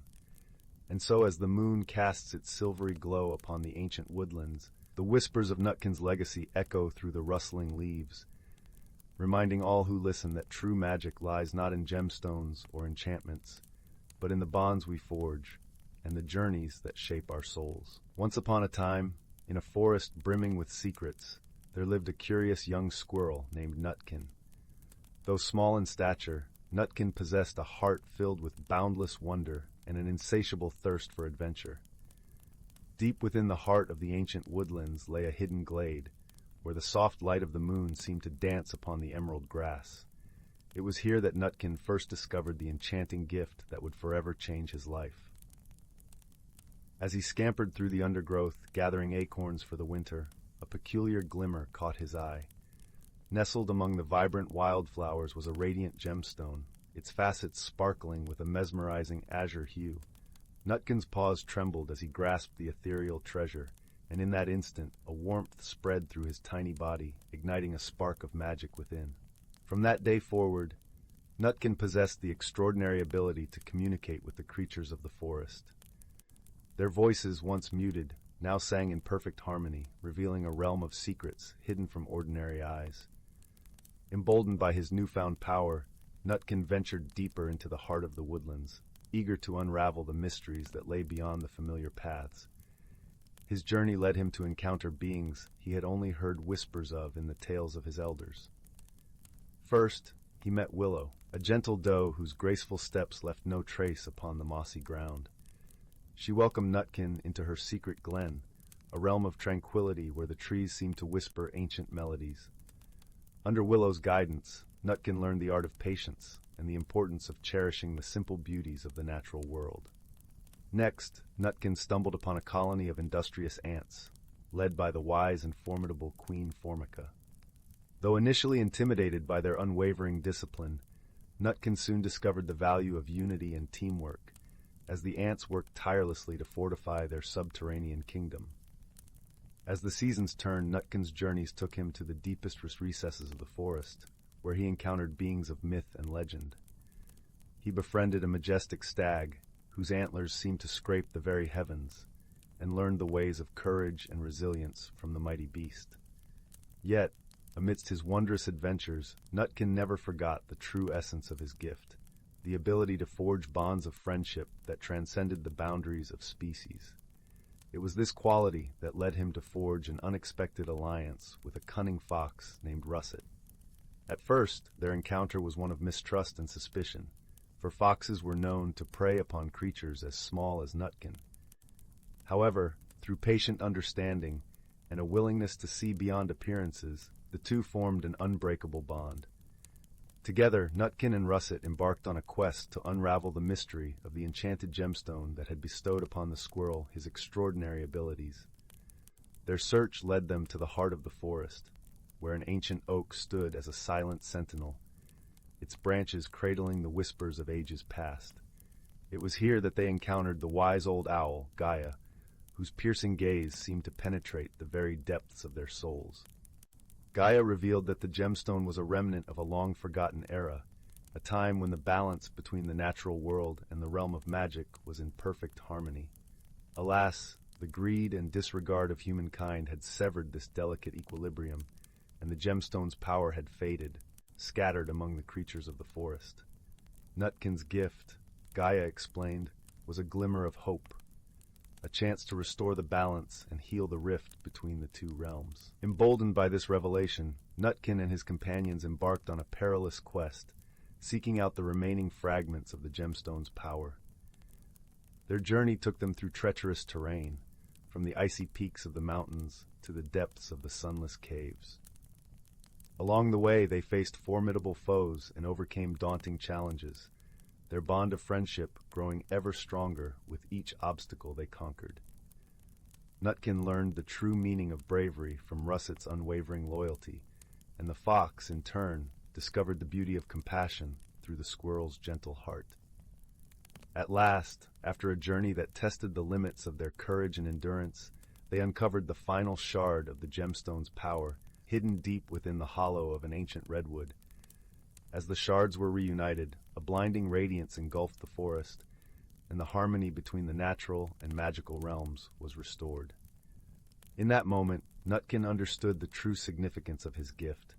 It was a reminder that friendship, love, and understanding could transcend even the most formidable barriers. As the forest rejoiced in its newfound balance, Nutkin knew that his journey had forever transformed him, opening his eyes to the wonders that lay beyond the familiar paths. From that day forward, Nutkin became a guardian of the forest, using his ability to communicate with all creatures to foster understanding and preserve the delicate equilibrium.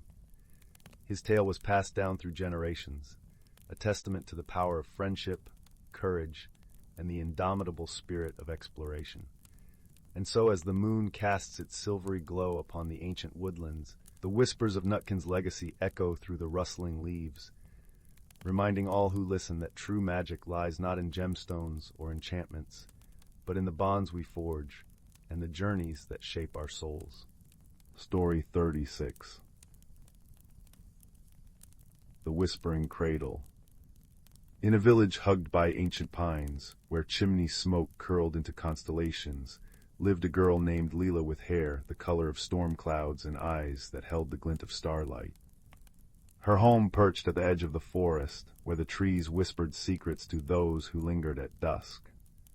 But Leela's greatest treasure was a small wooden music box, gifted by her grandmother, its surface carved with vines that seemed to shift in the lamplight.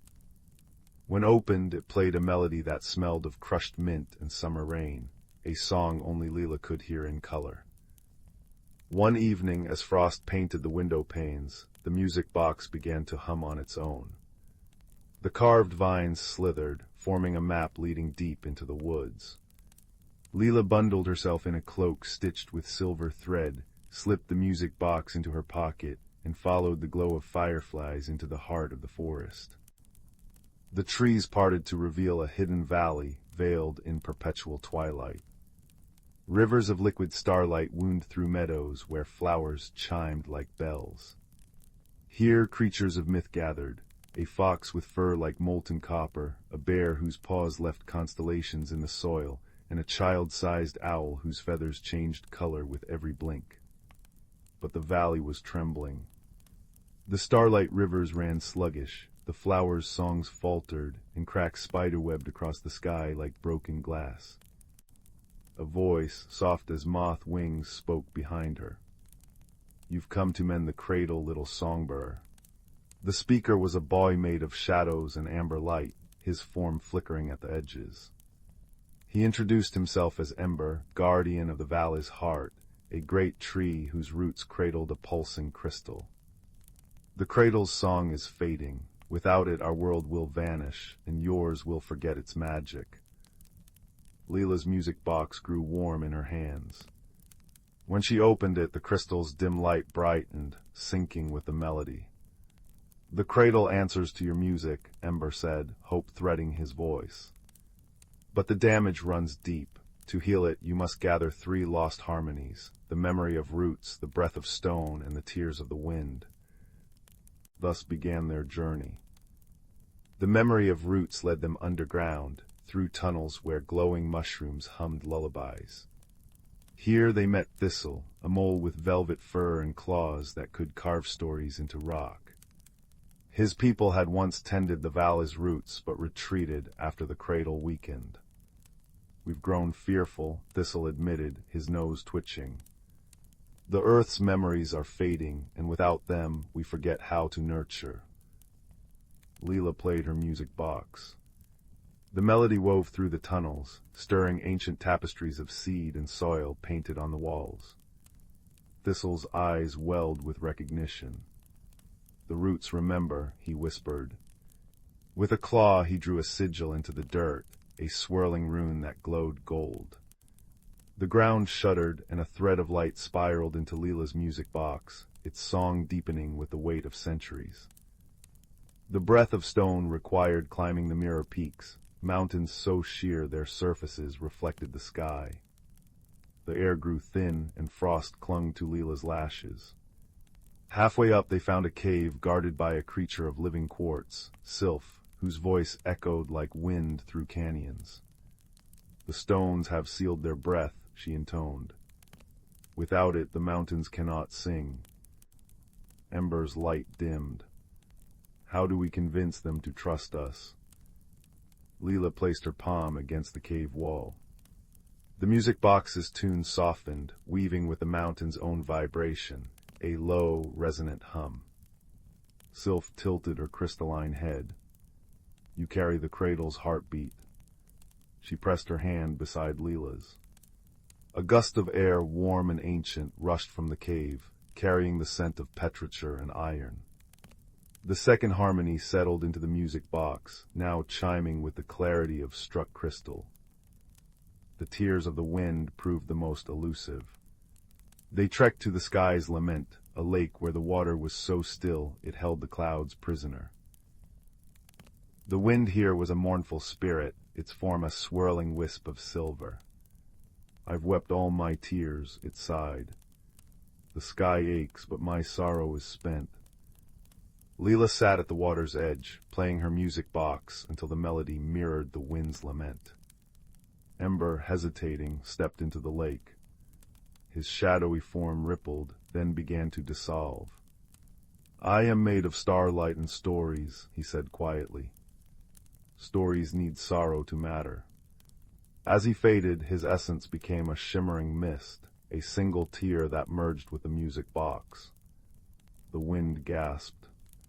Rain fell gentle and sweet, and the third harmony blossomed within the song. The return. Back at the cradle's tree, Leela faced the fractured crystal. Her hands trembled as she opened the music box. The three harmonies surged forth, roots, stone, and rain, twining with the valley's dying pulse. The crystal blazed, its light piercing the cracks in the sky. The valley inhaled, vivid and renewed. But Ember was gone. Layla sank to her knees, tears dripping onto the music box. A warm breeze lifted her chin. There in the crystal's glow flickered a new shape, Ember, no longer shadow, but a boy of flesh and light, smiling. "You taught the cradle to remember joy," he said. "And joy has a way of sticking." Epilogue. Years later, Leela's hair silvered, but the music box never aged. She'd visit the valley, now thriving, where Thistle's descendants painted new stories underground. Sylph's mountains sang thunderstorms into being, and the wind scattered laughter like seeds. Ember remained her steadfast friend, a bridge between worlds. On winter nights, village children would gather at Leela's hearth, and she'd tell of a realm where magic hums in quiet things, roots, rain, and the spaces between heartbeats. "The truest magic," she'd murmur as the fire crackled, "isn't in fixing what's broken, but in loving it back to life." And if you listen closely when the stars press close to the earth, you might hear it too, a lullaby of roots and starlight, gentle as a whisper, enduring as stone. 37. 37. The air on the frozen moon of Gliese 581 smelled like burnt copper and frost, each breath stinging Kale's nostrils as he dragged himself from the wreckage of his starship. His spacesuit glove came away smeared with iridescent hydraulic fluid when he touched the gash in his helmet, the jagged tear glowing faintly with trapped starlight. Somewhere in the violet-tinged forest of crystalline trees behind him, a low harmonic hum vibrated through the frozen ground. He'd nearly mistaken the shape for part of the landscape, at first a cluster of cobalt-blue spikes protruding from a snowdrift 50 paces from the crash site. Then it moved. The creature unfurled like an origami puzzle solved by invisible hands, 7 feet of overlapping azure plates shimmering with oily rainbows where the light hit them. 6 jointed legs clicked against the permafrost as it scuttled sideways, triangular head tilting to observe him with one enormous pearlescent eye. Kale's hand flew to his holstered ion blaster, fingers numb inside their damaged glove. "Stay back," he shouted, voice echoing strangely in his thin atmosphere. The creature froze, its eye membrane blinking vertically. Then, with deliberate slowness, it extended a segmented forelimb toward him. The tip glowed faintly green. Kale's vision swam as his oxygen alarm chirped insistently.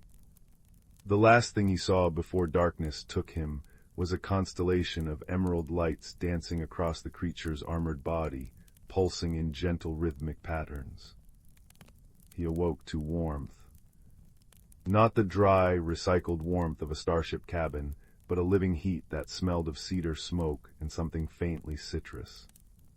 Kale blinked crusted ice from his lashes to find himself cocooned in a nest of woven metallic fibers, his helmet replaced by a translucent bubble humming with energy. The creature crouched nearby, its spiked carapace retracted to reveal a softer underlayer of mossy indigo fur. It held a cluster of glowing orange rods between claw-tipped digits, the heat from them making the air waver like a mirage. "You saved me." Kale's voice emerged raspy but clear in the energy field. The creature's eye membrane fluttered. Its chest plates parted, releasing a cloud of shimmering golden particles that coalesced into shapes a stick-figure human, a crude starship, then a series of glowing spheres connected by dotted lines. Zorblax, it intoned, the voice resonating directly in Kale's skull rather than through the air. The translation matrix in Kale's surviving earpiece crackled to life. Designation: First Contact Specialist of the Velnari Collective. Your atmosphere processors were compromised. Kale stared at the being's manipulation of energy fields, the careful distance it maintained, even while sharing warmth. I'm Kale, merchant salvage operator, I thought, when I saw your spikes. A ripple of amethyst light traveled down Zorblax's limbs. Defensive posture standard for icy environments. Your weapon's energy signature suggested hostile intent. The golden particles reshaped into a crude ion blaster, then dissolved into a shower of silver sparks. Misapprehension appears mutual. Over the next 3 solar cycles, they built a fragile partnership beneath Gliza 581's cherry-red sun. Zorblax demonstrated how its bioelectric fields could fuse the starship's fractured hull plating, while Kale rigged a moisture collector from his ship's damaged coolant system. They learned to communicate through a patchwork of gesture, light patterns, and the translation matrix's halting conversions. You harvest crystalline resonance for energy. Kale asked one evening, watching Zorblax hum at a cluster of icicles until they shattered into geometric fragments.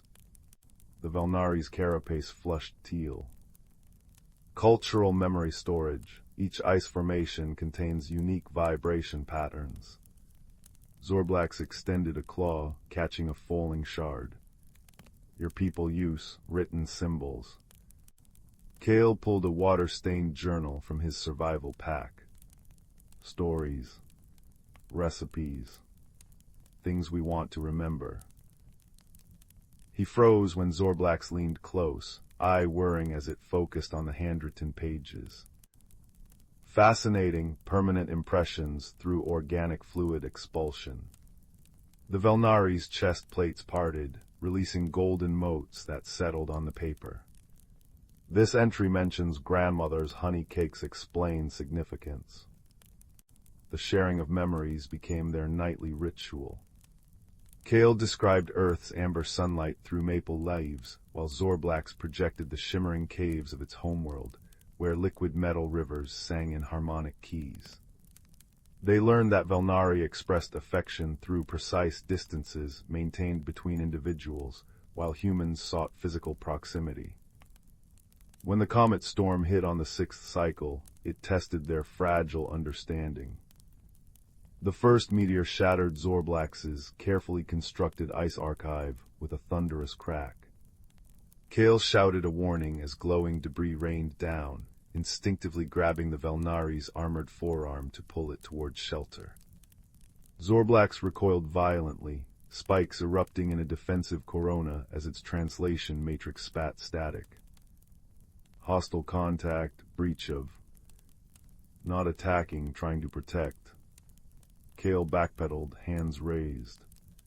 A burning fragment grazed his shoulder, melting his suit's insulation. Zorblax froze, eye dilating as it took in the injury. Its spines gradually retracted. Misinterpretation, it pulsed, lights cycling through remorseful violet. Your survival instincts manifest differently. With surprising gentleness, it herded Kale toward a crevice using bioelectric fields, the golden particles now forming a protective dome overhead. Together they waited out the storm, Kale explaining human protective impulses, while Zorblax demonstrated Velnari energy shielding techniques. The crisis became their turning point. Zorblax began leaving small ice sculptures at the entrance to Kale's shelter, intricate representations of Earth fauna based on his stories. Kale learned to adjust his movements to respect the Velnari's spatial needs, discovering that slow, deliberate motions allowed closer proximity. When they finally repaired the starship's engines using a combination of human welding tools and Velnari sonic resonance, their celebration took the form of a shared light display, Kale programming the ship's exterior LEDs to pulse in time with Zorblax's bioluminescent patterns. On the morning of departure, they stood between the 2 ships, one angular and scorched, the other resembling a grown crystal formation. Zorblax's carapace rippled with conflicted indigo and gold. Your people's method of farewell, it pulsed. Is the upper limb contact customary? Kale smiled, tears freezing at the corners of his eyes. A handshake, yes, but maybe. He reached into his repaired suit, withdrawing the journal. Carefully, he tore out a page containing his grandmother's honey cake recipe. For your cultural archives. Zorblax's eye membrane closed completely for 3 heartbeats, a Velnari display of deep emotion. From a chest compartment, it produced an ice crystal sealed in an energy field, inside which danced golden particles shaped like Earth's solar system. Reciprocal exchange, containing the resonance frequencies of our shared solar cycles. As Kale's ship ascended through the atmosphere, his sensors detected a final transmission, not through the comm array, but via modulated light pulses across the crystalline forest below. The translation matrix converted it as he broke orbit. The coldest voids breed the warmest connections. May your resonance find harmony in unexpected places. Years later, when human and Velnari diplomats officially met aboard a neutral station, the first things exchanged were not political accords or trade agreements, but a honey-stained recipe page and an ice crystal full of starlight.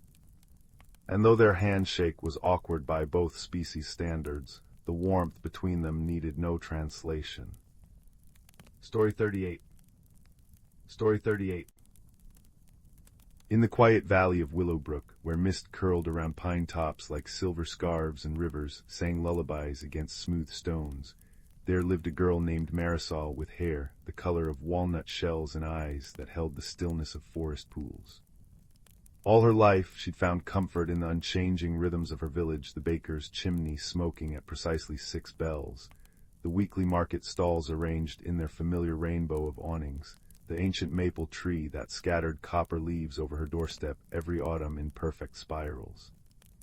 But this year the maple's branches remained stubbornly green long after the equinox, and Marisol felt the first cold thread of fear in her chest. The village elders whispered of shifting magic, of seasons unraveling like old knitting. On the morning Marisol found frost flowers blooming across her bedroom window, in mid-spring delicate ferns of ice veining the glass, she tucked her mother's woven shawl tight around her shoulders, and set out to find whatever imbalance had caused the maple tree to forget its nature. Her footsteps crunched through a world caught between seasons, cherry blossoms fighting their way through crusts of ice, fireflies blinking confused amber lights in the snow-dusted dawn.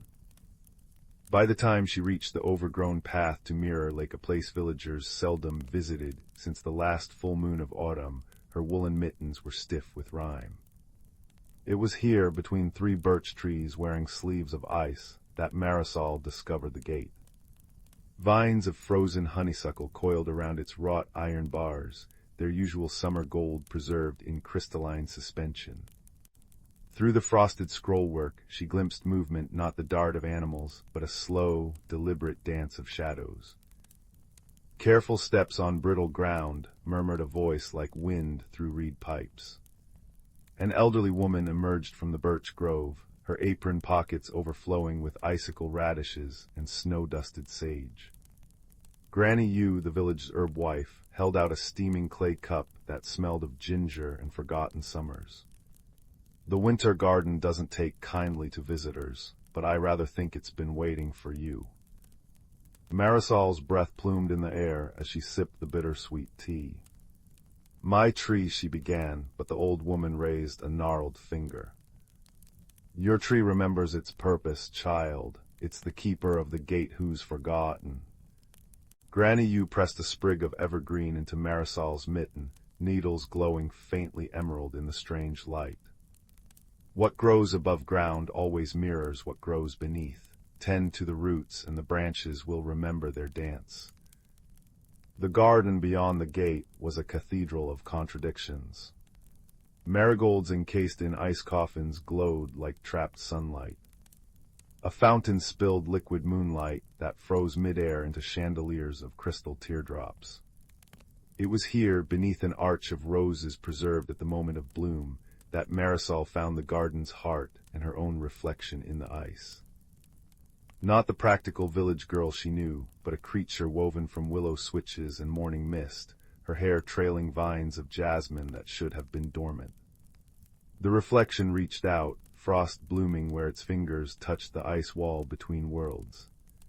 "You resist the turning," it whispered, its voice the crackle of sap in a winter hearth. "How can the seed split open if the soil never shifts?" Marisol's knees sank into snow that smelled inexplicably of freshly turned earth. "I don't want things to disappear." The confession startled her, sharp and sudden as a snapped icicle. In her mind's eye she saw the maple's unchanging branches, her mother's empty chair by the fire, the way Granny U's hands shook more each winter when tying herb bundles. Her frost double tilted its head, jasmine bells chiming softly. What if they are not disappearing but becoming? It pressed a translucent hand against the ice. The garden's magic mirrors the gardener. "You've kept yourself in perpetual autumn, all golden light and clinging beauty. But life needs winter's dreaming time to grow." As Marisol watched, a crack splintered through the ice wall. Through it poured the scent of damp soil and something sweetly green, the sound of roots drinking deep from frozen ground. When she blinked, her ordinary hands lay palm up in her lap, cradling Granny U's evergreen sprig now bursting with tiny new needles at the tips. The transformation began subtly. On her walk home, Marisol noticed the ice flowers retreating from tree trunks like shy brides lifting their veils. At the village square, children laughed as they caught snowflakes that turned to apple blossoms mid-descent. By the time she reached her doorstep, the ancient maple had begun its dance, one crimson leaf spiraling down to land in her open palm like a whispered secret. That night, as the first true snow of winter blanketed Willowbrook, Marisol dreamt of roots. Thick ropes of them cradling the valley like a mother's arms, pulsing with quiet power. She saw Granny U as a young woman planting rowan saplings along melting river banks, the baker's grandfather learning to shape pretzels after losing his fishing boat, her own mother stitching summer memories into quilts during her final illness. In the dream, she understood how the valley's magic didn't resist change, but transformed alongside its people an endless dance of loss and renewal. Dawn found Marisol in her winter cloak, carefully sweeping ice from the maple's branches. With each stroke, more crimson leaves emerged like embers waking beneath ash. She didn't notice the audience until a soft clapping sound made her turn. There stood the village children, their mittened hands patting applause, and old Mr. Brenner from the mill with tears glinting in his beard. "It's coming back," breathed little Tomas, pointing at the maple's canopy, now rustling with copper and gold. But Marisol shook her head, smiling through her own tears. "It's becoming something new." As she spoke, the final crust of ice slid from the branches. What emerged wasn't the familiar autumn blaze, but leaves of pure light gold as dandelion wine, silver as moonlit rivers, bronze as a beloved voice's last laughter. They fell in a slow cascade, each leaf dissolving into warmth where it touched skin, until the entire village glowed with the gentle radiance of 100 captured sunrises. In the days that followed, Willowbrook's rhythm found its new cadence. The baker discovered his bread rose better when singing autumn ballads, the market stalls learned to shift their wares with the migrating birds, and Granny U's herb garden flourished with plants that changed scent with the listener's mood. As for Marisol, she could often be found tending the winter garden's ever-shifting paths, her laughter mingling with the voice of her frost double now softened at the edges, its jasmine vines threaded with resilient evergreen. On the first morning of true spring, when the maple tree burst into blossom overnight, its flowers shaped like tiny phoenixes with wings of flame, the villagers found a new carving at the garden gate. Two figures stood hand in hand beneath a canopy of seasons, one rooted deep in rich soil, the other reaching skyward with branches that held both memory and promise. At their feet bloomed flowers that had never existed before, petals shifting colors in the light, and the simple inscription, "For the beauty that comes from growing through, not merely growing." As years turned like pages in Granny U's herblore books, travelers would sometimes ask about the valley's magic. Old Tomas, now keeper of the maple tree, would smile as he offered them tea infused with light leaf. "It's not about stopping winter," he'd say, watching the steam curl into shapes of long-remembered faces and futures yet dreamed. "It's about learning to carry spring within." And in the firelight, his eyes would glimmer with the same quiet wonder that once lit a girl's gaze as she cradled a leaf of living light, discovering the courage to let go and grow. Story 39. Story 39. In a village nestled between whispering pines and a brook that sang lullabies over smooth stones, there lived a quiet girl named Mira with ink-stained fingers and a habit of listening to shadows. Her days were spent mending torn storybooks at the village library, smoothing crumpled pages as tenderly as one might bandage a sparrow's wing. Yet her nights brimmed with restless curiosity, for she'd always sensed the world hummed with secrets stitched just beneath its ordinary surface. One frost-kissed evening, as Mira reshelved a volume of botanical sketches, a pressed maple leaf fluttered from its pages. But when she caught it, the leaf didn't crumble. It glowed, its veins pulsing like liquid amber. A map unfurled in the air before her, drawn in constellations of pollen light, pointing toward the oldest oak in the forest. Without quite deciding to, Mira pulled on her moss-green cloak and followed. The oak's bark shimmered with the soft iridescence of a balloon shell as she approached. At its root sat a teacup unlike any she'd seen, translucent as dawn mist, patterned with filigree swallows that seemed to preen their feathery designs.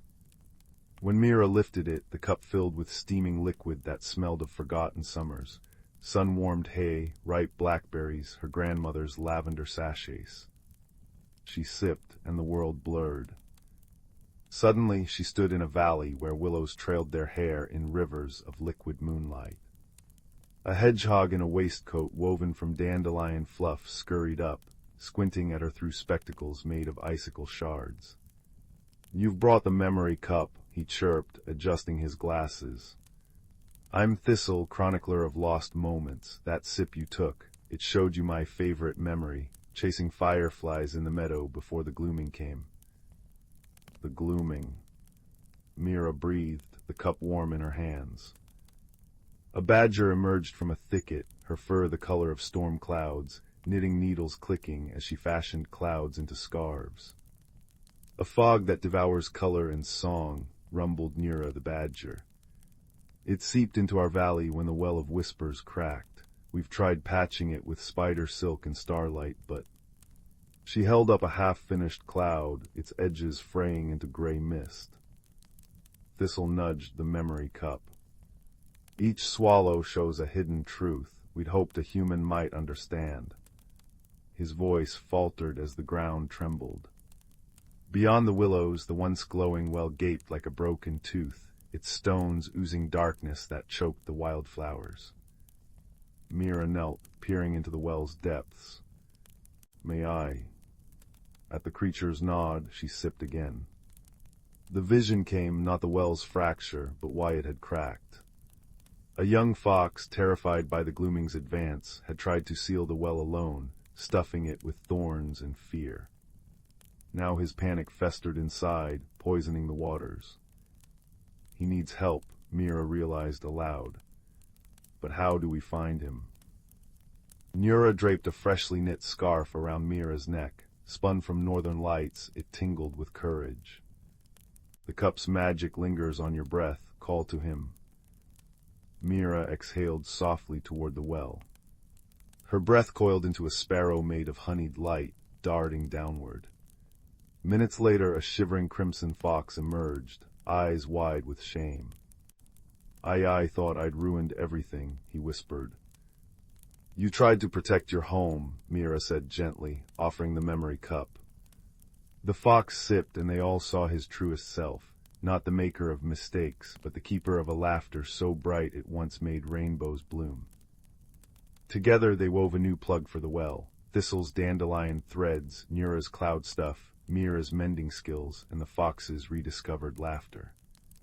As the last stone settled, water bubbled up, clear and singing.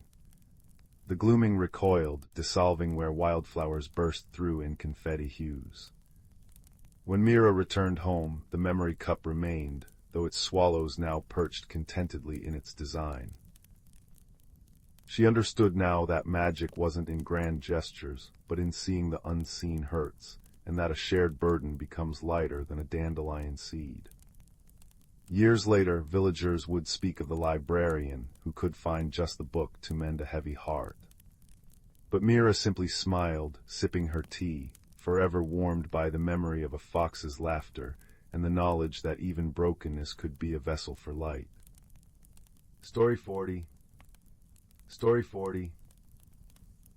In the quiet village of Willowmere, where chimney smoke curled into skies the color of peach preserves and lanterns glowed like captive fireflies, there existed a mystery as delicate as cobwebs. It began on an ordinary Tuesday, when the baker's daughter, a girl named Juniper with eyes like polished hazelnuts, noticed the clocks behaving oddly. Not the grand pendulum clock in the town square, nor the little porcelain timepiece above her mother's oven. No, it was the pocket watches. Everyone in the village had begun ticking backward at precisely 3:30 each afternoon, their hands whirring like disoriented bees. Juniper first discovered it while delivering rye bread to old Mr. Thimbleby, the cobbler. His silver watch, usually tucked in his apron, lay abandoned on his workbench, its face spinning counterclockwise. "It's been doing this for days," he grumbled, kneading his leathery hands. "And worse, last night all my left shoes went missing, left ones only, mind you, as if a one-footed ghost took a fancy to them." Curiosity kindled in Juniper like the soft flame of a candle. That evening she sat by her attic window, a honey-sweetened chamomile tea warming her palms, and watched the village. The streets were hushed, save for the whisper of willow branches brushing rooftops. Then she saw it, a glimmer of blue light darting behind the bookshop, swift as a minnow in a stream. The next morning she visited the bookshop's owner, Mrs. Wren, a woman whose spectacles perpetually slid down her nose and whose hair resembled a nest of sparrow feathers. "Oh, the strangeness isn't just clocks and shoes," Mrs. Wren confided, adjusting a teetering stack of novels. "Yesterday every book titled Moonlight Sonata flipped open to page 43 all on their own, and the inkwells they've started writing little poems, quite good ones actually. Listen, when shadows dance in silver lay slash seek the heart of the forgotten place." Juniper's pulse quickened. That afternoon she packed a satchel with ginger cookies, a woolen blanket, and her father's magnifying glass, and ventured to the edge of the whispering woods. The trees here leaned close, their leaves murmuring secrets to anyone patient enough to listen. She followed a path of moss-cushioned stones until she reached a clearing where the air smelled of crushed mint and something electrical, like the buzz before a summer storm. There, beneath a hawthorn tree, she found a creature. It was no taller than her knee, with fur like twilight, deep indigo fading to silver at the tips, and ears that tapered into velvety points. Its eyes, wide and luminous, were the exact shade of the blue light she'd seen. The creature clutched a tiny left boot in its paws, and around its neck hung a pendant shaped like a spiraling key. "Hello," Juniper whispered, crouching low. "Are you the one who's been borrowing shoes?" The creature froze, then let out a chirruping sound, half guilt, half plea. It gestured to the boot, then to the woods beyond, where shadows pooled thickly. "Are you trying to fix something?" Juniper asked. The creature nodded vigorously, its ears bobbing. It patted the pendant, which glowed faintly, then scampered into the trees. Juniper followed, her breath quickening as they wove through ferns and foxgloves until they reached a derelict cottage, its stone walls choked by ivy. The roof had caved in, and through the gaps she could see a hearth filled with brittle leaves. The creature scurried inside, returning with an armful of broken trinkets, a cracked teacup, a rusted hinge, a doll with one button eye. It arranged them carefully on a tree stump, then looked at Juniper, its gaze pleading. Suddenly, she understood. This was someone's home, she murmured. You're trying to put it back together. The creature, a mendling, Juniper realized, recalling a story her grandmother had once told her, clapped its paws. Mendlings were gentle spirits, drawn to broken things, but they could only repair what had been loved. Without a bond to the original owner, their magic grew chaotic, like a tangled skein of yarn. Juniper knelt, brushing moss from the cottage's doorstep. You need help finding who lived here, don't you? The mendling trilled in agreement, its pendant flickering. Over the next 3 days, Juniper became a detective of dust and memories. She traced the initials carved into the cottage's oak beam, A.R., and combed through the town archives, yellowed pages crackling under her fingers. Mrs. Wren discovered a diary in the shop's attic, its pages smelling of lavender and loss. It belonged to a woman named Anya Rowan, a clockmaker's apprentice who'd vanished decades ago after her mentor, jealous of her talent, had driven her from Willowmere. The cottage was her sanctuary, Juniper explained to the mendling as they pored over the diary by lantern light. She hid there inventing clocks that could sing and shoes that never wore out, but when she left, her creations were scattered. She glanced at the pile of broken treasures. You've been gathering them, haven't you? But without her, you can't mend them properly. The mendling's ears drooped. It held up the key-shaped pendant, now dull as tarnished silver. Juniper touched the diary's final entry, where Anya had sketched a spiraling key above the words, "For whoever finds my heart, turn it gently." "Wait, the hearth," she breathed. They raced back to the cottage. Juniper cleared the debris from the fireplace, revealing a hidden compartment in the hearthstone. Inside lay a clockwork bird, its wings stiff with rust. The mendling placed the pendant into a slot on the bird's back. With a click, the pendant turned and the bird whirred to life, its feathers gleaming anew. It soared through the ruined cottage, and wherever its shadow fell, cracks sealed, ivy retreated, and color bloomed back into the walls. But the true magic came at dusk, when the clockwork bird alighted on the windowsill and sang, a melody of forgiveness and time reclaimed. From the woods emerged a figure, translucent as starlight, Anya Rowan, her smile bittersweet. She knelt before the mendling, her ghostly hands brushing its fur. "Thank you," she whispered. "Now rest."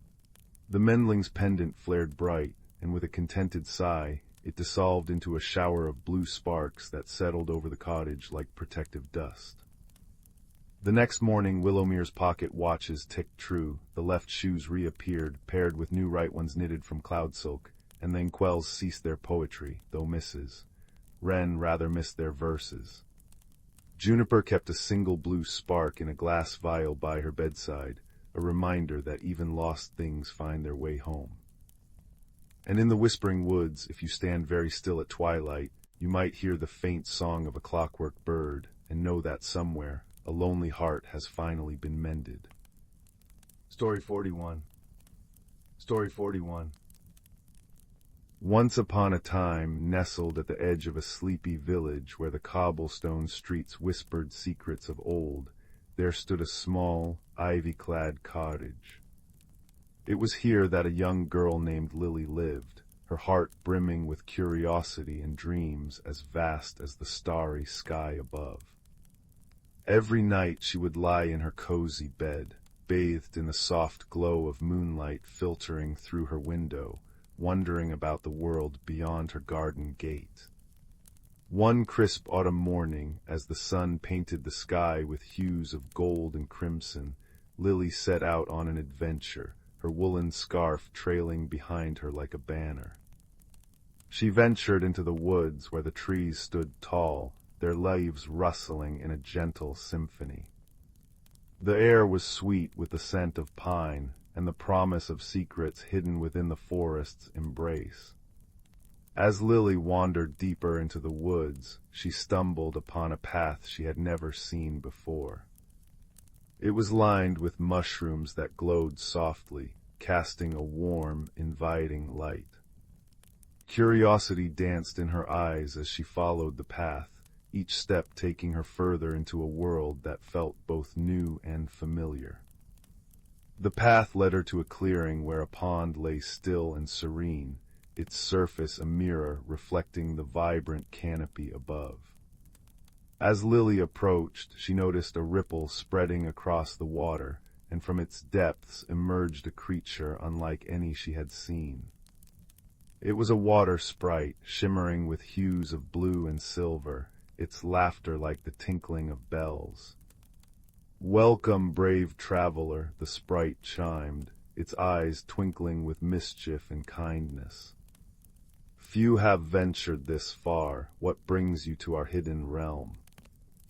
Lily smiled, her voice steady and sure as she replied, "I seek adventure and the wonders it holds." The sprite nodded approvingly, sending a gentle wave across the pond. To discover new wonders, one must have the heart of a dreamer and the courage to explore the unknown. Follow the path beyond, and you shall find what you seek. With a grateful nod, Lily pressed on, her heart buoyed by the sprite's words. The path wound through the forest, leading her to a meadow where the grass was soft as a whisper and dotted with wildflowers that swayed in the breeze.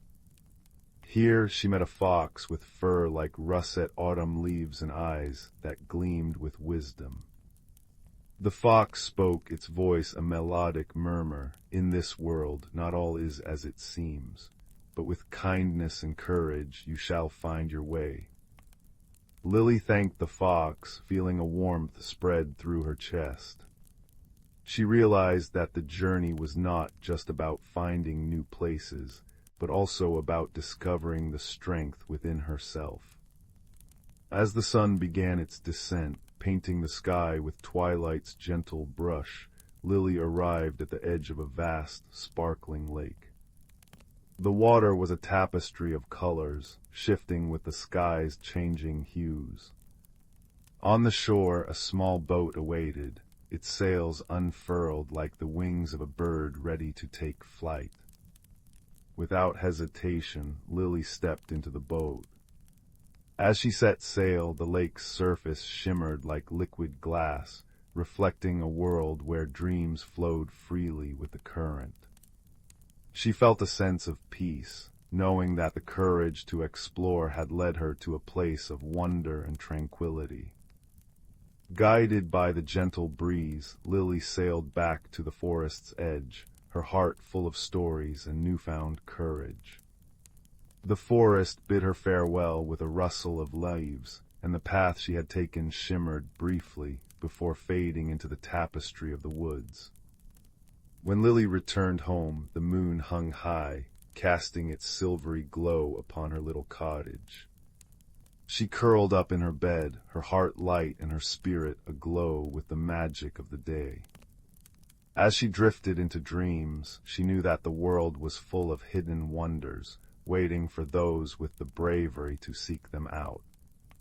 And so, in the warmth of her dreams and the comfort of her home, Lily slept soundly, the gentle song of the night wrapping around her like a cozy blanket, reminding her that courage and exploration could uncover the most enchanting of places, even within the heart.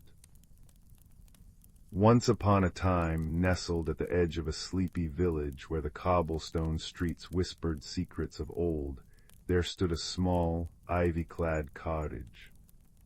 It was here that a young girl named Lily lived, her heart brimming with curiosity and dreams as vast as the starry sky above. Every night she would lie in her cozy bed, bathed in the soft glow of moonlight filtering through her window, wondering about the world beyond her garden gate. One crisp autumn morning, as the sun painted the sky with hues of gold and crimson, Lily set out on an adventure, her woolen scarf trailing behind her like a banner. She ventured into the woods where the trees stood tall, their leaves rustling in a gentle symphony. The air was sweet with the scent of pine and the promise of secrets hidden within the forest's embrace. As Lily wandered deeper into the woods, she stumbled upon a path she had never seen before. It was lined with mushrooms that glowed softly, casting a warm, inviting light. Curiosity danced in her eyes as she followed the path, each step taking her further into a world that felt both new and familiar. The path led her to a clearing where a pond lay still and serene, its surface a mirror reflecting the vibrant canopy above.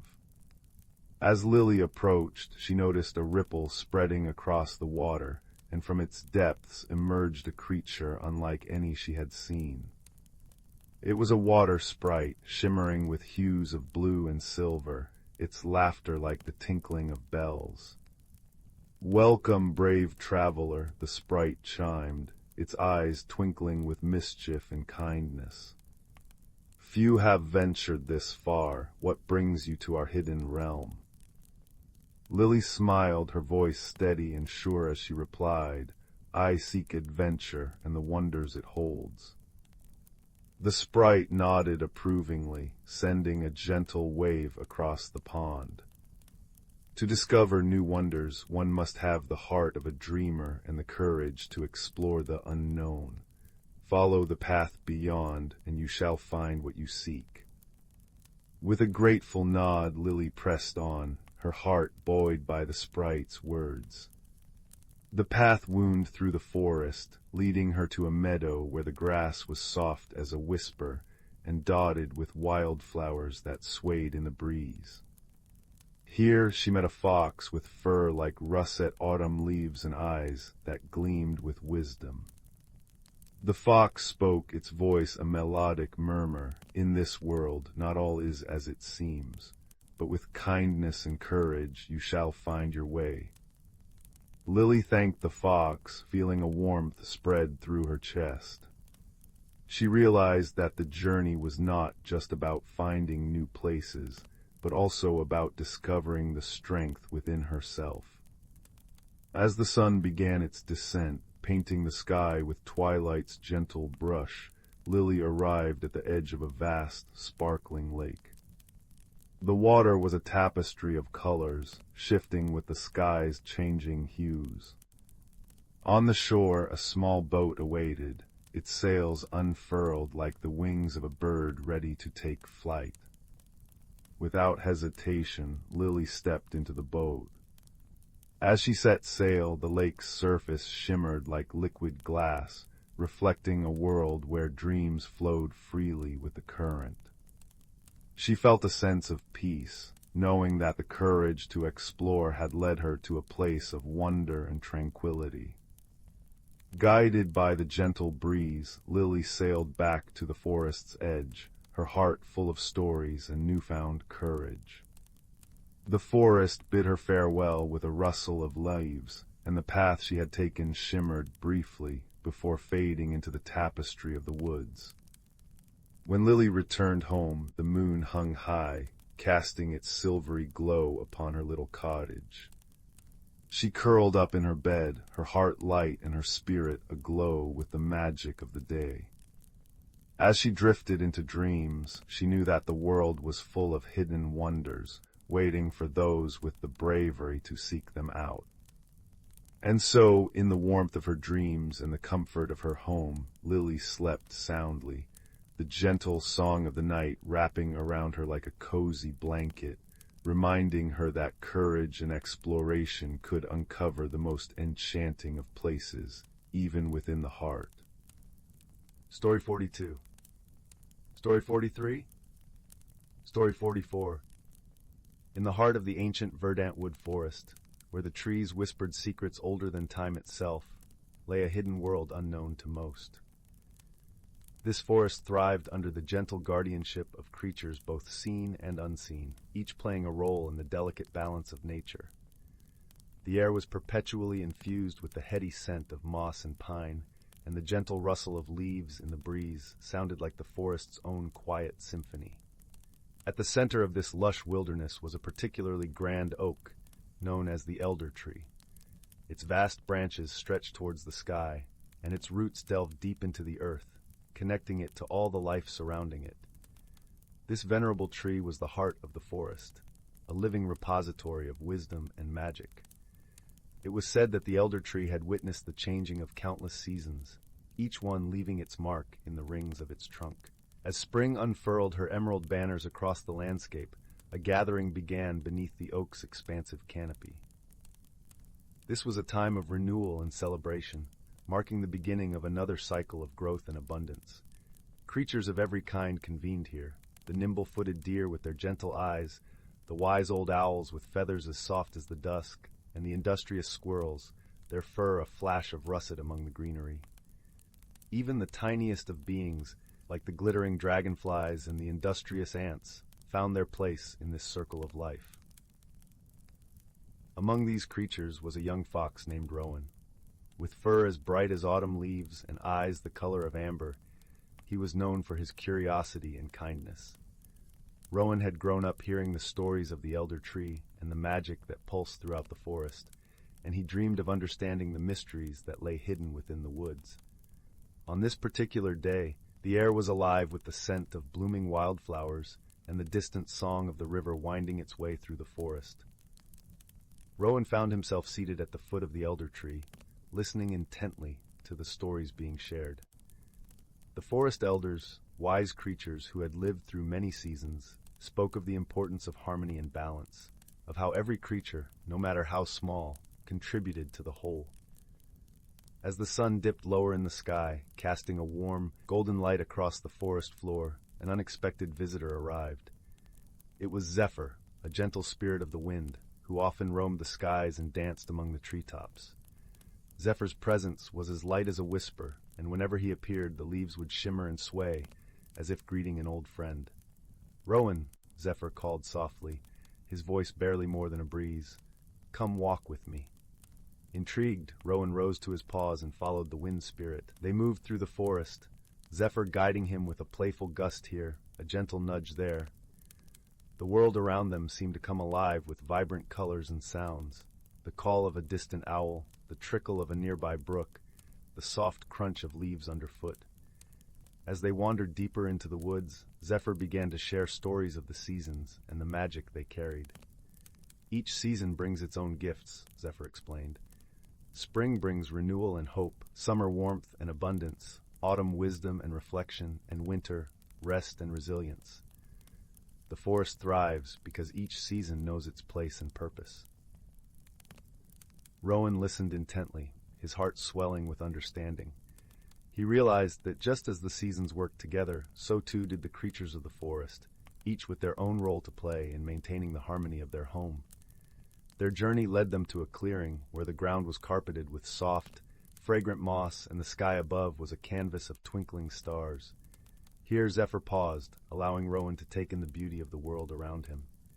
"Remember this, young Rowan," Zephyr continued, his voice gentle and wise. "True strength lies not in power or force, but in understanding and cooperation. The forest flourishes because its inhabitants work together, respecting the balance of nature." Rowan nodded, feeling the truth of Zephyr's words resonate deep within him. He understood now that his own small acts of kindness and curiosity could contribute to the greater good of the forest. He felt a renewed sense of purpose, ready to play his part in this intricate dance of life. As Zephyr prepared to depart, he left Rowan with one final message. "Cherish the stories of the elders, for they are the threads that weave the tapestry of our world.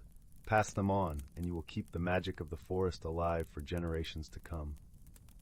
With that, Zephyr took to the skies once more, a gentle breeze rustling through the treetops. Rowan watched him go, feeling a serene sense of peace settle over him. He knew that he was part of something much larger than himself, a timeless cycle of life and magic. Returning to the elder tree, Rowan rejoined the gathering of creatures, his heart full of newfound wisdom. As the stars twinkled above and the night wrapped the forest in its tranquil embrace, The stories continued to be shared, each one a testament to the enduring harmony of the natural world. And so, under the watchful gaze of the elder tree, the forest thrived, a sanctuary of life and wonder, where creatures great and small lived in balance with the seasons and with one another. Rowan, with his bright eyes and gentle heart, became a guardian of the forest's secrets, ensuring that the wisdom of the past would light the path for all who followed. In the quiet of the night, as the last embers of the day faded into darkness, a sense of comfort and resolution settled over the forest. It was a place where magic and reality entwined, a haven of peace and possibility, forever cradled in the arms of nature. Story 45. Story 46. Story 47. Story 48. Story 49. Story 50. Story 51. Story 52. Story 53. Story 54. Story 55. Story 56. Story 50. Once upon a time, nestled between lush, rolling hills and the whispering babble of a crystal-clear brook, lay the quaint village of Meadowdown. This little village was known for its charming cobblestone streets, the scent of sweet lavender drifting from cottage gardens, and the gentle chime of bells from the old stone chapel at the village square. But beyond the common sights and sounds, Meadowdown held a secret known only to those who had the heart to discover it. In a small, ivy-clad cottage at the edge of the village lived a young girl named Clara. Clara was a kind-hearted soul, with hair the color of ripe chestnuts and eyes that sparkled like dew-kissed leaves. She was known throughout the village for her gentle nature and unwavering curiosity. Her days were filled with helping her neighbors, tending her garden, and dreaming of adventures beyond the horizon. One crisp autumn morning, as Clara wandered through the golden-hued forest that bordered Meadowdown, she stumbled upon an object unlike any she had seen before. It was a delicate, silver key, its surface intricately etched with swirling patterns that glinted in the dappled sunlight. Intrigued, Clara picked up the key, feeling a gentle warmth spread through her fingers as she held it. As she examined the key, a soft voice broke the gentle rustling of the leaves. "Ah, you have found it," the voice said, seemingly coming from nowhere and everywhere at once. Startled, Clara looked around until her eyes fell upon a small rabbit with fur as white as freshly fallen snow and eyes as blue as the summer sky. This was no ordinary rabbit, for it wore a tiny emerald-green waistcoat and a pair of spectacles perched upon its twitching nose. "Who are you?" Clara asked, her voice filled with wonder rather than fear. "My name is Thistle," the rabbit replied, adjusting his spectacles with a practiced paw.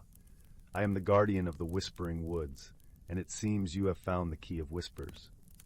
Clara looked at the key in her hand, now understanding its significance. "What does the key unlock?" she asked, her curiosity piqued. Thistle hopped closer, his whiskers twitching with excitement. "The key unlocks the Door of Secrets, a magical portal that reveals the hidden wonders of the forest.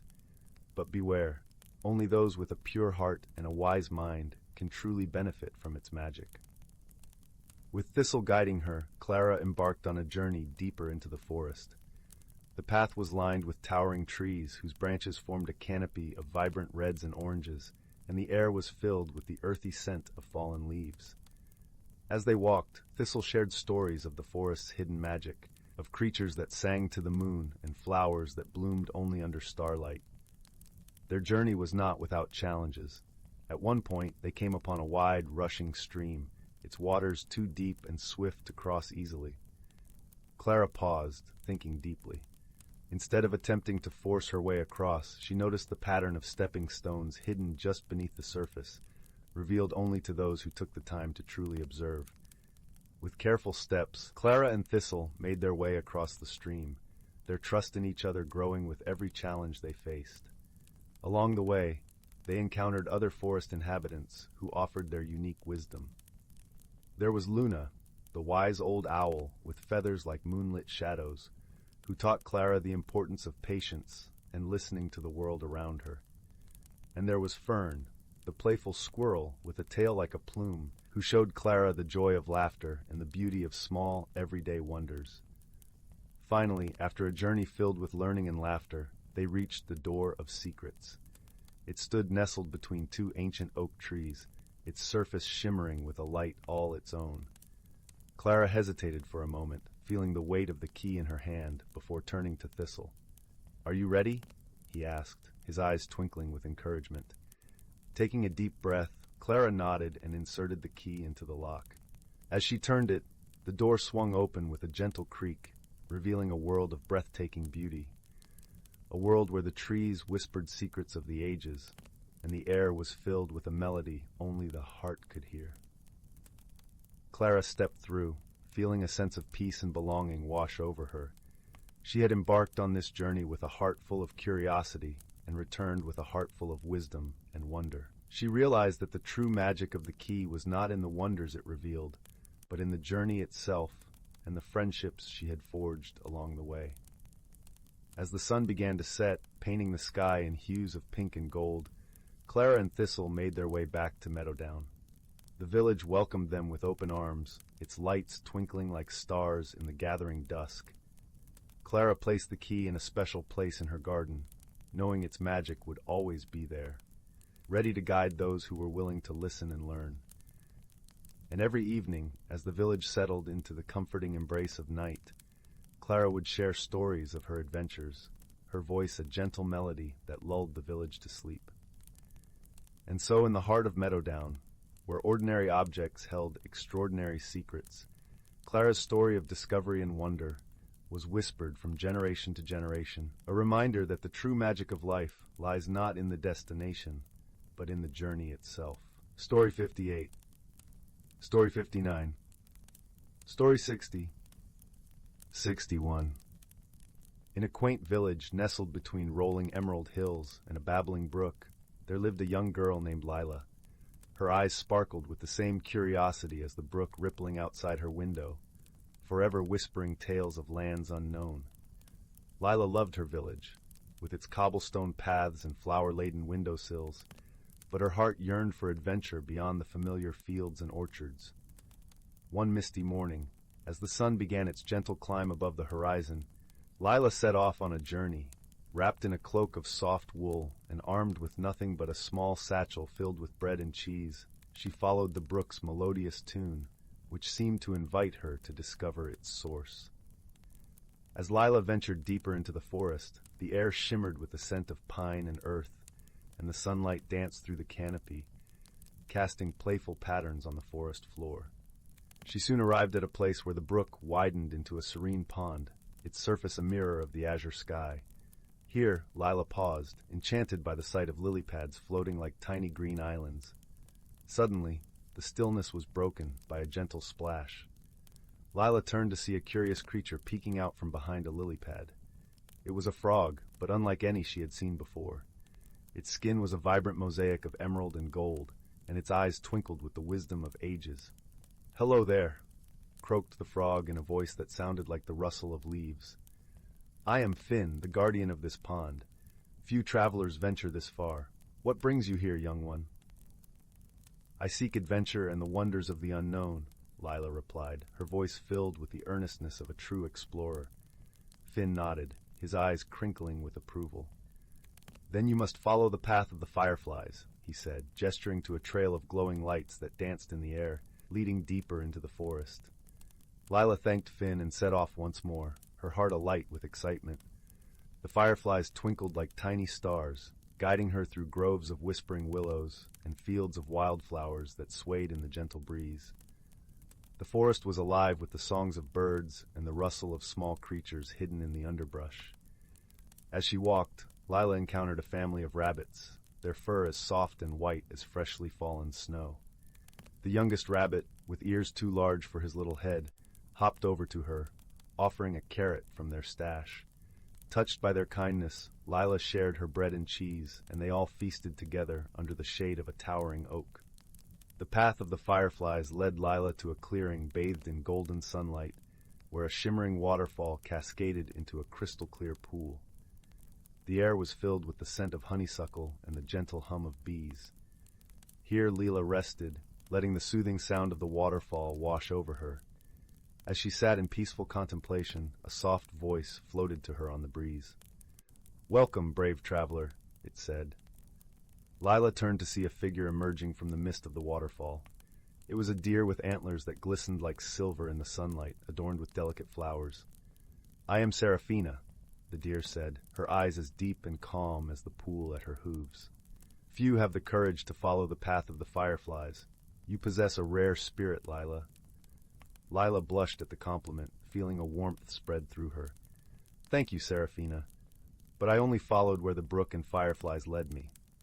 "Ah," Seraphina nodded, "but it takes courage to step into the unknown, to trust your heart and the kindness of strangers along the way." With these words, Seraphina dipped her head, and the air shimmered with a soft luminescence. Lila felt a gentle tingling, as if the forest itself was wrapping her in an embrace. The feeling was one of unity, of being part of something larger and wondrous. After a time, Lila knew it was time to return to her village. She bid farewell to Seraphina and retraced her steps, the path now familiar, yet filled with a newfound wonder. The forest seemed to hum with a melody she had not noticed before, a song of life and harmony. When Lila finally emerged from the forest, the sun was setting, painting the sky in hues of pink and gold. Her village lay before her, a tapestry of warmth and welcome. As she crossed the stone bridge over the brook, she paused, looking back at the path she had traveled. In her heart, she carried the magic of the forest, the kindness of its creatures, and the courage she had discovered within herself. That night, as Lila lay in her cozy bed, the whisper of the brook lulled her to sleep. She dreamed of fireflies and waterfalls, of silver-antlered deer and emerald frogs. Her adventure had taught her that the world was full of wonders, waiting just beyond the horizon, and that sometimes the greatest journey was the one that led back home, with eyes opened anew to the beauty all around. And so, with a heart full of courage and dreams as bright as the stars, Lila's adventures continued. Each day a new story waiting to unfold, each night a gentle reminder that the world is a place of endless magic and possibility. Story 62. Story 63. Once upon a time, in a land where twilight lingered long enough to brush the sky with hues of lavender and rose, there lay a quaint village named Larkspur Hollow. Nestled between rolling hills and dense forests, the village was known for its swaying wildflowers and the gentle hum of nature that cradled its inhabitants to sleep each night. The villagers were simple folk, content with their daily routines of tending to the fields, weaving intricate tapestries, and sharing stories by the flickering light of their hearths. In this serene village lived a young girl named Amara, whose eyes sparkled with the curiosity of endless horizons. Amara had a penchant for wandering the woods, where she imagined whispers of ancient secrets hidden in the rustling leaves and the babbling brooks. She was a gentle soul with a heart as open as the sky, and she wore her kindness like a cloak that wrapped her small world in warmth. One afternoon, as the sun dipped low and painted the landscape in golden tones, Amara set out on one of her explorations. She loved these solitary adventures, during which the woods seemed to hold their breath, as if waiting for her to uncover the mysteries they sheltered.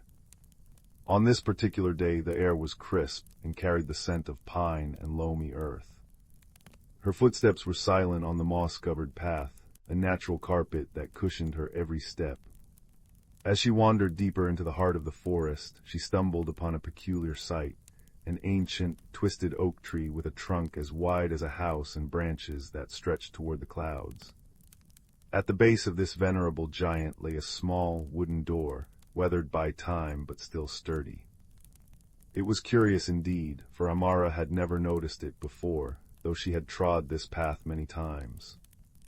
With a heart tingling with anticipation, Amara knelt beside the door and gently pushed it open.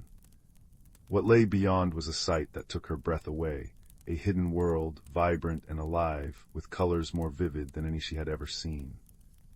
The air shimmered with magic, and the soft melody of a distant flute floated through the air, drawing her in.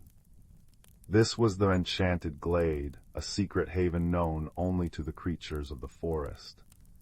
Luminescent flowers lined the path, their petals glowing softly in the fading light. Tiny, winged creatures flitted about, leaving trails of glittering stardust in their wake. Amara's heart swelled with wonder, and she stepped inside, feeling as if she had crossed a threshold into a dream. As she ventured further, she found herself in the company of a small, iridescent dragon named Lyra. Lyra was unlike any creature Amara had ever imagined. Her scales shimmered with the colors of the rainbow, and her eyes sparkled with an intelligence and kindness that put Amara at ease. Lyra, sensing Amara's pure heart, greeted her with a gentle nod and a soft, melodic hum. "Welcome, dear traveler," Lyra spoke, her voice a soothing lullaby.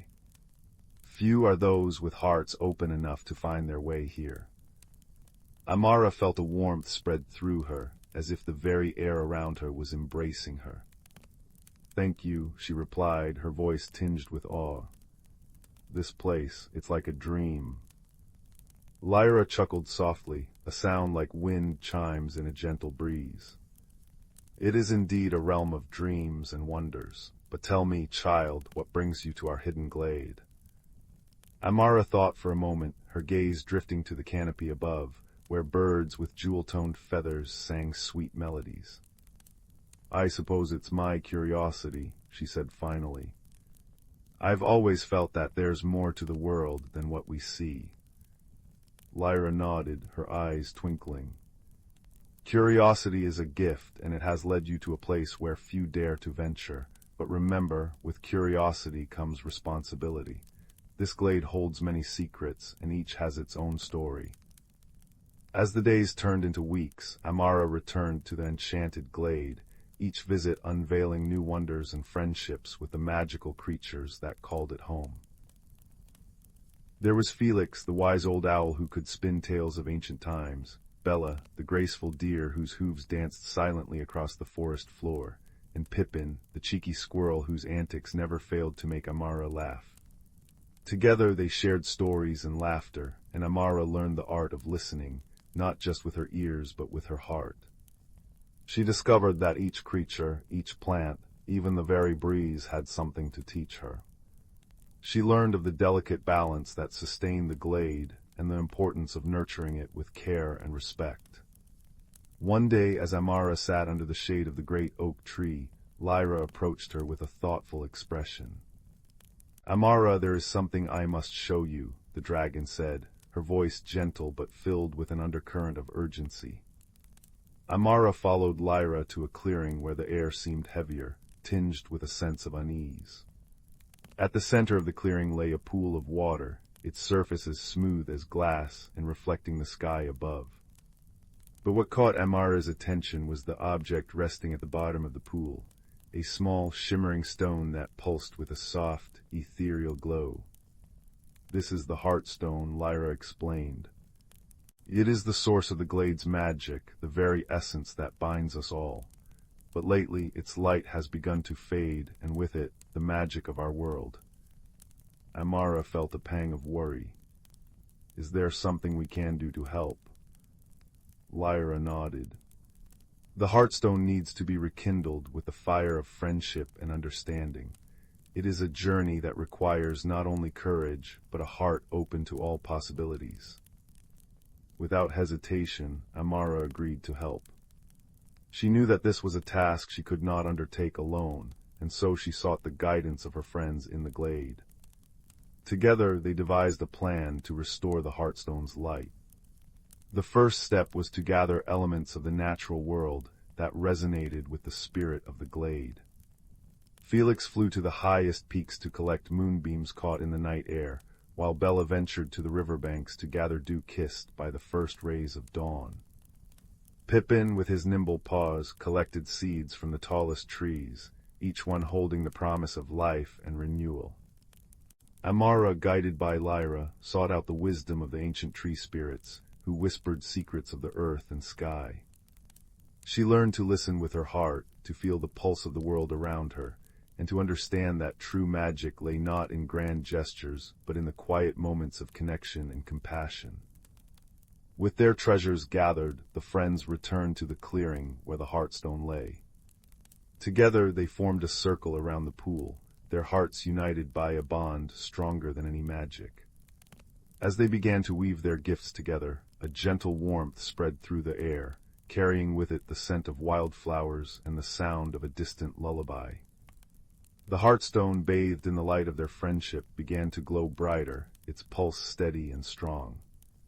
Amara felt a surge of joy, knowing that they had succeeded not through force but through love and understanding. As the light of the heartstone filled the clearing, the glade came alive with a brilliance that was both dazzling and comforting. The colors of the world seemed more vibrant, the air more fragrant, and the songs of the forest more melodious. The magic of the glade was renewed, a testament to the power of friendship and the strength of a heart open to the wonders of the world. With the task complete, Amara knew it was time to return to her village.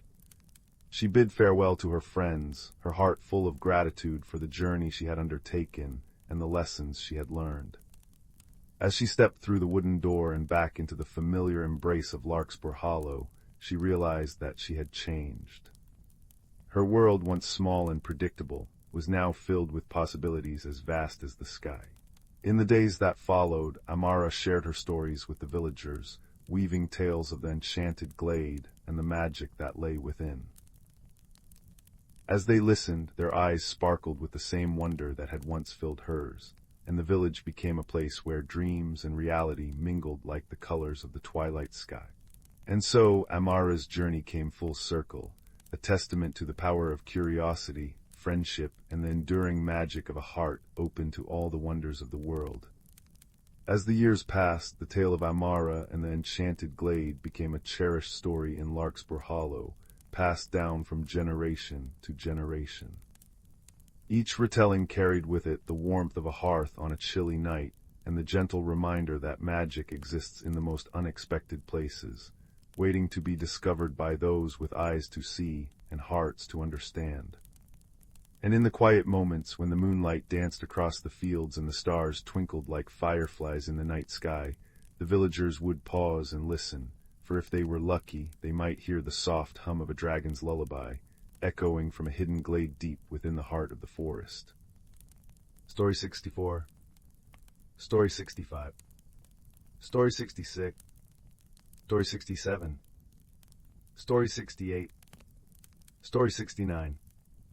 In the quaint village of Willowbrook, where the cottages are thatched with golden straw, and the cobbled streets are lined with the scent of blooming lavender, there lived a young girl named Lila. Her eyes sparkled with the curiosity of 1,000 questions, and her heart was as warm as the hearth that crackled in her home each evening. Lila lived with her grandmother, a wise woman whose stories of the world beyond their village were as captivating as the stars that blanketed the night sky. One crisp autumn morning, Lila set out to explore the edges of the great willow forest, a place where whispers of magic were said to dance among the trees. The forest was alive with the colors of fall, leaves of amber and scarlet twirling gently to the earth, creating a soft carpet beneath her feet. The air was crisp and carried the earthy aroma of pine and moss, mingling with the distant hint of wood smoke. As Lila wandered deeper into the forest, she stumbled upon a peculiar object half buried in the leaves. It was a delicate, intricately carved wooden box, adorned with symbols that seemed to shimmer in the dappled sunlight. Curiosity piqued, she gently brushed away the leaves and lifted the box, feeling a gentle warmth emanating from it. Upon opening the box, Lila discovered a small, radiant stone resting inside. It pulsed with a soft, steady glow, casting a gentle light that felt like a hug from the sun itself. She held it carefully, and as she did, a whisper of a voice seemed to float through her mind, gentle and kind. With wisdom and heart, your path will be clear.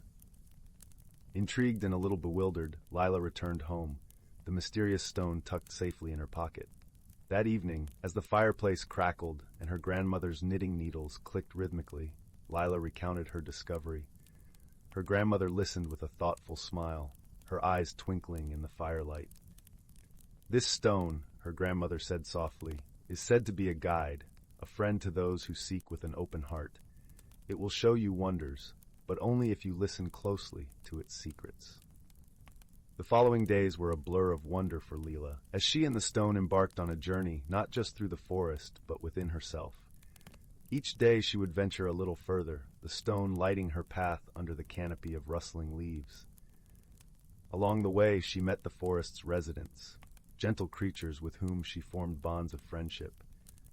There was Thistle, the wise old owl whose feathers glistened like moonlight on water, and who spoke in riddles that led Lila to ponder deeply. Then there was Fern, the sprightly fox with a coat of fiery red, who taught Lila the joy of play and the importance of taking time to revel in the beauty of the world around her. Together, they discovered hidden glades and sparkling streams, places where the air felt thick with magic and time seemed to pause, allowing moments to stretch into infinity. Each location whispered secrets to Lila, gentle nudges that encouraged her to look at the world with new eyes. Yet, as their exploration continued, Lila sensed a growing challenge. In the heart of the forest lay the ancient Tree of Whispers, a colossal oak said to be as old as time itself. The tree was shrouded in mystery, and it was said that those who could hear its whispers would gain insights beyond their years. However, the path to the Tree of Whispers was fraught with illusions, trickster trails that led wanderers astray. Many had tried to reach it, but only those with clarity of heart and mind could succeed. Leela, with the stone's light and her newfound friends, felt a pull to attempt the journey. Resolved, Leela set off with Thistle and Fern by her side. As they ventured deeper, the forest grew denser, the trees towering like ancient sentinels. The air felt different here, charged with an energy that tingled on the skin. The path twisted and turned, often doubling back on itself, confounding even the sharp-eyed Thistle. It was in one such moment of confusion that Lila remembered the stone's whisper.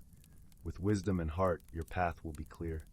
She closed her eyes, letting go of doubt and fear, and listened, not just with her ears, but with her heart. The gentle hum of the stone began to resonate, and she felt a shift, a subtle realignment of her senses. Opening her eyes, the path before her seemed to shimmer, revealing a trail bathed in a soft, inviting glow. Trusting in the stone and the guidance of her friends, Lila led the way, each step taken with mindful purpose. As they neared the Tree of Whispers, the air grew still, the forest holding its breath in anticipation. The tree stood majestic and vast, its bark a tapestry of time, its branches stretching wide like welcoming arms. Lila approached, placing her hand gently on the trunk, feeling the life thrumming beneath her fingertips. For a moment there was silence, and then a gentle breeze stirred, carrying with it the softest of whispers. Words not spoken but felt, wrapping around her like a comforting embrace. The whispers spoke of balance, of the harmony between listening and speaking, of the wisdom found in stillness. In that moment, Lila understood. The journey had not been to conquer or claim, but to learn and grow, to find the strength within herself and to appreciate the bonds of friendship that had guided her. The stone's glow dimmed to a gentle warmth, its purpose fulfilled. With a heart full of gratitude, Lila thanked the ancient tree, Thistle, Fern, and the stone for their guidance. As they made their way back through the forest, she felt a deep sense of peace, a quiet joy in knowing that she carried the lessons of the journey within her. Upon returning to Willowbrook, Lila shared her tales with her grandmother, who listened with pride and love. The stone was placed on the mantelpiece above the hearth, a reminder of the journey and the wonders of the world, both seen and unseen. And so, as the seasons turned and the fires burned bright in the hearth, Lila lived her days with an open heart, forever guided by the wisdom of the forest and the gentle glow of the magical stone. And every night, as she drifted to sleep beneath the watchful gaze of the stars, she knew that the world was filled with magic, just waiting to be discovered. Story 70? Story 71. Story 72. Story 73. Story 74. Story 75. Once upon a time in a land where the sun painted the skies with hues of pink and gold, there lay the enchanting village of Whimsy Hollow. The village was nestled between rolling hills of lavender and fields of fluttering daisies, where the air was always filled with the gentle hum of laughter and the sweet scent of honeysuckle. In Whimsy Hollow, every creature was unique, and each had a special charm of their own. There was Pipkin, the pint-sized fox with a tail that sparkled like 1,000 fireflies, and Mary, the mouse who wore a tiny top hat and played delightful tunes on his miniature violin. Then there was Lark, a wise old tortoise with a shell that changed colors with the seasons, and who always had a kind word or two to share. Life in Whimsy Hollow was always filled with wonder and joy, but one sunny morning, a peculiar event occurred that sent ripples of excitement through the village. The great bubble tree, a magical tree that stood at the heart of the village square, began to produce bubbles that were far too large and bouncy. Normally, the tree's bubbles were just the right size to float gently around, spreading giggles to anyone they touched. But now, they were so immense that they bounced off rooftops and sent chickens clucking in surprise. The villagers gathered around the great bubble tree, scratching their heads in bewilderment. "I do declare," said Pipkin, his eyes wide with amazement, "these bubbles are as big as pumpkins and as bouncy as a bed of marshmallows." Mary twirled his hat and played a cheerful note. "Perhaps there's a bit of magic gone awry," he mused. "Or maybe the tree is simply in a jolly mood." Lark nodded thoughtfully, his shell glistening in the sunlight. "It seems to me," he said in his deep, soothing voice, "that we must discover the cause and find a way to help our dear tree return to its usual self." The villagers agreed, and so began their whimsical adventure. Pipkin, Mary, and Lark decided to seek the advice of the village's resident enchantress, a whimsical old woman named Flora, who lived at the edge of the village in a cottage made entirely of gingerbread. As they made their way through the fields, the air was filled with the fragrance of freshly baked cookies, and the sound of Flora's laughter danced on the breeze. Her garden was a riot of colors, with flowers that sang when tickled by the wind and trees that swayed in rhythm to the songs. Flora greeted them with a warm smile and a twinkle in her eye. "Ah, my dear friends," she chuckled, "I hear the great bubble tree has been getting a bit carried away with its bubbles." Pipkin nodded, his tail twinkling with excitement. "Yes, indeed. We were hoping you might have a potion or a spell to help." Flora clapped her hands with delight. "Oh, I do love a good magical mystery. Let us see what we can brew together." In Flora's cozy kitchen, the scent of cinnamon and vanilla filled the air as they mixed ingredients from her collection of jars and bottles. There were giggleberries, which always brought a smile, and whispering petals, known to share secrets with those who listened closely. They added a sprinkle of moonbeam dust, just for a touch of sparkle. As they stirred the concoction, Mary played a joyful tune, and Lark shared an old tale of a turtle who once danced with the stars. The potion bubbled and glowed, casting a warm light around the room. With the potion ready, the friends hurried back to the great bubble tree. The villagers watched with anticipation as Flora sprinkled the potion over the roots of the tree. For a moment, nothing happened, and then the tree shivered with delight, and the bubbles began to shrink to their usual delightful size. The villagers cheered, and the air was filled with laughter and hugs. The great bubble tree twinkled in the sunlight, grateful to be back to its bubbly self. Pipkin, Mary, and Lark beamed with pride, knowing they had helped their village with creativity and friendship. Flora smiled, her heart warmed by the joy she saw around her. "Remember, my dear friends," she said, "that the magic of Whimsy Hollow lies not just in spells and potions, but in the kindness and laughter we share." And so life in Whimsy Hollow returned to its happy rhythm, with bubbles that danced gently on the breeze and hearts that sang with joy. The village continued to be a place of wonder and whimsy, where every day was a new adventure, and where friendship was the most magical gift of all. As the sun set, painting the sky with colors as vibrant as the village itself, the villagers gathered around the great bubble tree once more. This time, they weren't there to solve a mystery, but to celebrate the joy of their community. Pipkin, Mary, and Lark stood proudly, knowing that their teamwork had brought the village back to its delightful self. Flora joined them, bringing a basket filled with her homemade gingersnap cookies, each one shaped like a star. As they nibbled on the sweet treats, the bubbles floated gently overhead, casting rainbows in the fading light. The air was filled with the soft sounds of Mary's violin, his tunes weaving a melody of peace and happiness. "Do you suppose the tree will ever get carried away again?" Pipkin asked, a playful glint in his eyes. "Perhaps, Flora replied with a wink. "But that's the beauty of magic, isn't it? It's full of surprises and wonder, much like life itself." Lark nodded in agreement, his wise old eyes sparkling with wisdom. "And when it does, we'll be ready with our wits and laughter," he said, his shell reflecting the gentle glow of the bubbles. The villagers continued to celebrate, sharing stories and dreams as the stars began to twinkle in the night sky. They knew that whatever challenges they might face, they would always have each other, and that was the greatest magic of all.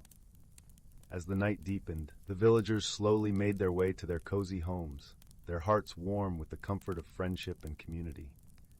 The great bubble tree stood tall and proud, a symbol of the joy and unity that defined Whimsy Hollow. And so, under the watchful gaze of the moon and stars, Whimsy Hollow drifted into a peaceful slumber, dreaming of the adventures yet to come and the laughter that would always fill their days.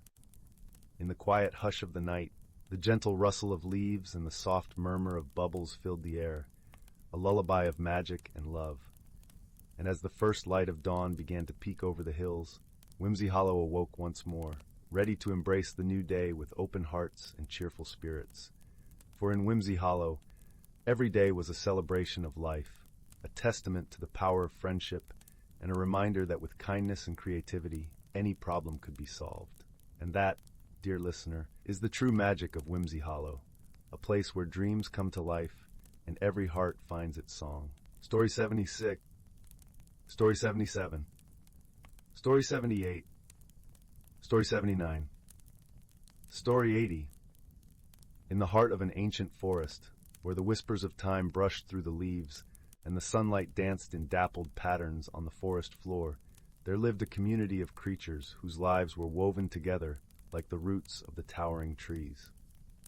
This forest, known only to those who listened to the secrets of the earth, was a sanctuary where magic and reality intertwined as naturally as the rivers flow. The creatures of this forest were gentle beings, each unique yet connected by the threads of their environment. There was Silva, the wise old owl, whose feathers shimmered like silver under the moonlight, and whose eyes held the knowledge of countless seasons. Her perch was an ancient oak, its gnarled branches stretching high above the canopy, offering a vantage point from which she could observe the world below. Beneath her, nestled in the soft moss that blanketed the forest floor, was a family of rabbits. The youngest among them, a curious little one named Thistle, was known for his playful spirit and boundless curiosity. His fur was the color of autumn leaves, and he moved with a nimbleness that spoke of his youth and his wonder for the world. Every year, as spring whispered its promise of renewal, the forest came alive with a symphony of sights and sounds. The babbling brook that wound through the trees became a ribbon of laughter, its banks adorned with clusters of wildflowers that swayed in the gentle breeze. The air was sweet with the fragrance of blooming honeysuckle, and the sunlight, warm and golden, filtered through the canopy in soft beams that kissed the earth. This particular spring, however, brought with it a peculiar phenomenon. As the first rains of the season fell, their droplets seemed to glisten with an ethereal glow, casting a rainbow of colors across the forest. It was said among the creatures that these were not ordinary rains, but the tears of joy from the spirit of the forest, celebrating the harmony and balance that had been preserved through the ages. Silva, with her keen wisdom, gathered the creatures for a meeting beneath her oak. The air was filled with anticipation as they assembled, each eager to hear the owl's insights. Her voice, when she spoke, was soft yet resonant, like the rustle of leaves in a gentle wind. "Dear friends," she began, "these magical rains are a gift, a reminder of our bond with this forest, but they are also a call to action. We must ensure that our home remains in balance, that we nurture and protect the delicate harmony that sustains us all." The creatures nodded in understanding, their hearts swelling with a shared sense of purpose. Thistle, ever curious, tilted his head and asked, "But how do we do that, Silva?" With a kind smile, Silva replied, "By listening to the wisdom of our ancestors and the whispers of the forest. We must remember that every action has an echo. The way we care for our home today will shape the world for the generations to come." As the days passed, the creatures set about their tasks, each contributing in their own way to the health of their shared home. The squirrels, with their swift movements and keen eyes, gathered seeds and nuts, ensuring that new life would sprout in the coming seasons. The deer, graceful and watchful, pruned the underbrush, allowing sunlight to reach the seedlings, struggling towards the sky. Even the brook, with its ceaseless flow, played its part, carrying nutrients across the land and quenching the thirst of all who dwelled nearby. The forest thrived under the care of its inhabitants, the magic of the rain seeping into every root and branch, every feather and paw. One evening, as the sun dipped below the horizon and the sky blushed with the colors of twilight, Thistle sat beneath Sylva's oak, his eyes wide with wonder at the day's events. The forest was a symphony of chirping crickets and croaking frogs, their melodies a lullaby that wrapped around him like a warm blanket. "Sylva," he said, his voice soft yet filled with awe, "I've learned so much.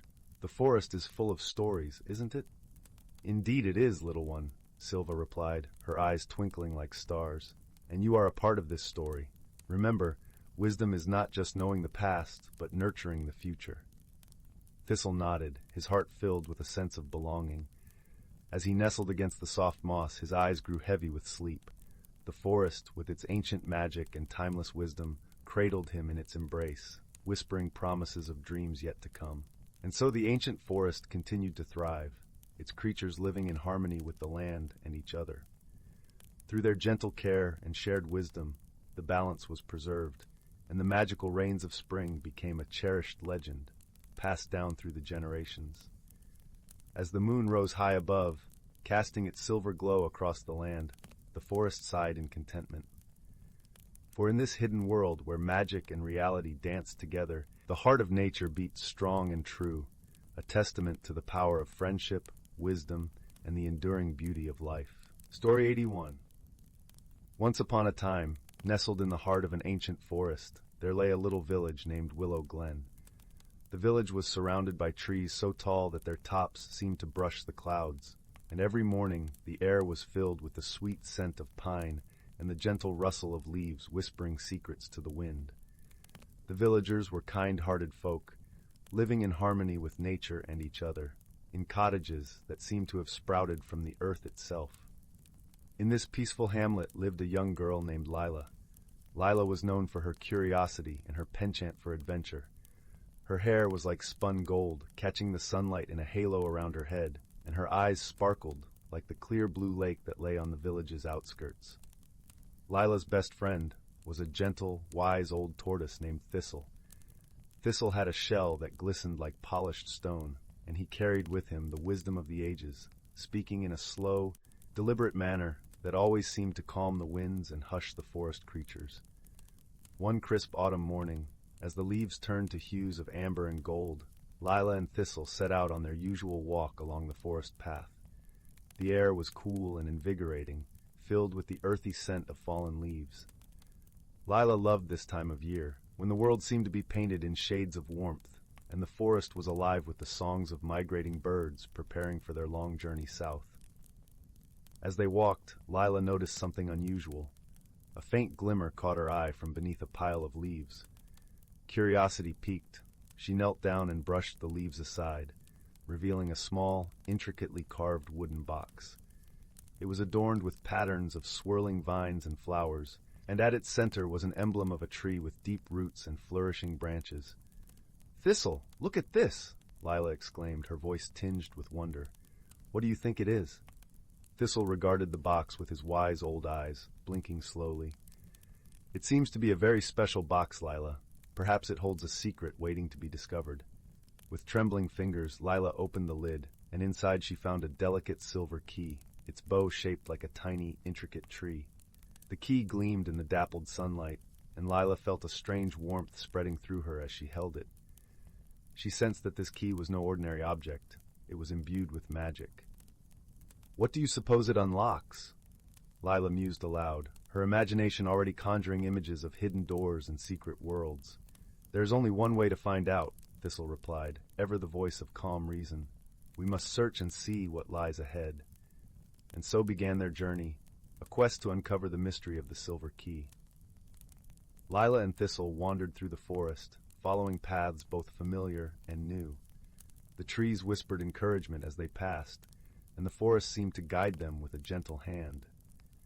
As the afternoon sun dipped lower in the sky, casting long shadows across their path, they reached a part of the forest that Lila had never seen before. It was a grove of ancient oaks, their trunks thick and gnarled, their branches twisting and reaching toward the heavens like the arms of giants. In the center of the grove stood a massive tree, larger than any Lila had ever encountered. Its bark was a deep, rich brown, and it exuded a sense of timelessness and majesty. Lila approached the tree, drawn by an invisible force. As she laid her hand on its trunk, she felt a gentle thrumming beneath her fingers, as if the tree had a heartbeat of its own. "Do you feel that, Thistle?" Leela whispered, her voice filled with awe. Thistle nodded slowly. "This tree is ancient and wise, Lila. It holds many secrets within its bark." Just then, Lila noticed something extraordinary. Set into the trunk of the tree was a small, ornate lock, crafted in the same style as the key she held. Her heart raced with excitement as she inserted the key and turned it.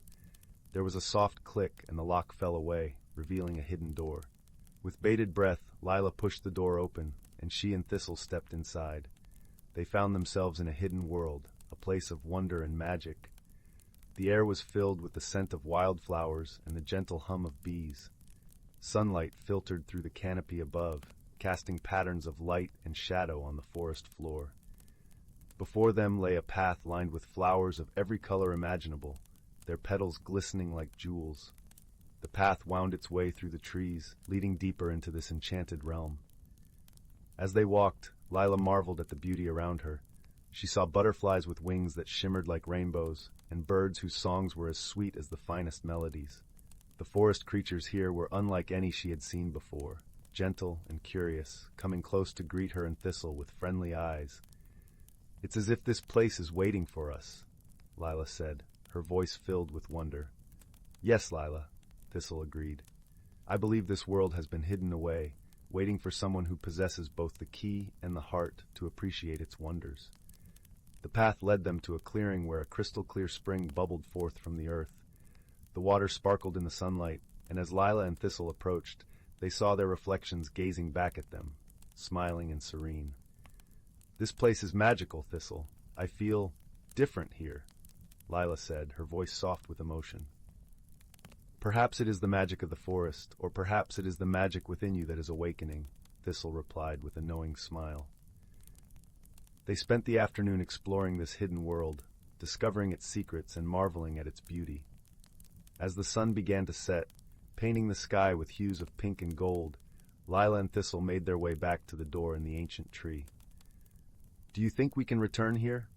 Lila asked, a note of longing in her voice. "I believe so, Lila," Thistle said. "As long as you hold the key and the desire in your heart, this place will remain open to you."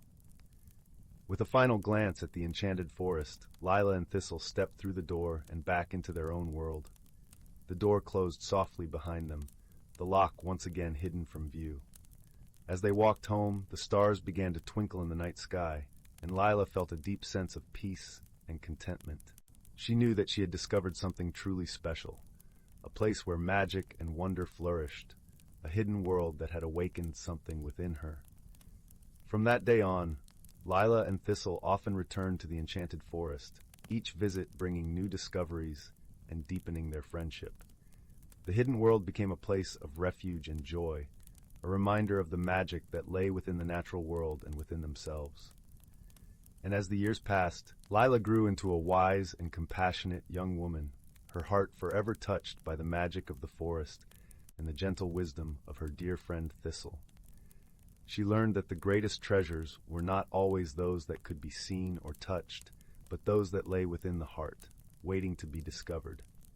And so, in the quiet village of Willow Glen, beneath the ancient trees and the starry sky, Lila found her own kind of magic, a magic that would stay with her always, as warm and comforting as a crackling fire on a cold winter's night.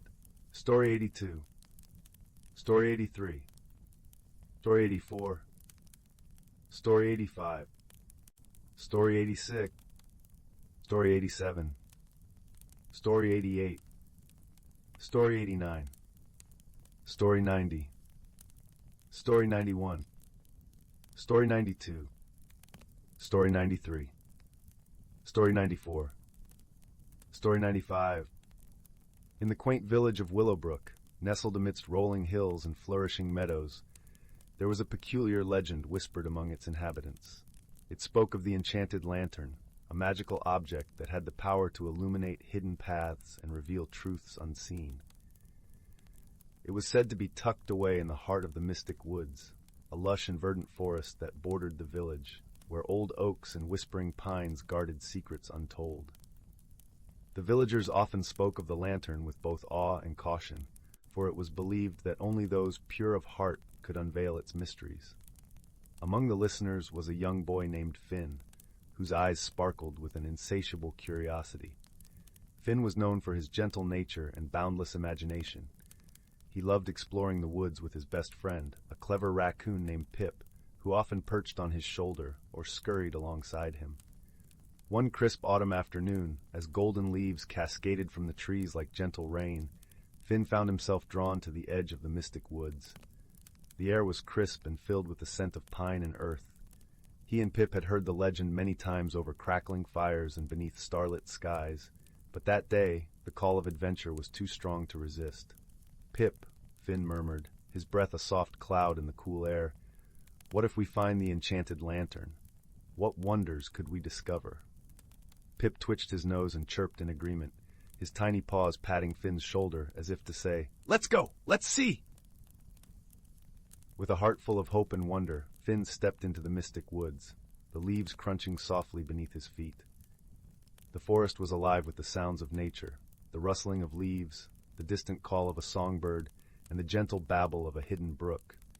Sunlight filtered through the canopy, casting dappled patterns on the forest floor, creating a tapestry of light and shadow that seemed to dance with every breeze. As they ventured deeper, the world around them seemed to shift. The forest was more than just trees and trails. It was a living, breathing entity that wrapped them in its embrace. The path wound its way through towering ferns and beneath ancient trees whose branches reached out like welcoming arms. The deeper they went, the more Finn felt a change within himself, a sense of belonging, a connection to something greater than he had ever known. "Do you feel it, Pip?" Finn whispered, his voice a soft echo in the stillness. Pip nodded, his eyes wide with wonder as they peered into the depths of the forest, where shadows played and light danced. Hours passed like minutes as they wandered, until they came upon a clearing bathed in a gentle golden glow. In the center stood an old stone pedestal, and upon it rested the enchanted lantern. Its glass was etched with intricate patterns that seemed to shift and shimmer, reflecting the colors of the forest around it. Finn approached with reverence, his heart pounding with a mix of excitement and trepidation. He reached out a tentative hand, and as his fingers brushed the cool metal, a warm light blossomed from within the lantern, casting a soft radiance that filled the clearing. In that moment, Finn felt a warmth spread through him, a gentle reassurance that whispered of possibilities and dreams yet to be realized. The world seemed to hold its breath, and the forest hushed as if in anticipation. Pip chirped softly, his eyes reflecting the light of the lantern as he watched his friend with unwavering trust. With the lantern in hand, Finn turned to the path ahead, which now glowed with a luminescent trail that beckoned them onward.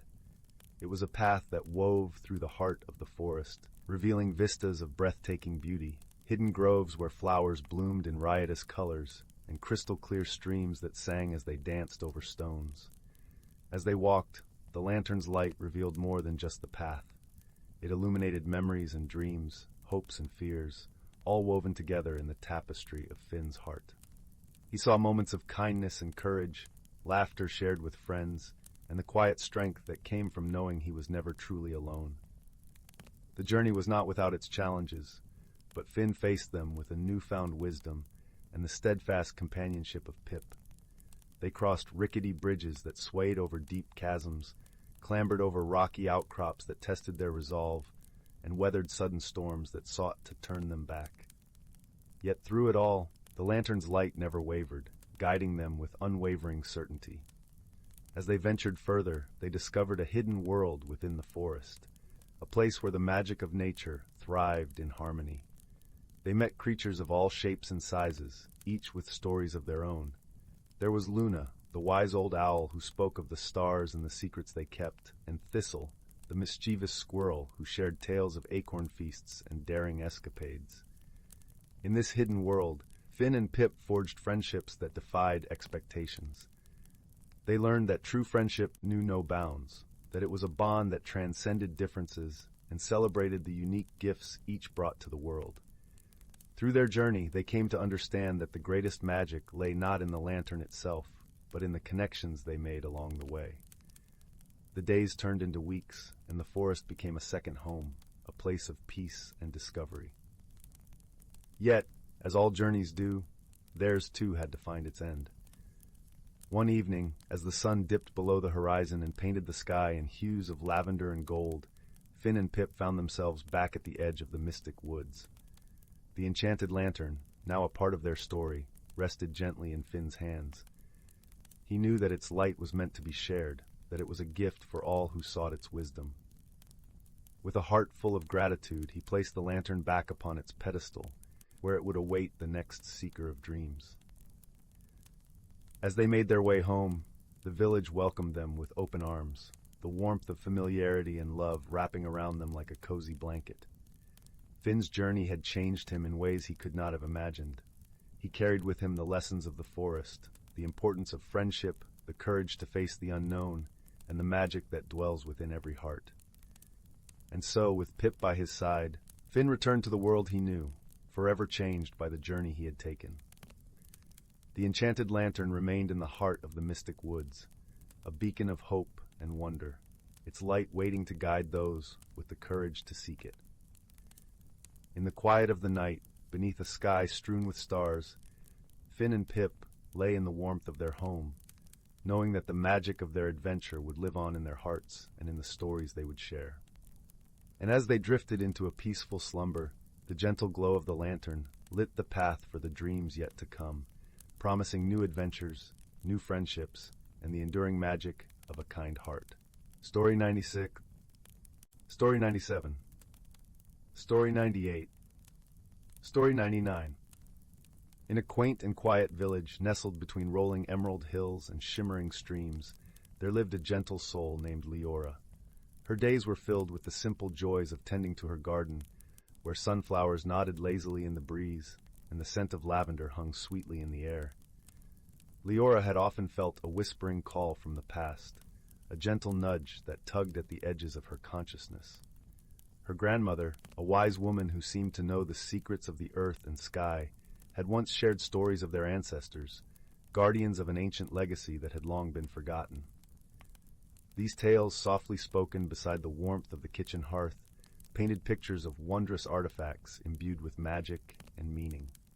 One golden morning, as the first rays of dawn kissed the dewdrops on her garden leaves, Leora discovered a curious object half buried in the soil. It was a small, intricately carved box of warm mahogany, its surface etched with symbols that seemed to dance in the light.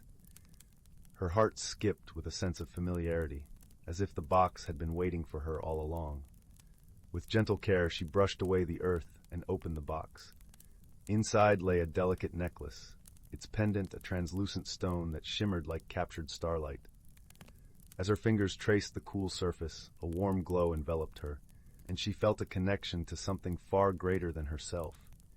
It was as if the voices of her ancestors whispered through the ages, guiding her toward an understanding that had eluded her until now.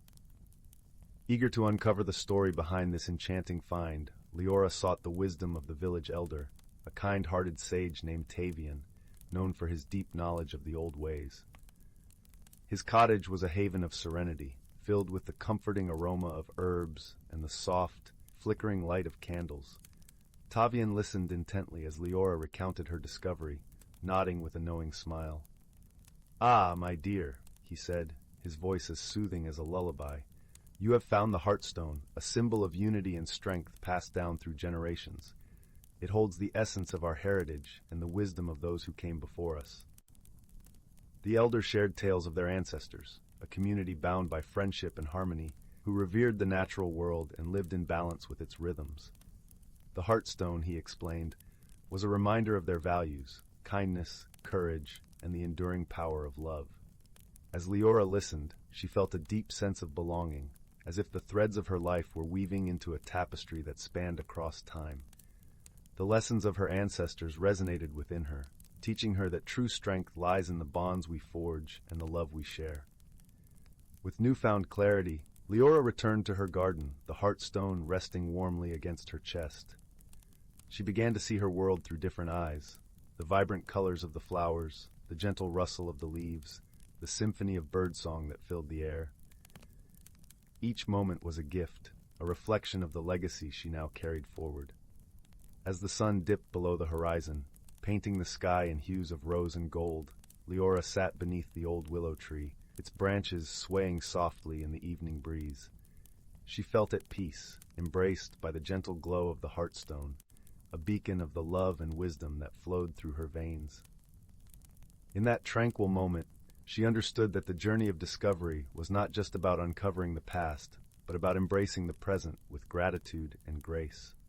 The legacy of her ancestors was alive within her, a guiding light that would illuminate her path and inspire others to seek the beauty in their own stories. And so, with the stars twinkling like distant ancestors watching over her, Leora closed her eyes, her heart full and content. She had found her place in the world, a place of connection, understanding, and endless possibilities. As she drifted into a peaceful slumber, she knew that the legacy of the heartstone would continue to glow brightly, a timeless testament to the enduring power of love and unity. Once upon a time, in a realm where magic danced through the air like glittering motes of stardust, there was a cozy little village nestled in a verdant valley. The cottages were adorned with thatched roofs and cheerful window boxes overflowing with vibrant blooms. A winding stream, its waters sparkling like liquid diamonds, flowed through the heart of the village, serenading the residents with its gentle melody. In one of these cottages lived a young girl named Willow. Her eyes shone with curiosity, and her heart was filled with a deep love for the natural world around her. Each morning, she would skip through the village streets, waving cheerfully to the friendly villagers and greeting the enchanted creatures that called the valley home. One crisp autumn day, as Willow was wandering through the woods, she noticed something peculiar. The usually vibrant leaves seemed to be losing their color, their once brilliant hues fading to a dull, lifeless gray. Confusion knitted her brow as she hurried deeper into the forest, only to find that the strange phenomenon was spreading, leaving a trail of grayness in its wake. Willow's heart raced with concern for the well-being of the woodlands and its inhabitants. She knew she had to unravel this mystery before it was too late. With determination sparkling in her eyes, she set out to seek the guidance of her dear friend, Oakroot, the ancient tree spirit who had watched over the forest for centuries. As Willow approached Oakroot's gnarled and towering form, the wise tree spirit sensed her distress. "What troubles you, young one?" Oakroot's voice was like the gentle creaking of ancient branches in the wind. Willow explained the strange phenomenon she had witnessed, her words tumbling out in a rush of worry. Oakroot listened patiently, his bark-covered brow furrowing in thought. "Ah, I sense the work of the grayling, a mischievous sprite with a penchant for draining the vibrancy from the natural world," Oakroot said solemnly. "Fear not, little Willow, for there is a way to restore the balance." With a rustle of leaves, Oakroot summoned a trio of friendly pixies, their gossamer wings shimmering with iridescent hues. "These pixies will guide you on your quest," he said. "Together, you must seek out the grayling's lair and find a way to persuade him to undo his mischief." Willow's heart swelled with determination, and she nodded resolutely. Hand in hand with the pixies, she embarked on a whimsical journey through the enchanted forest, following the trail of grayness that led deeper and deeper into the heart of the woodlands. Along the way, they encountered wondrous sights and helpful creatures. A family of curious gnomes offered them a basket of fresh-baked treats to sustain them on their quest. A wise old owl, perched atop a twisted branch, shared invaluable insights into the grayling's habits and whereabouts. At last, they reached a secluded glade, where a peculiar mist hung in the air, casting a dull pall over the surroundings. In the center of the glade stood a twisted, gnarled tree, its bark as gray as ash. Willow and the pixies exchanged a knowing glance. This was the Grayling's lair. As they approached the tree, a small, impish figure emerged from a knothole, his mischievous eyes twinkling with delight. "Well, well, what have we here?" The Grayling chuckled, his voice like the rustling of dry leaves. Willow stepped forward, her heart beating with a mixture of apprehension and determination. "Grayling, we've come to ask you to restore the color and vibrancy to the forest," she said, her voice steady but kind. The Grayling tilted his head, considering her words. "And why would I do that?" he asked, a hint of mischief dancing in his eyes. It was then that one of the pixies fluttered forward, her gossamer wings sparkling like 1,000 tiny rainbows. With a gentle smile, she began to weave a tale of the beauty and joy that vibrant colors brought to the forest. The brilliant hues of the autumn leaves, the cheerful blossoms that dotted the meadows, the rich greens of the ancient trees. As the pixie spoke, the Grayling's expression softened, and a wistful look crossed his impish features. Willow seized the opportunity, adding her own words of wisdom and appeal to the Grayling's sense of whimsy and delight. Slowly but surely, the Grayling's mischievous demeanor melted away, replaced by a newfound appreciation for the beauty and vibrancy he had inadvertently drained from the forest. With a wave of his gnarled hand, he released a shimmering burst of energy that rippled outward, restoring the brilliant hues to the woodlands. Willow and the pixies watched in wonder as the color and life flooded back into the forest, the leaves regaining their fiery autumnal shades, the flowers blooming with renewed vibrancy, and the very air seeming to sparkle with renewed energy. The Grayling, his eyes shining with childlike delight, turned to Willow and the pixies. "Thank you, my friends," he said, his voice tinged with genuine gratitude. "You have shown me the true beauty of color and the joy it brings to this realm." From that day forth, the Grayling became a cherished protector of the forest's vibrant hues, using his magic to enhance and celebrate the natural wonders that surrounded him. And Willow, her heart brimming with joy and gratitude, continued to wander the enchanted woodlands, her spirit ever entwined with the magic and wonder that thrived within its ancient boughs. Once upon a time, in the quaint village of Whimsy Hollow, where the lanes were cobbled with candy stones and the rooftops shimmered like rainbow scales, there lived a peculiar family of hedgehogs known as the Twiddlepuffs. The Twiddlepuffs were no ordinary hedgehogs. Each member of the family had a unique magical trait. Fizz, the youngest, could make flowers bloom with a sneeze, while his sister, Tilly, had a giggle so infectious that it could make even the grumpiest of frogs join in a chorus of laughter. Their home was a delightful burrow nestled beneath a towering lollipop tree, where the air always smelled of mint and honey. Inside, the walls were lined with shelves of shimmering trinkets, each one a memento of adventures past. The fireplace crackled softly, its flames dancing a merry jig, while the scent of freshly baked acorn pie wafted through the air, inviting and warm. One sunny morning, as the dew still clung to the grass like tiny jewels, a peculiar event unfolded in Whimsy Hollow. The village's magical fountain, known for its sparkling waters that granted the most joyful dreams, had suddenly stopped flowing. The fountain, crafted from glistening crystal and adorned with carvings of playful otters, stood silent, its usual melody of tinkling waters replaced by an ominous hush. The villagers gathered around, their faces a mix of concern and curiosity.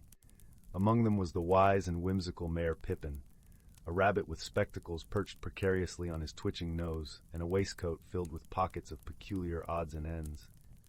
"We must solve this riddle," declared Mayor Pippin, peering at the fountain with a thoughtful frown. "For without our dream water, the nights will grow restless and the dreams mundane." Fizz and Tilly, always up for an adventure, volunteered to help.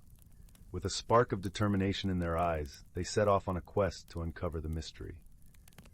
Their first stop was the cozy cottage of Granny Wobble, an elderly turtle with a pant for storytelling and a fondness for treacle. "Ah, yes," Granny Wobble mused, adjusting her spectacles with a slow, deliberate motion. "The fountain's heart is a crystal teardrop, known to be enchanted. It is said to be the source of its magic." "But where has the crystal gone?" Tilly asked, her eyes wide with wonder. "To find the crystal," Granny Wobble continued, "you must follow the path of the moonbeams, for they will lead you to the enchanted grove where whispers of old magic dwell. With Granny Wobble's cryptic advice in mind, Fizz and Tilly set off towards the edge of Whimsy Hollow, where the trees intertwined like old friends whispering secrets. As night fell, the moon cast a silvery glow across their path, illuminating a trail of moonbeams that danced like ribbons in the night. The journey was filled with delightful surprises. Along the way, they encountered Whisk the squirrel, who was renowned for his incredible juggling skills. Whisk joined them on their quest, juggling acorns and pine cones with such flair that it lifted their spirits and added a touch of whimsy to their travels.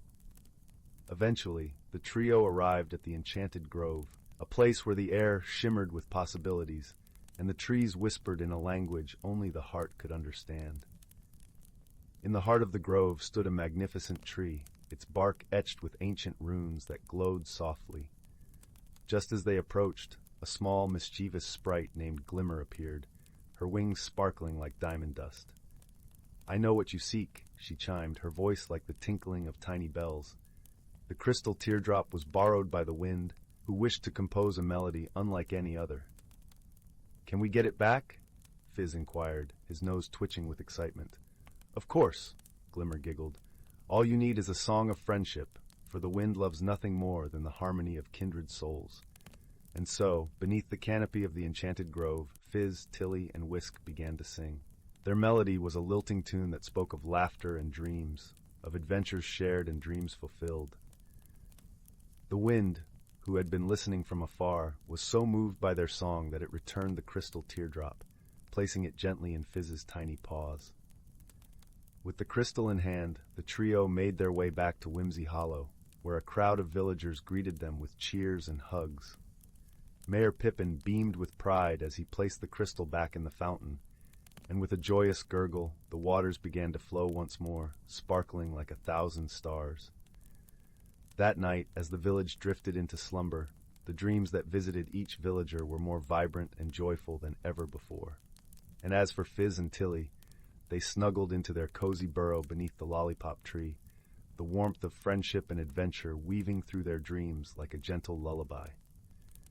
And so, in the heart of Whimsy Hollow, where magic and laughter danced hand in hand, the Twiddlepuffs slept soundly, knowing that the world was just a little bit brighter because of their journey. And as the moon cast its silvery glow over the village, the fountain sang its familiar song, a melody of dreams and delight that carried through the night, whispering promises of more whimsical adventures to come. Once upon a time, nestled in the quiet village of Willowbrook, there was a little cottage with a thatched roof and ivy-covered walls. The cottage belonged to an elderly woman named Granny Willow, who was known for her kindness and the twinkle in her eye that suggested she knew more than the average person. But the real secret of Granny Willow's cottage was not the woman herself, but a simple, unassuming object that lay amidst her collection of trinkets, a silver spoon. This spoon was unlike any other. It had been passed down through generations, and its handle was etched with intricate patterns that seemed to shimmer when touched by the light of the moon. Many who visited Granny Willow would admire the spoon for its beauty, but only a few knew of its true magic. When held with a heart full of wonder, the spoon revealed a hidden world, a place where dreams could be tasted and where the impossible seemed possible. One brisk autumn evening, a young girl named Clara visited Granny Willow. Clara was a curious child, with eyes the color of the clearest morning sky and a heart eager for adventure. As she warmed her hands by Granny's crackling fireplace, the elderly woman offered Clara a cup of hot cocoa, stirring it gently with the silver spoon. Clara watched, mesmerized by the way the spoon caught the firelight, and she could not help but reach out to touch it. As her fingers brushed the cool metal, Clara felt a gentle tingling sensation spread through her hand and up her arm. Suddenly, the room around her seemed to blur, and she found herself standing in a forest unlike any she had ever seen. Towering trees with leaves of gold and silver swayed gently in a breeze that carried the scent of wildflowers and honey. It was a place both foreign and familiar, a place where magic felt as real as the earth beneath her feet.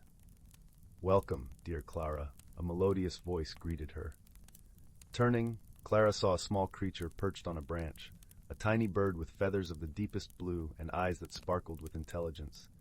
"I am Leora, your guide in this enchanted place." Clara marveled at the bird, her heart swelling with excitement and curiosity. "Where am I?" she asked, her voice barely above a whisper. "You are in the land of whimsy, where the imagination knows no bounds," Leora replied, fluttering down to Clara's shoulder. "Here, you will find answers to questions you haven't yet asked, and perhaps discover things you didn't know you were seeking." Intrigued and a little daunted, Clara set off through the forest with Leora by her side. Along the way, they encountered a variety of creatures. A wise old tortoise named Humphrey, who spoke in riddles and had a shell that shimmered like the night sky. A playful fox named Finn, whose laughter was as infectious as a summer breeze. And a gentle deer named Seraphina, who moved with such grace that she seemed to float above the ground.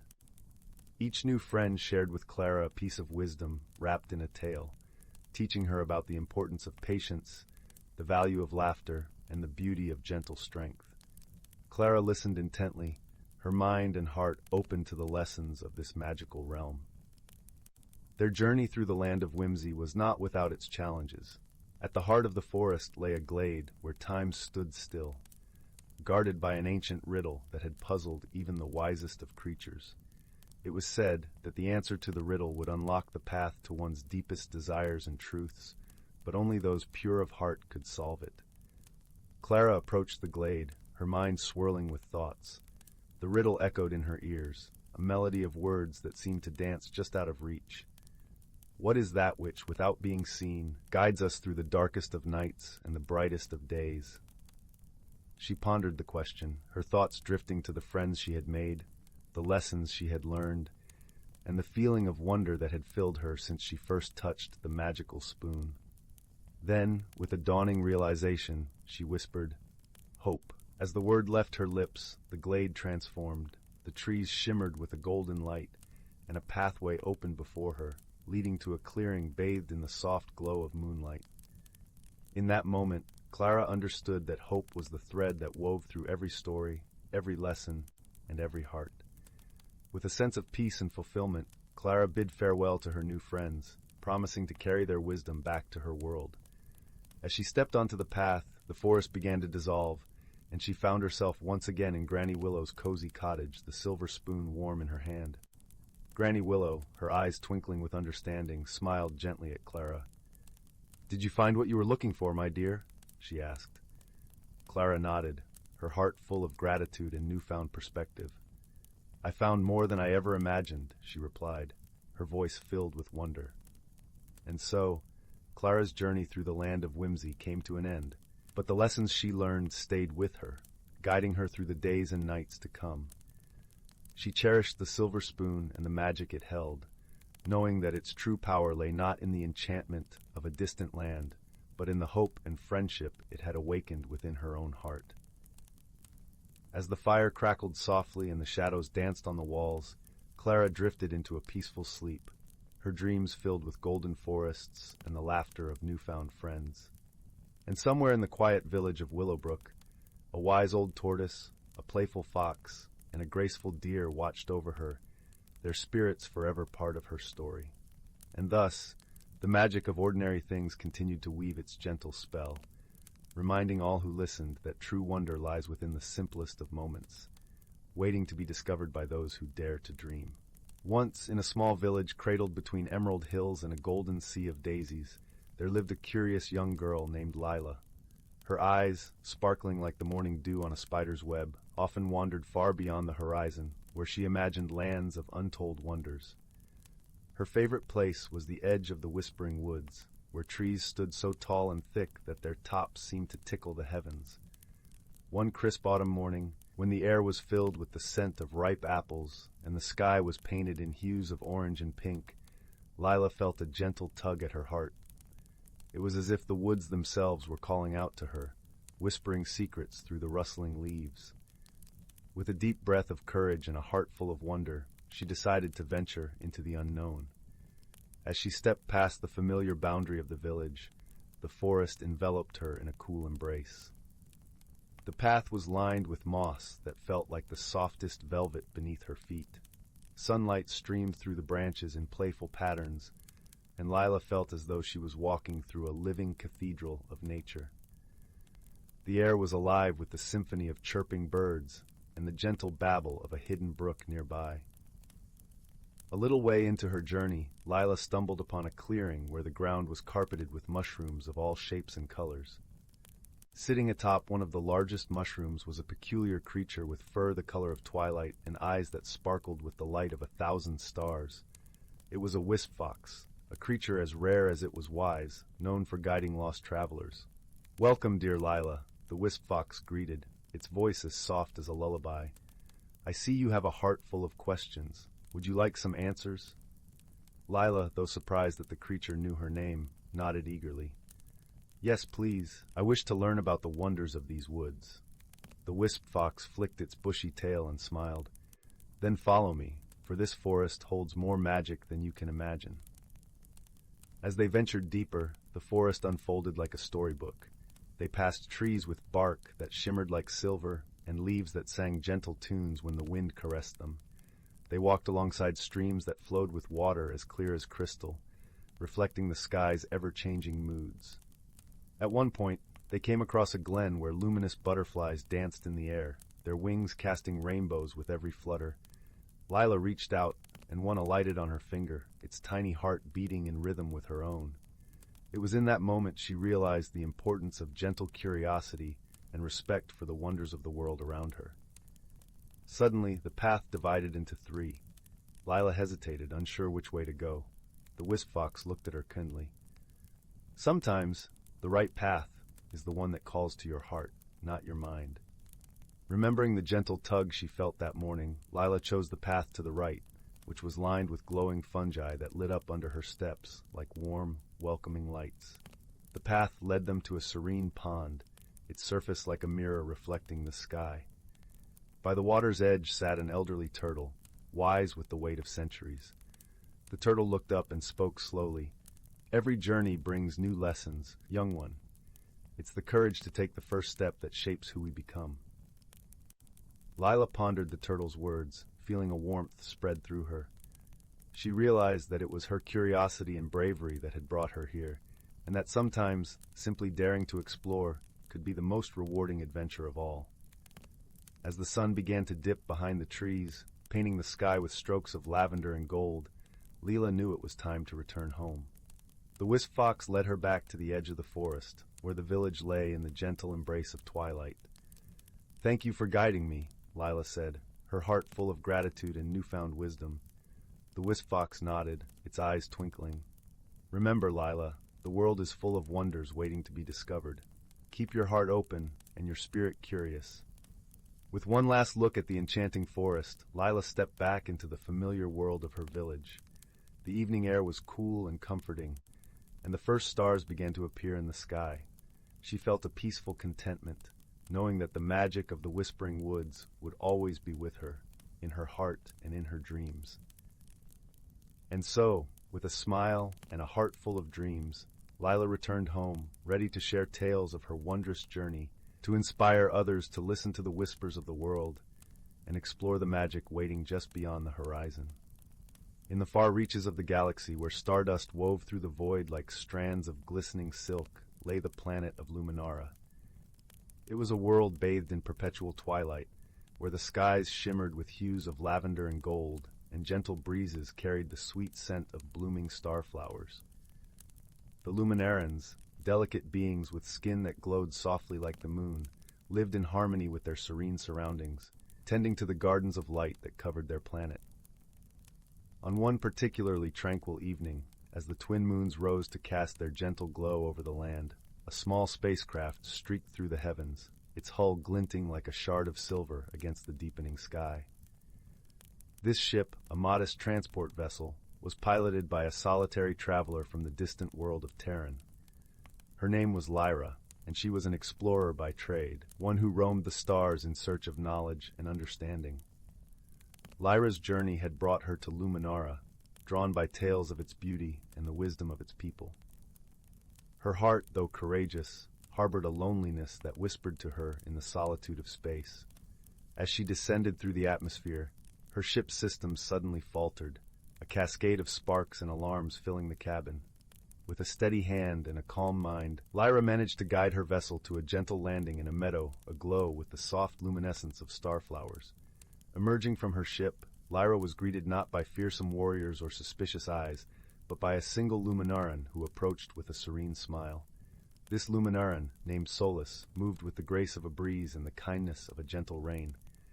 His eyes, deep pools of starlight, held curiosity and a warmth that transcended words. "Welcome, traveler," Solus said, his voice like a soothing melody. "You have come at a time of rest and reflection. How may we assist you?" Lyra, though relieved by the warm welcome, found herself struggling to understand the Luminaran's gentle ways. She had prepared for hostility, for the mistrust of an outsider, and the kindness offered so freely was both comforting and perplexing. "My ship," she began, her voice tinged with the hesitance of uncertainty, "it needs repairs. I did not mean to intrude." Solus merely nodded, his understanding as deep as the night sky. "Here on Luminara, we believe in offering aid to those in need. Your presence is no intrusion, but a chance to share in the exchange of stories and wisdom." As days turned into weeks, Lyra found herself enveloped in the rhythms of Luminaran life. Guided by Solus, she learned the ways of the starflower gardens, their petals soft and fragrant, their glow a gentle caress against the skin.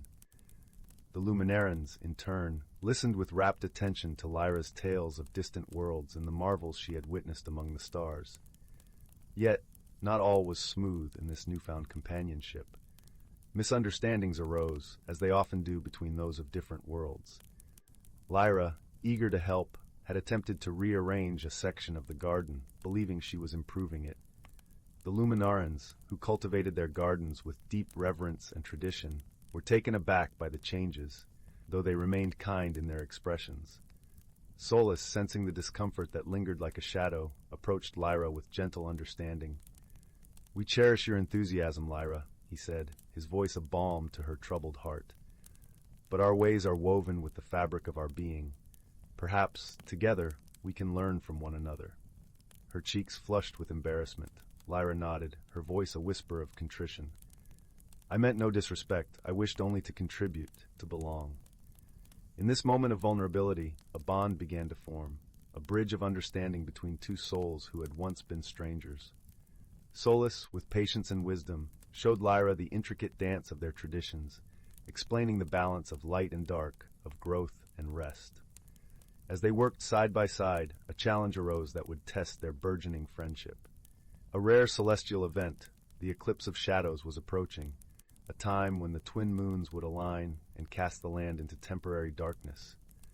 During this period, the gardens required careful tending, as the absence of light could harm the delicate starflowers. Together, Lyra and Solus faced the eclipse, their efforts a seamless blend of Terran ingenuity and Luminaran tradition. Lyra's knowledge of technology complemented Solus's deep understanding of the gardens, and their collaboration ensured the starflowers continued to thrive even in the absence of light. In the quiet hours of the eclipse, as they rested beneath the canopy of stars, Lyra spoke, her voice a gentle murmur in the darkness. "I have traveled far, seeking knowledge and adventure, yet it is here, in your gardens, that I have found something truly precious, a friend." Solus, his glow a gentle beacon in the night, nodded in agreement.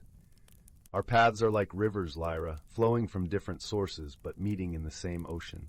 Through understanding and friendship, we have enriched our journeys." The eclipse passed, and with it came the dawn, a warm embrace of light that painted the world in hues of gold and lavender once more. Lyra's ship, now repaired with the help of her new friends, stood ready for departure. Yet, as she prepared to leave, her heart was filled not with the ache of parting, but with the warmth of connection. Solus and the Luminarans gathered to bid her farewell, their luminescent presence a reminder of the gentle strength found in unity. "Wherever your travels take you, Lyra," Solus said, his voice carrying the promise of their friendship across the distance, "know that you are always welcome here, a part of our story."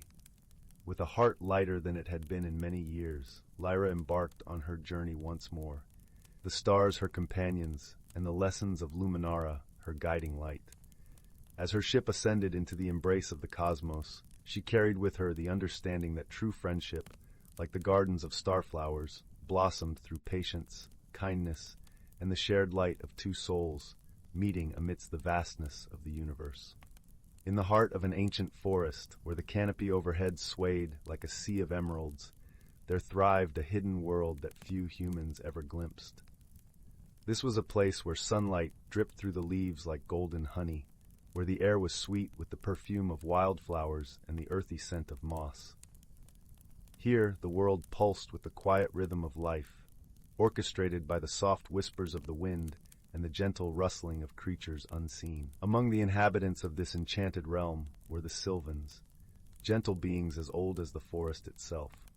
They were small, with skin that shimmered like the bark of birch trees, and hair that danced in colors of autumn leaves. The Sylvans were the forest's caretakers, guardians of the delicate balance that nurtured all life within. In this haven of tranquility, the Sylvans lived in harmony with the creatures of the woods. Deer with eyes like pools of melted chocolate grazed alongside them, and birds with feathers of sapphire and emerald sang songs that wove through the branches like ribbons of melody. Each creature knew its place in the intricate web of life, guided by the wisdom passed down through countless generations. One such Sylvan was a young guardian named Leora. Her eyes reflected the deep greens of the forest, and her heart beat in tune with the ancient trees. Leora had always been fascinated by the changing seasons, each one a story written in the language of nature. Her favorite time was the gentle transition from summer to autumn, when the forest donned its cloak of fiery hues and the air was crisp with the promise of change. It was during this time of transition that a peculiar phenomenon began to occur. The wind, usually a playful presence that danced through the trees, began to carry a murmur of distress. The leaves whispered of an imbalance, a disruption in the harmony that sustained their world. The forest, once vibrant and thriving, seemed to hold its breath, waiting for something to set it right. Leora, with her deep connection to the forest, felt a stirring in her heart. She knew that the answer lay somewhere within the whispers of the wind and the rustle of the leaves. Gathering her courage, she set out to seek the wisdom of the elder oak, the oldest and wisest tree in the forest, whose roots delved deep into the earth and whose branches reached for the sky. The journey to the elder oak took Leora through paths carpeted with fallen leaves, their colors a tapestry of gold and crimson. The air was filled with the sound of crunching beneath her feet and the occasional scurry of woodland creatures. As she walked, a gentle rain began to fall, each drop a crystal note in the symphony of the forest. When Leora finally stood before the elder oak, she felt a sense of awe and reverence. The tree towered above her, its bark etched with the stories of ages past, its branches stretching wide as if to embrace the entire forest. Leora placed her hand against the rough bark, feeling the life that thrummed beneath her fingertips. "O wise elder," she whispered, "the forest is troubled. The balance has shifted, and I seek your counsel." The elder oak's response was a soft rustling, a language that Leora had learned to understand through years of listening. "The seasons are the breath of the forest," the tree seemed to say. "When one breathes too deeply, the others must adjust. The balance is delicate, like the web of a spider after rain." Leora pondered these words, letting them settle in her heart. She realized that the forest's harmony was not just a matter of nature's rhythms, but of understanding and cooperation among all its inhabitants. With newfound clarity, Leora returned to the Sylvan village. She gathered the creatures of the forest, the deer, the birds, the squirrels with their bright eyes and bushy tails. Together, they listened as Leora shared the elder oak's wisdom. "We must work together," she said, her voice as gentle as the breeze. "Each of us plays a part in maintaining the balance. The wind, the rain, the sun, and the soil, each has a role, and so do we." The creatures nodded, understanding that they were part of a greater whole. They set about their tasks, guided by Leora's gentle leadership. The birds carried seeds to new places, ensuring the forest's renewal. The deer pruned the undergrowth, allowing light to reach the forest floor. The Sylvans tended to the trees, nurturing the saplings that would one day stand as tall as the elder oak. As the days passed, the forest began to breathe easier. The murmur of distress faded, replaced by the harmonious song of life. The balance had been restored, not by force but by understanding and cooperation. And so the seasons continued their dance, each one a chapter in the forest's story. Leora, now wiser and filled with a deeper connection to her home, knew that the lessons of the elder oak would guide her and the generations to come. Under the canopy of stars, as the forest settled into the embrace of night, Leora sat beneath the elder oak, feeling the warmth of the earth and the cool kiss of the breeze. She closed her eyes, letting the peace of the forest fill her soul, knowing that she was part of something beautiful and eternal. In this ancient forest, where magic and reality intertwined, the hidden lives of natural creatures thrived in harmony, their stories woven into the fabric of the world. And as the gentle night wrapped its arms around the forest, all was as it should be, balanced, peaceful, and whole. In the heart of the whispering woods, where the trees sang softly to the rhythm of the wind and the ground was carpeted with a thick, velvety layer of moss, lay the tranquil village of Willowbrook. The village was known for its charming cottages, each with unique, colorful shutters and gardens spilling over with vibrant flowers. Smoke curled lazily from chimneys, filling the air with the comforting aroma of burning wood and freshly baked bread. The villagers of Willowbrook were accustomed to a serene life, surrounded by the gentle magic that infused the forest. It was a place where the birds could be heard chatting with the squirrels, and the streams giggled as they danced over smooth stones. However, lately, a series of strange occurrences had set the villagers at witter with curiosity and mild concern. Every morning, just as the sun kissed the horizon, small objects would mysteriously move from their places. Teacups would relocate from kitchen tables to garden walls, and watering cans would be found hanging from tree branches, as if the trees themselves had decided to tend to the gardens. Though these happenings were harmless, they had puzzled the villagers, who were keen on understanding the playful mischief. Among the villagers was a young girl named Lila, known for her inquisitive nature and gentle heart. Lila had a particular fondness for the magical creatures that dwelled in the whispering woods, and often spent her afternoons exploring the forest paths, befriending the creatures she met along the way.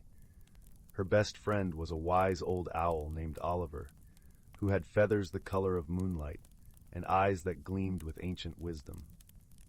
One crisp autumn morning, as the leaves crunched underfoot and the air was filled with the scent of cinnamon and cloves, Lila set out to unravel the mystery of the moving objects.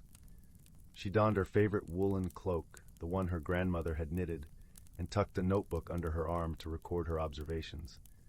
Her first stop was the quaint cottage of Mrs. Poppy, the village baker, who greeted Lila with a warm smile and a plate of freshly baked scones. "Oh, Lila dear," Mrs. Poppy chuckled, "those teacups of mine have quite the wanderlust. I found them perched on the windowsill this morning, enjoying the sunrise." Lila noted the incident in her book, and with a scone in hand, continued her investigation. She meandered through the village, speaking with the blacksmith whose tools had mysteriously rearranged themselves, and the gardener whose watering cans had taken to the trees. As she walked, Lila listened closely to the whispers of the forest, for she knew that the woods held secrets and stories untold. The rustle of leaves and the babble of brooks were like a melody, guiding her deeper into the heart of the forest where the oldest magic lay. It was here, in a clearing bathed in dappled sunlight, that Lila found Oliver perched on a low branch. The owl blinked thoughtfully as Lila approached, her curiosity evident in her bright eyes. "Hello, Oliver," Lila greeted, giving a small bow. "I seek your wisdom in solving a curious puzzle. The objects in our village have taken to wandering in the night, and I wonder if the forest knows why."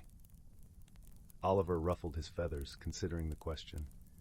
"Ah, young Lila," he hooted softly, "the forest is alive with ancient magic, and not all of it is understood by those who dwell in cottages.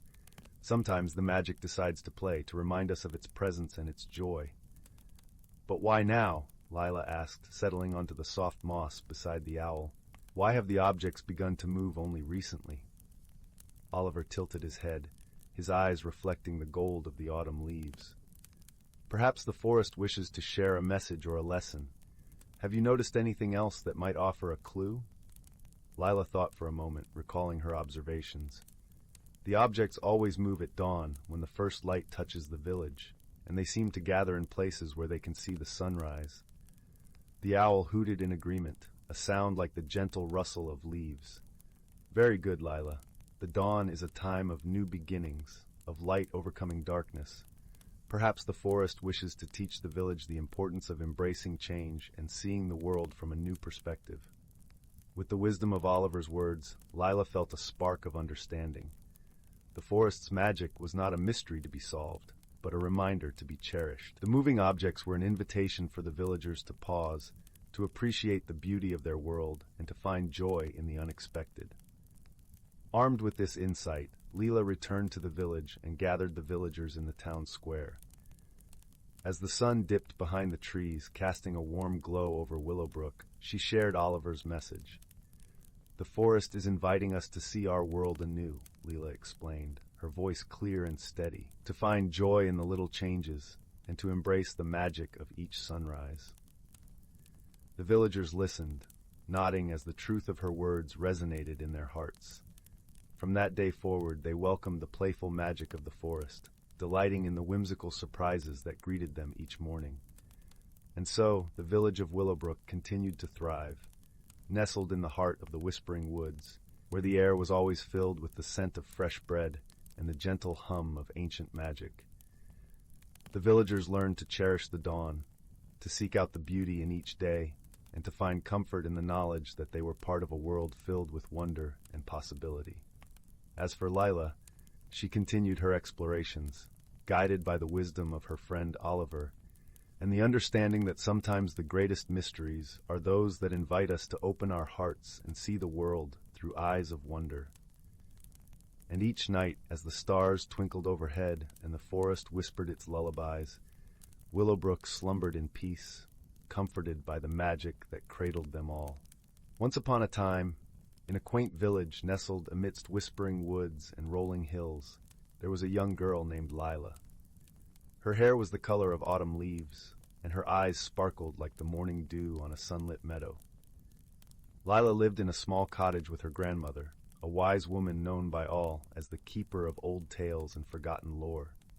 Every evening, after the sun had dipped below the horizon and the sky was painted with hues of lavender and rose, Lila would sit by the crackling fireplace, eagerly listening to her grandmother's stories. These tales spoke of enchanted forests, hidden worlds beneath the earth, and magical objects that held the power to transform lives. One chilly autumn night, as the wind howled softly against the windows, Lila's grandmother began a story about a peculiar object known as the Whispering Locket.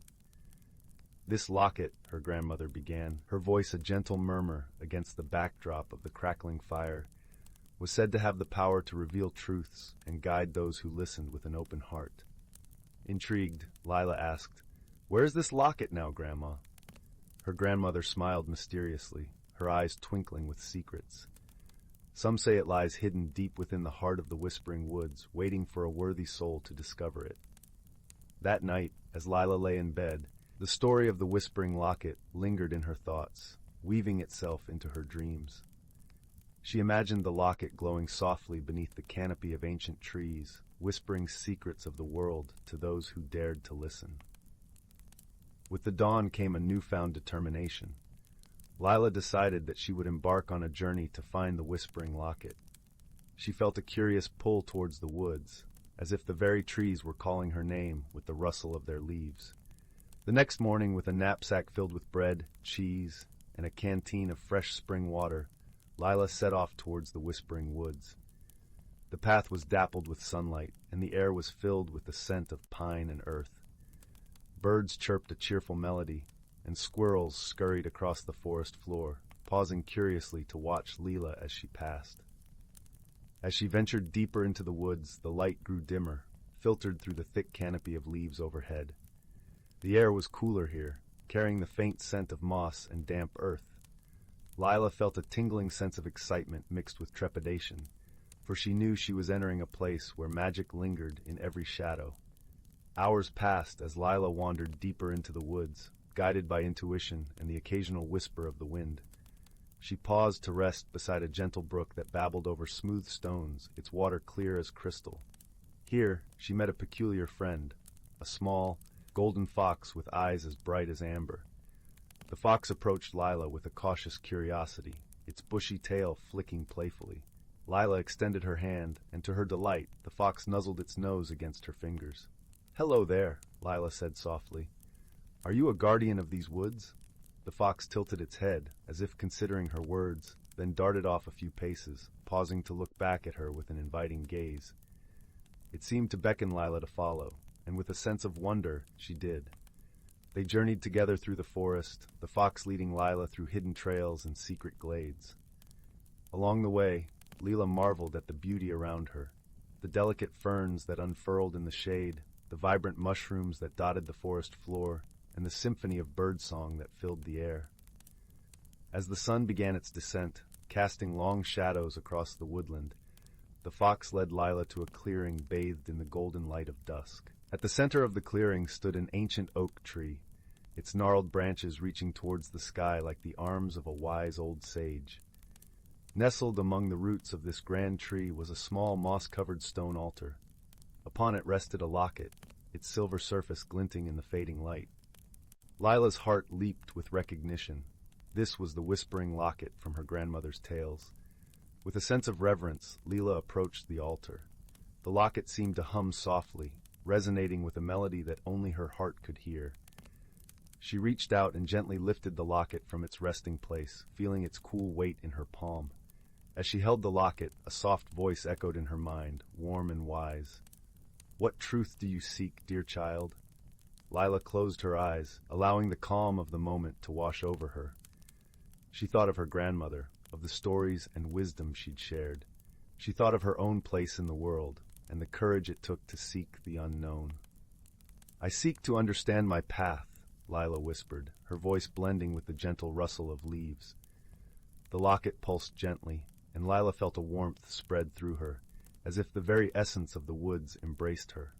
Images danced before her mind's eye, her grandmother's loving smile, the friends she had yet to meet, and the adventures that awaited her beyond the horizon. In that moment, Lila understood that the journey she had embarked upon was not just about finding the locket, but about discovering the strength and wisdom within herself. The locket had guided her, but it was her own heart that had shown her the way. With newfound clarity, Lila opened her eyes and looked at the fox, who watched her with knowing eyes. She smiled, and the fox seemed to nod in approval, its tail flicking contentedly. As the stars began to twinkle in the sky, Lila returned the locket to the altar, feeling a sense of gratitude and peace. The fox led her back through the forest, the path now familiar and welcoming. The journey home was filled with a quiet joy, the forest around her alive with the magic of the night. When Lila finally emerged from the woods, the village was bathed in the soft glow of moonlight. Her grandmother was waiting by the garden gate, her eyes full of pride and love. "Did you find what you were looking for?" her grandmother asked, embracing Lila warmly. "I did, Grandma," Lila replied, her voice filled with the wisdom of her journey. "I found the whispering locket, but more importantly, I found myself." Her grandmother smiled, her heart full of understanding. Together, they walked back to their cozy cottage, where the fire crackled merrily in the hearth, casting a warm glow across the room. As Lila lay in bed that night, she felt a deep sense of contentment. The forest had whispered its secrets, and she had listened with an open heart. Her dreams were filled with the gentle rustle of leaves and the soft glow of moonlight, a reminder that magic was everywhere, waiting to be discovered. And so, Lila's story became one of many, passed down through generations as a tale of courage, friendship, and the timeless journey of self-discovery. In the quiet village by the Whispering Woods, the legend of the Whispering Locket lived on, inspiring those who dared to seek their own truths. As the night deepened, the village lay in peaceful slumber, the stars watching over all with their gentle light. And in the heart of the woods, the ancient oak stood sentinel, its branches whispering secrets to the wind, a reminder that the world was full of wonder for those who listened with their hearts. In a quiet village nestled between rolling hills and whispering woods, where the air was sweet with the scent of wildflowers and the distant call of a nightingale, lived a gentle young woman named Mira. Her auburn hair danced with the breeze as she walked through fields ablaze with color. Mira had always been curious about her family's past, for her grandmother often spoke of a time when their ancestors were keepers of an ancient tradition. The tales were like lullabies, filling Mira's dreams with images of glowing lanterns and whispering trees, a connection to a time before the world had become more complex and hurried. The village was a place where time seemed to slow, and the seasons moved like a gentle waltz. In the spring, the meadows would shimmer with daisies and buttercups, while summer brought the soft rustle of leaves and the distant murmur of the river, echoing like a lullaby through the nights.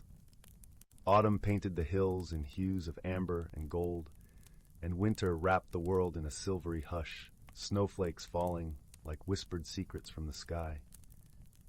It was in this serene setting that Mira embarked on a journey to uncover the legacy her grandmother had spoken of, a journey that would require courage and an open heart.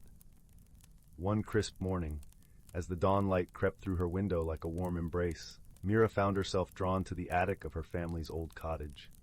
Dust motes floated in the beams of sunlight as she climbed the creaky stairs, each step echoing with the whispers of yesteryears. The air was laced with a scent of aged wood and forgotten memories.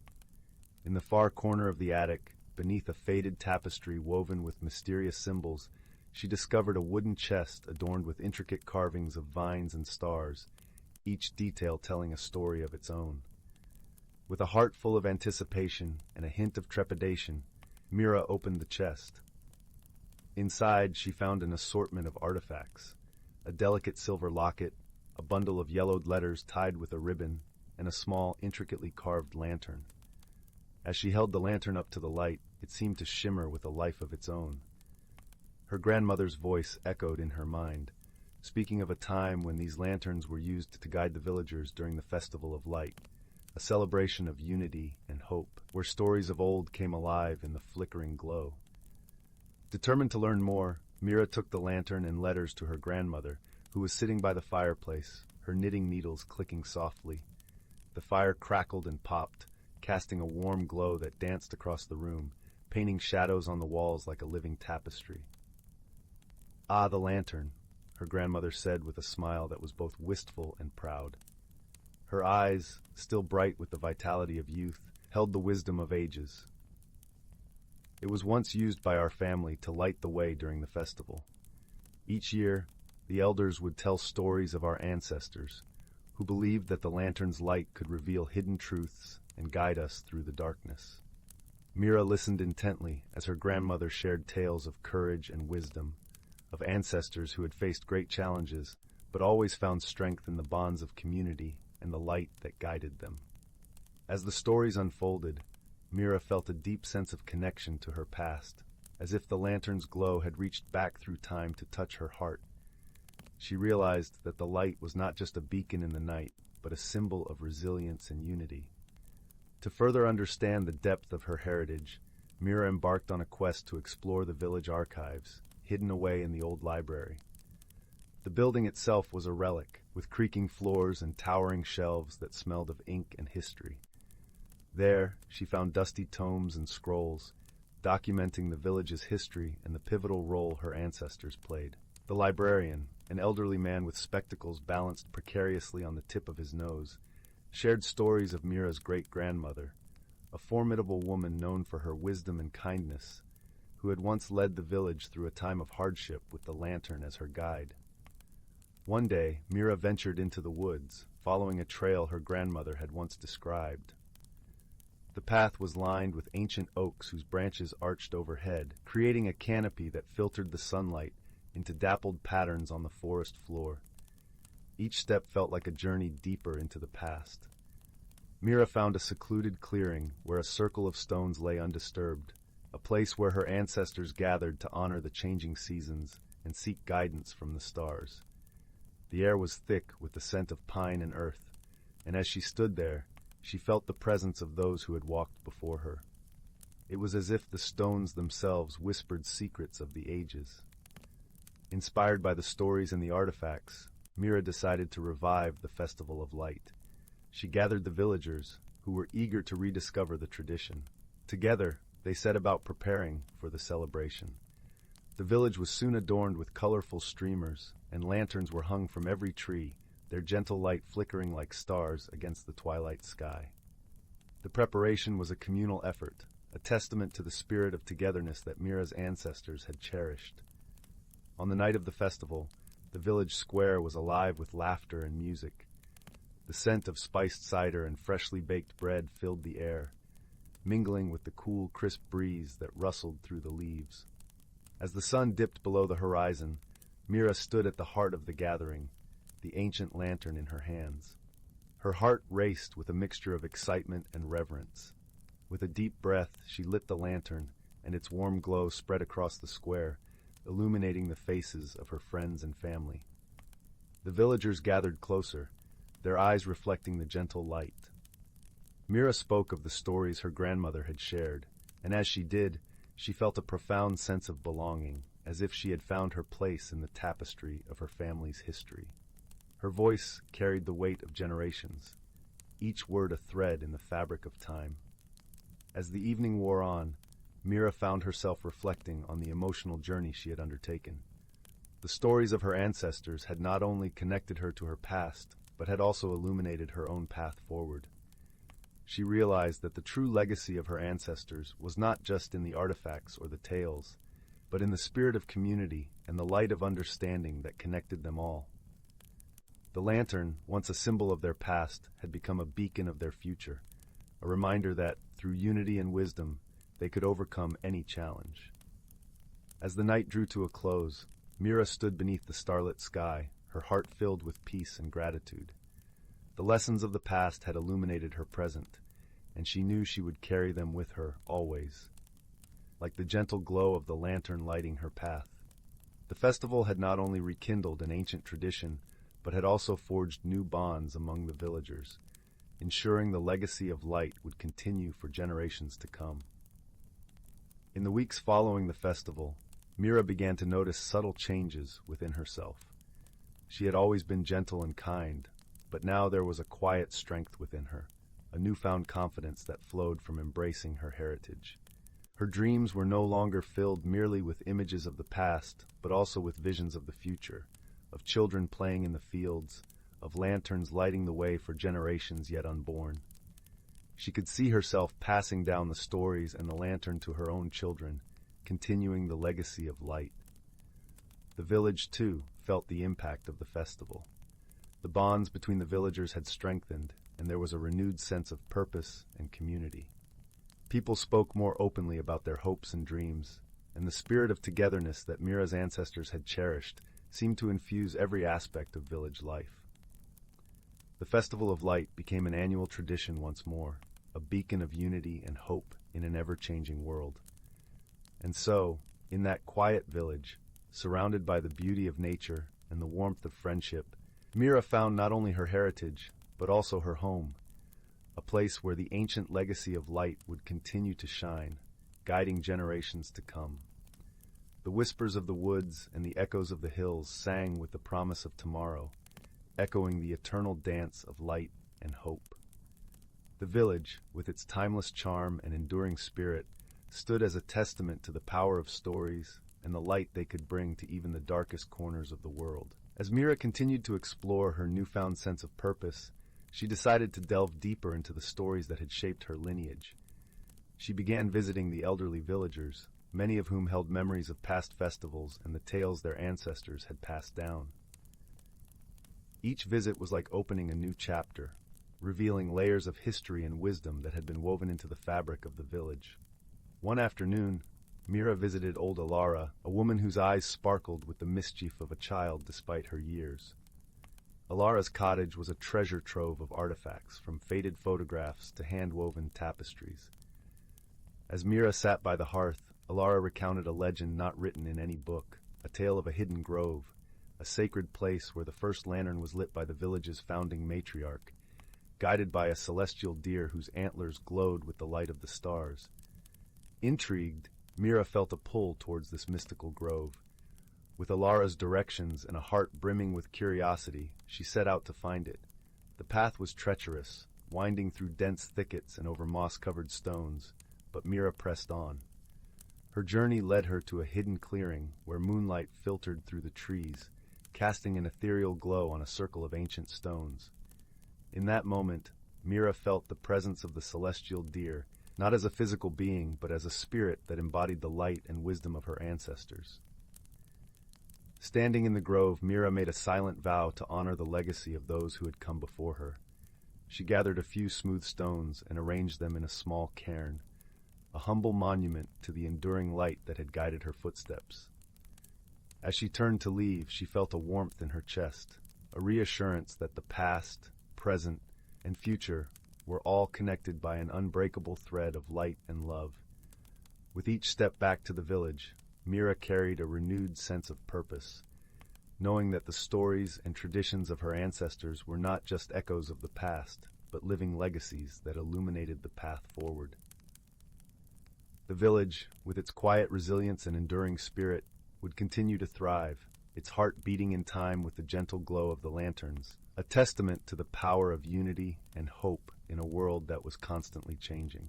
Once upon a time, in the heart of a sprawling, ancient forest, where the trees whispered secrets only the wind could understand, there lived a community of creatures unlike any other. Nestled beneath the emerald canopy, the forest was a symphony of life, each creature playing its part in a delicate, harmonious tune. The forest was alive with the gentle rustle of leaves, their surfaces glistening with morning dew like tiny jewels scattered across a vibrant green carpet. Rays of sunlight filtered through the dense branches, casting dappled patterns on the forest floor where wildflowers blossomed in a riot of colors, violet, gold, and crimson. In this enchanted place, the animals lived in a world of balance, each one understanding its role in the grand tapestry of life.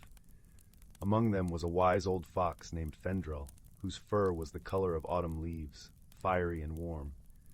Fendrel was known far and wide for his wisdom, passed down through countless generations.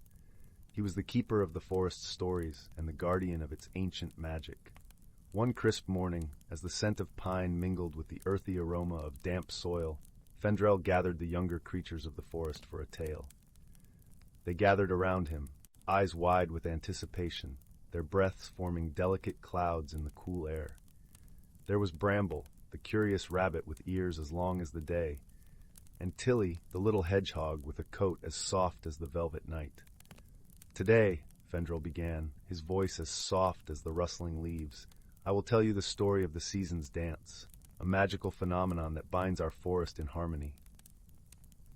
The creatures leaned in closer, their hearts beating in time with the gentle rhythm of the forest.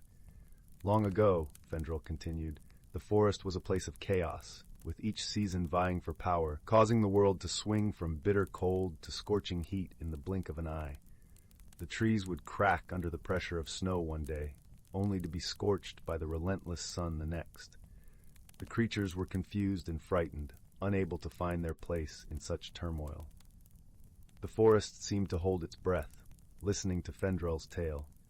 Then came a time when the elders of the forest, wise and ancient as the stars, convened to bring peace to the land. They decided that each season would have its time to reign, ensuring a balance that would allow all life to flourish. Thus, the season's dance was born.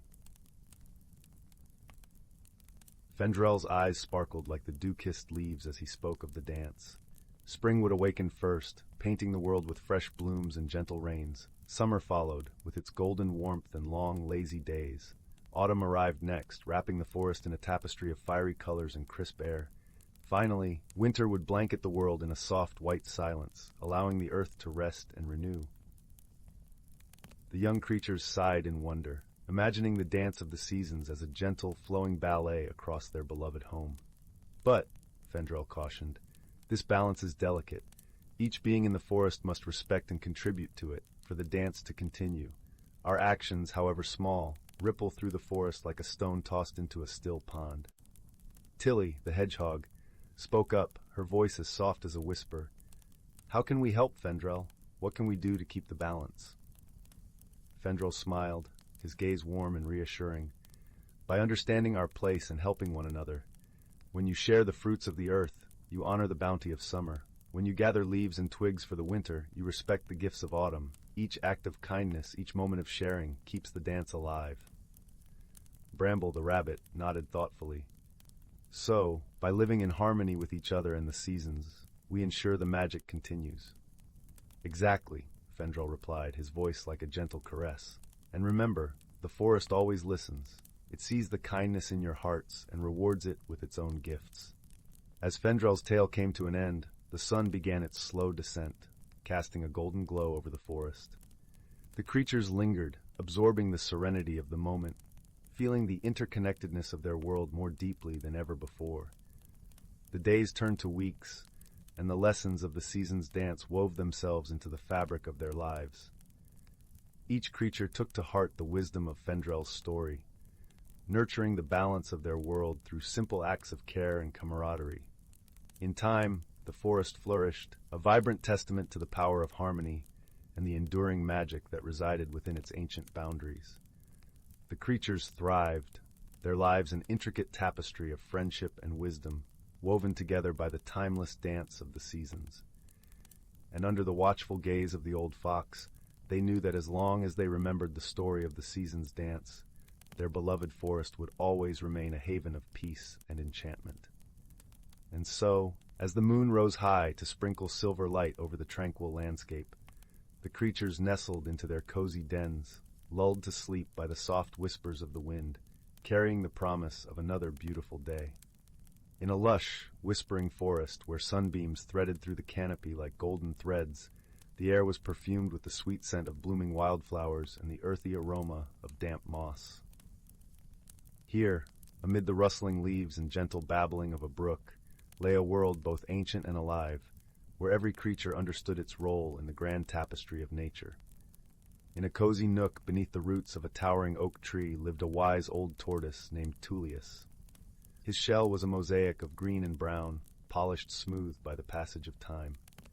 Tullius was known far and wide for his deep understanding of the forest's mysteries, and many sought his counsel when the balance of nature seemed to waver.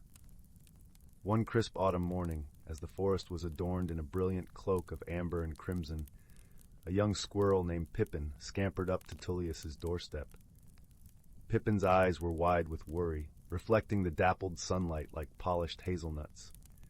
"Tullius," he chattered, his voice a blend of youthful eagerness and concern, "the acorns are not falling as they should.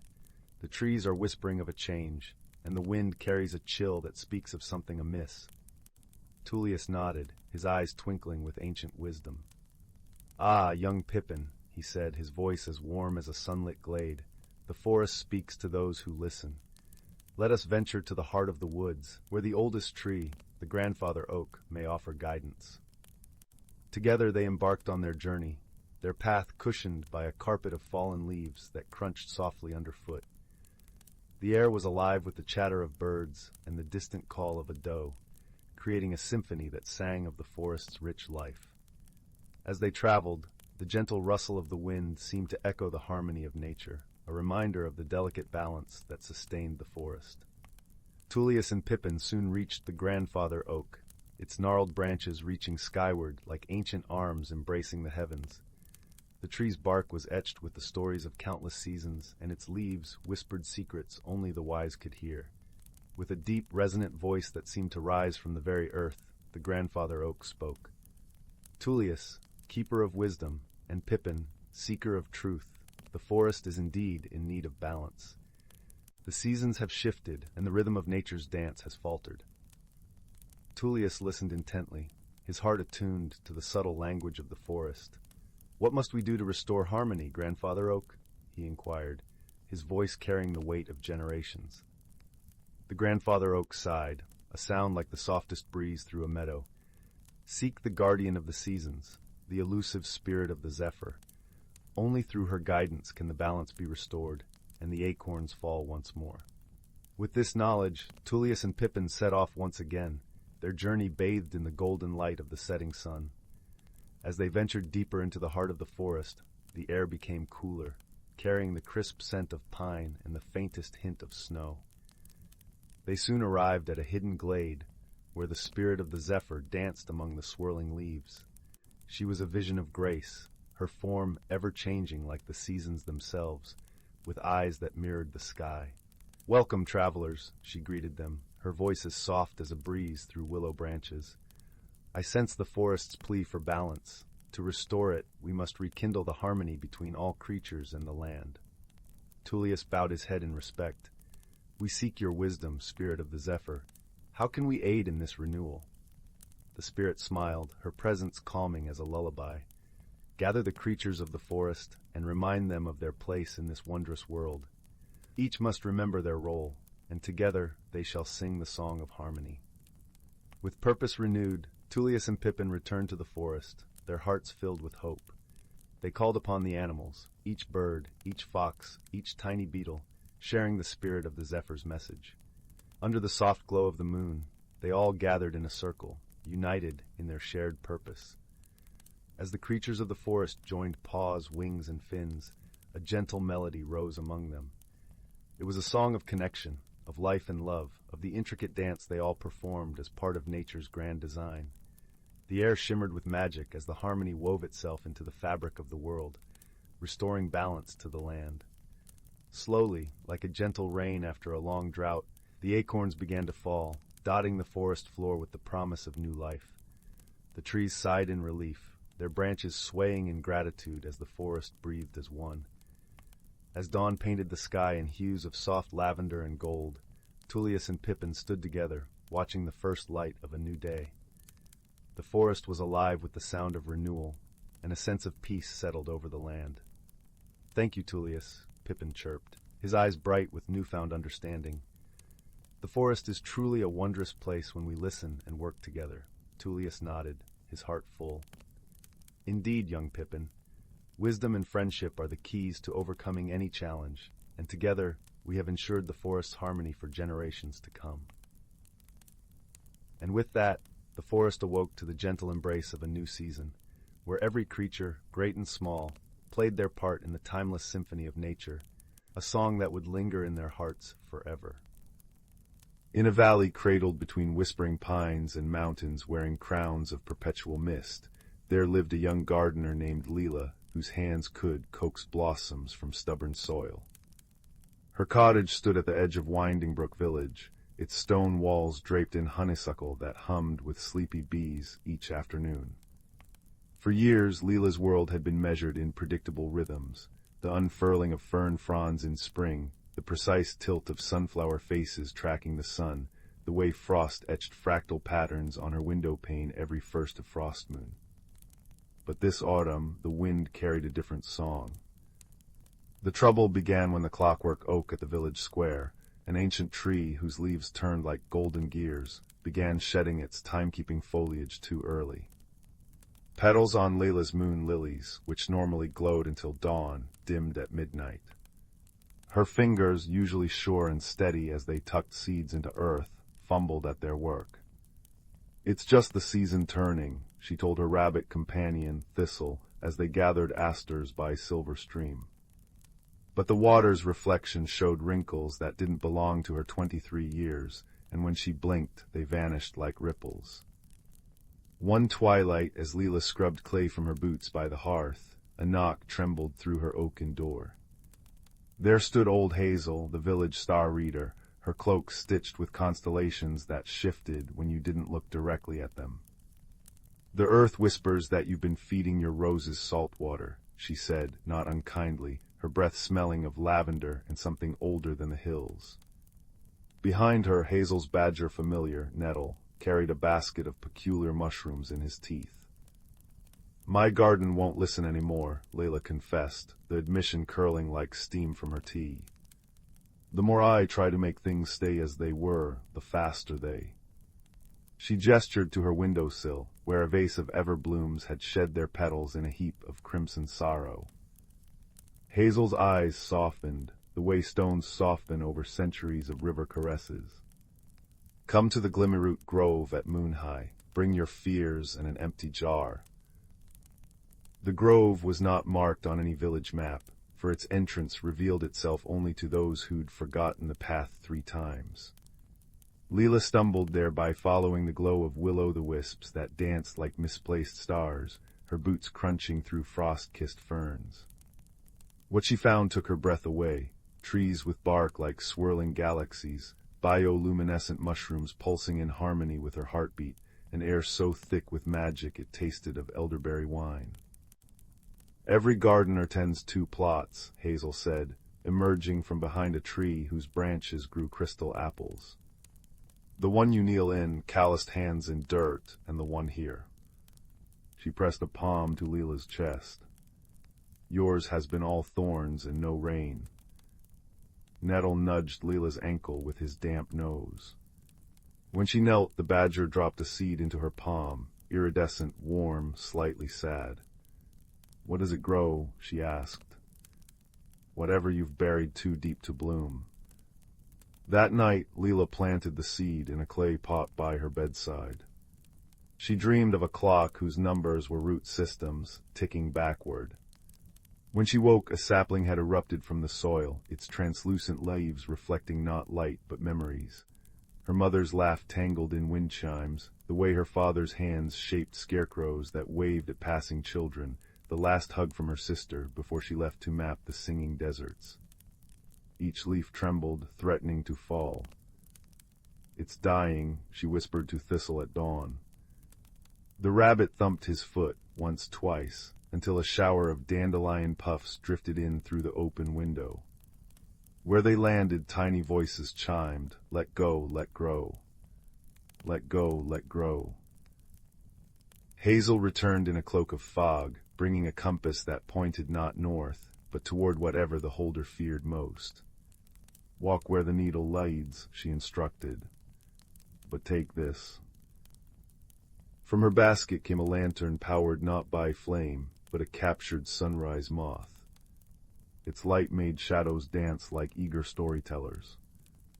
The compass led Leela to the hollow's edge, a cliffside where the village's forgotten memories pooled like groundwater. There, in a cave veiled by weeping vines, she found her own reflection in a stalagmite mirror. Not the face she washed each morning, but a younger self, 8 years old, knees grass-stained, cradling a robin's egg cracked during a storm. "You tried so hard to put it back together," the reflection said, voice echoing with cave damp.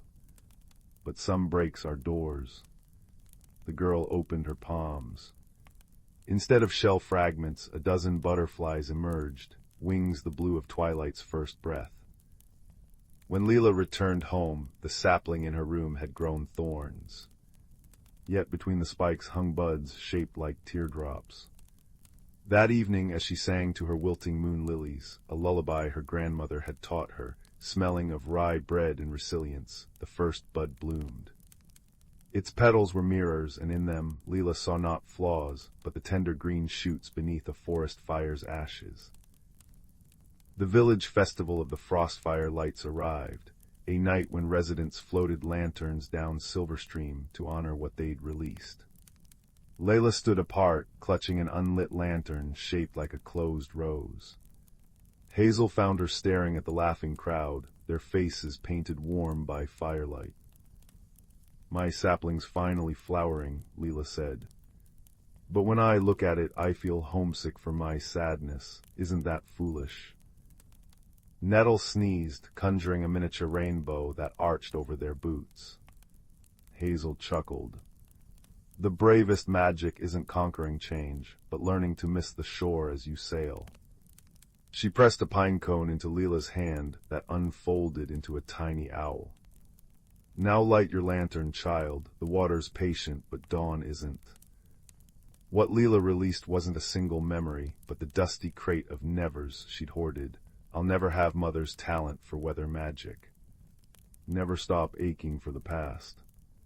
Never the lantern caught fire mid-river, transforming into a swan that dove beneath the current and emerged as a constellation. At winter's first snow, Leela's sapling bore fruit, jewel-like orbs containing liquid starlight. When sipped, they granted visions of possible futures, her cottage with new vines clambering up the east wall, Thistle fathering a mischief of leverets, her sister returning with sand still clinging to her boots, laughing about cactus songs.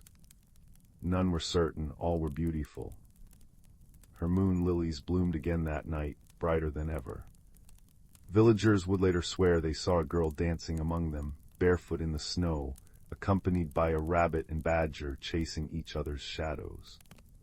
The clockwork oak's gears slowed to their proper rhythm, though occasionally a leaf would still fall early, not as a mistake, but as a wink. When spring came, Leela planted a new garden at Hollow's edge. The flowers there changed daily, tulips that became snapdragons at noon, roses that melted into lavender under the stars. Children left letters to their future selves in its soil, which the earth swallowed with a contented sigh. Travelers tasting the nectar from its everblooms claimed it reminded them of something they couldn't name, something like the moment before a first kiss or the hush when a symphony lifts its bows. Hazel, sipping dandelion wine on Leela's porch as fireflies performed their twilight waltz, smiled at her apprentice. "You've mastered the 7th season, the one between winter and spring," Leela asked, brushing soil from her palms.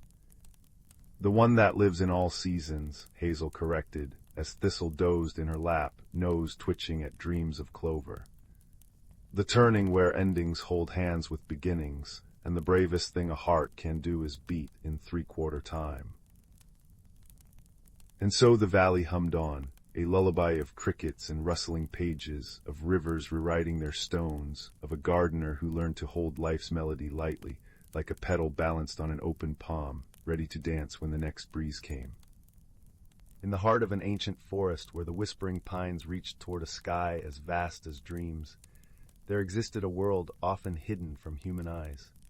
A world where the air was rich with the scent of pine needles and the gentle rustle of leaves played a soothing melody. Sunlight, filtered through a canopy so dense it seemed woven from emerald silk, danced upon the forest floor in dapples of gold.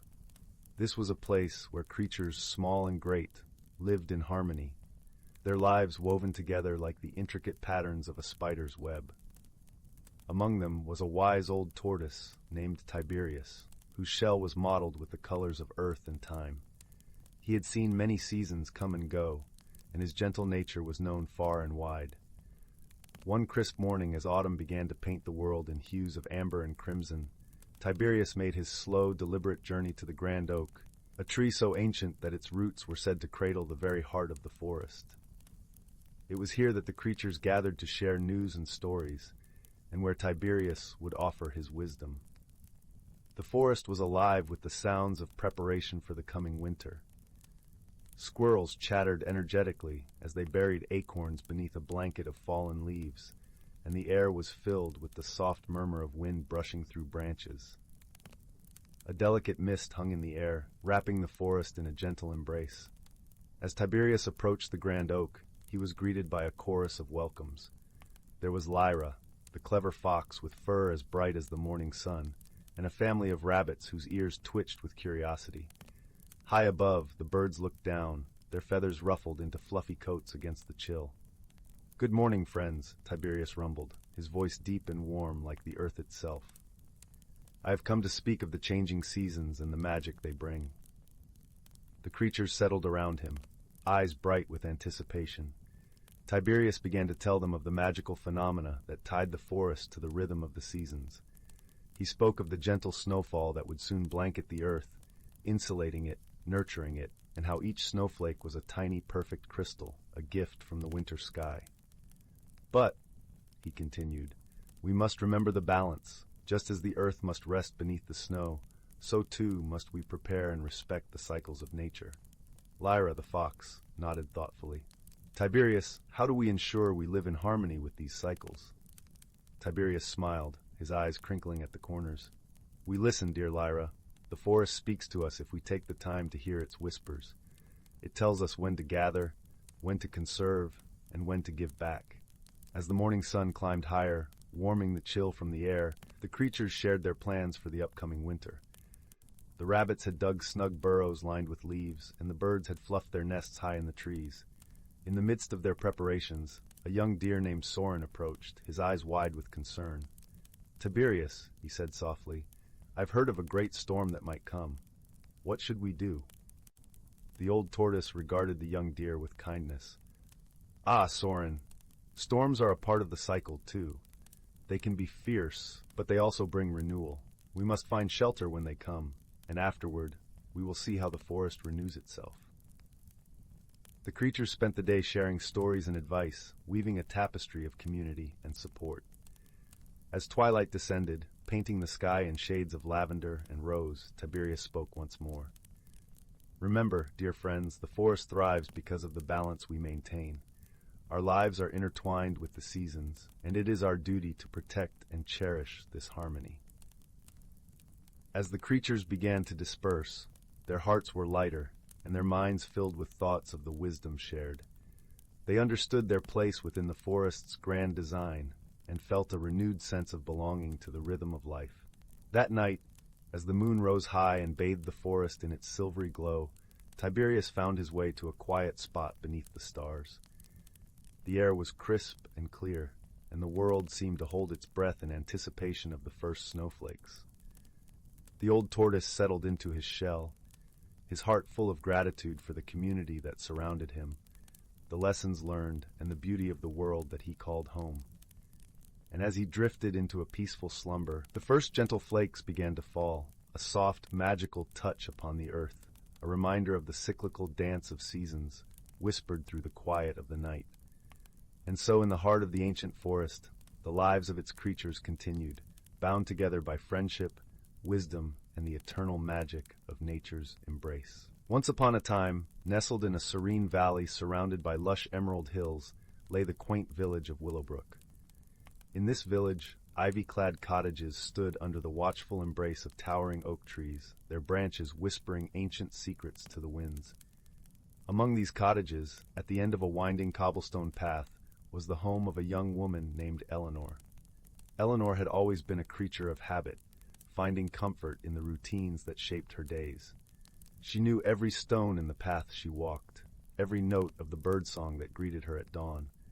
Yet, as the seasons began to shift from the vibrant energy of summer to the gentle embrace of autumn, Eleanor felt a growing unease, a restlessness she could not quite name. The familiar patterns of her life seemed to stifle rather than soothe, and she found herself yearning for something just beyond her reach.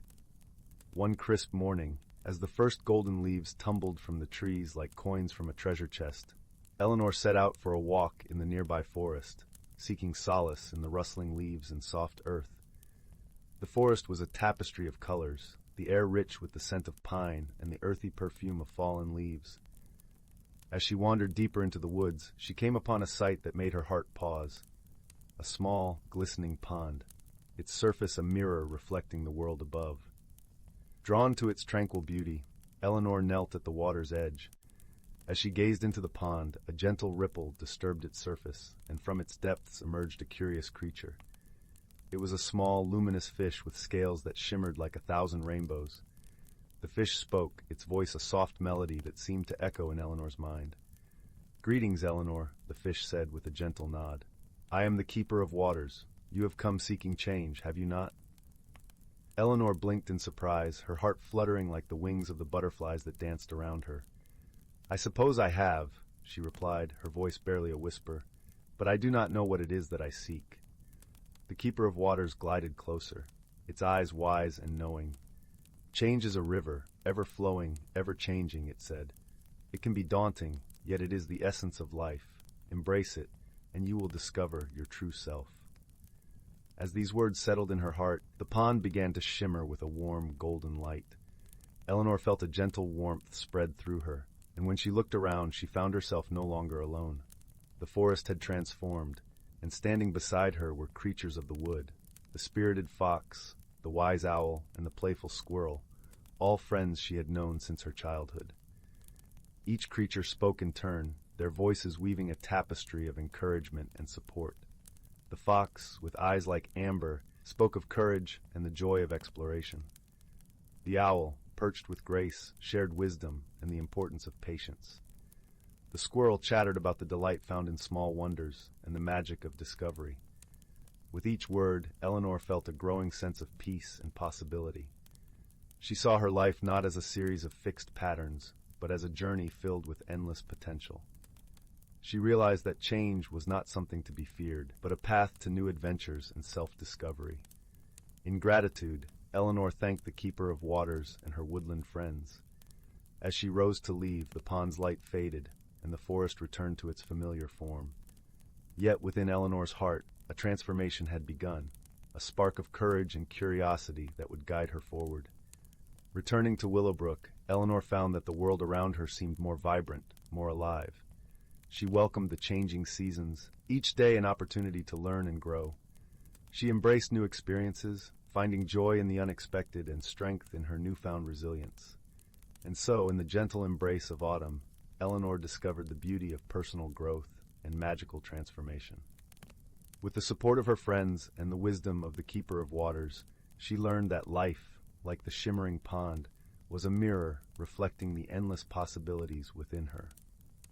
In time, Eleanor became a beacon of inspiration for others in Willowbrook, her story a reminder that change, though challenging, can lead to the most wondrous discoveries. And as the stars twinkled above the village each night, the gentle hum of the forest sang a lullaby of hope and transformation, a song that carried the promise of new beginnings for all who dared to dream.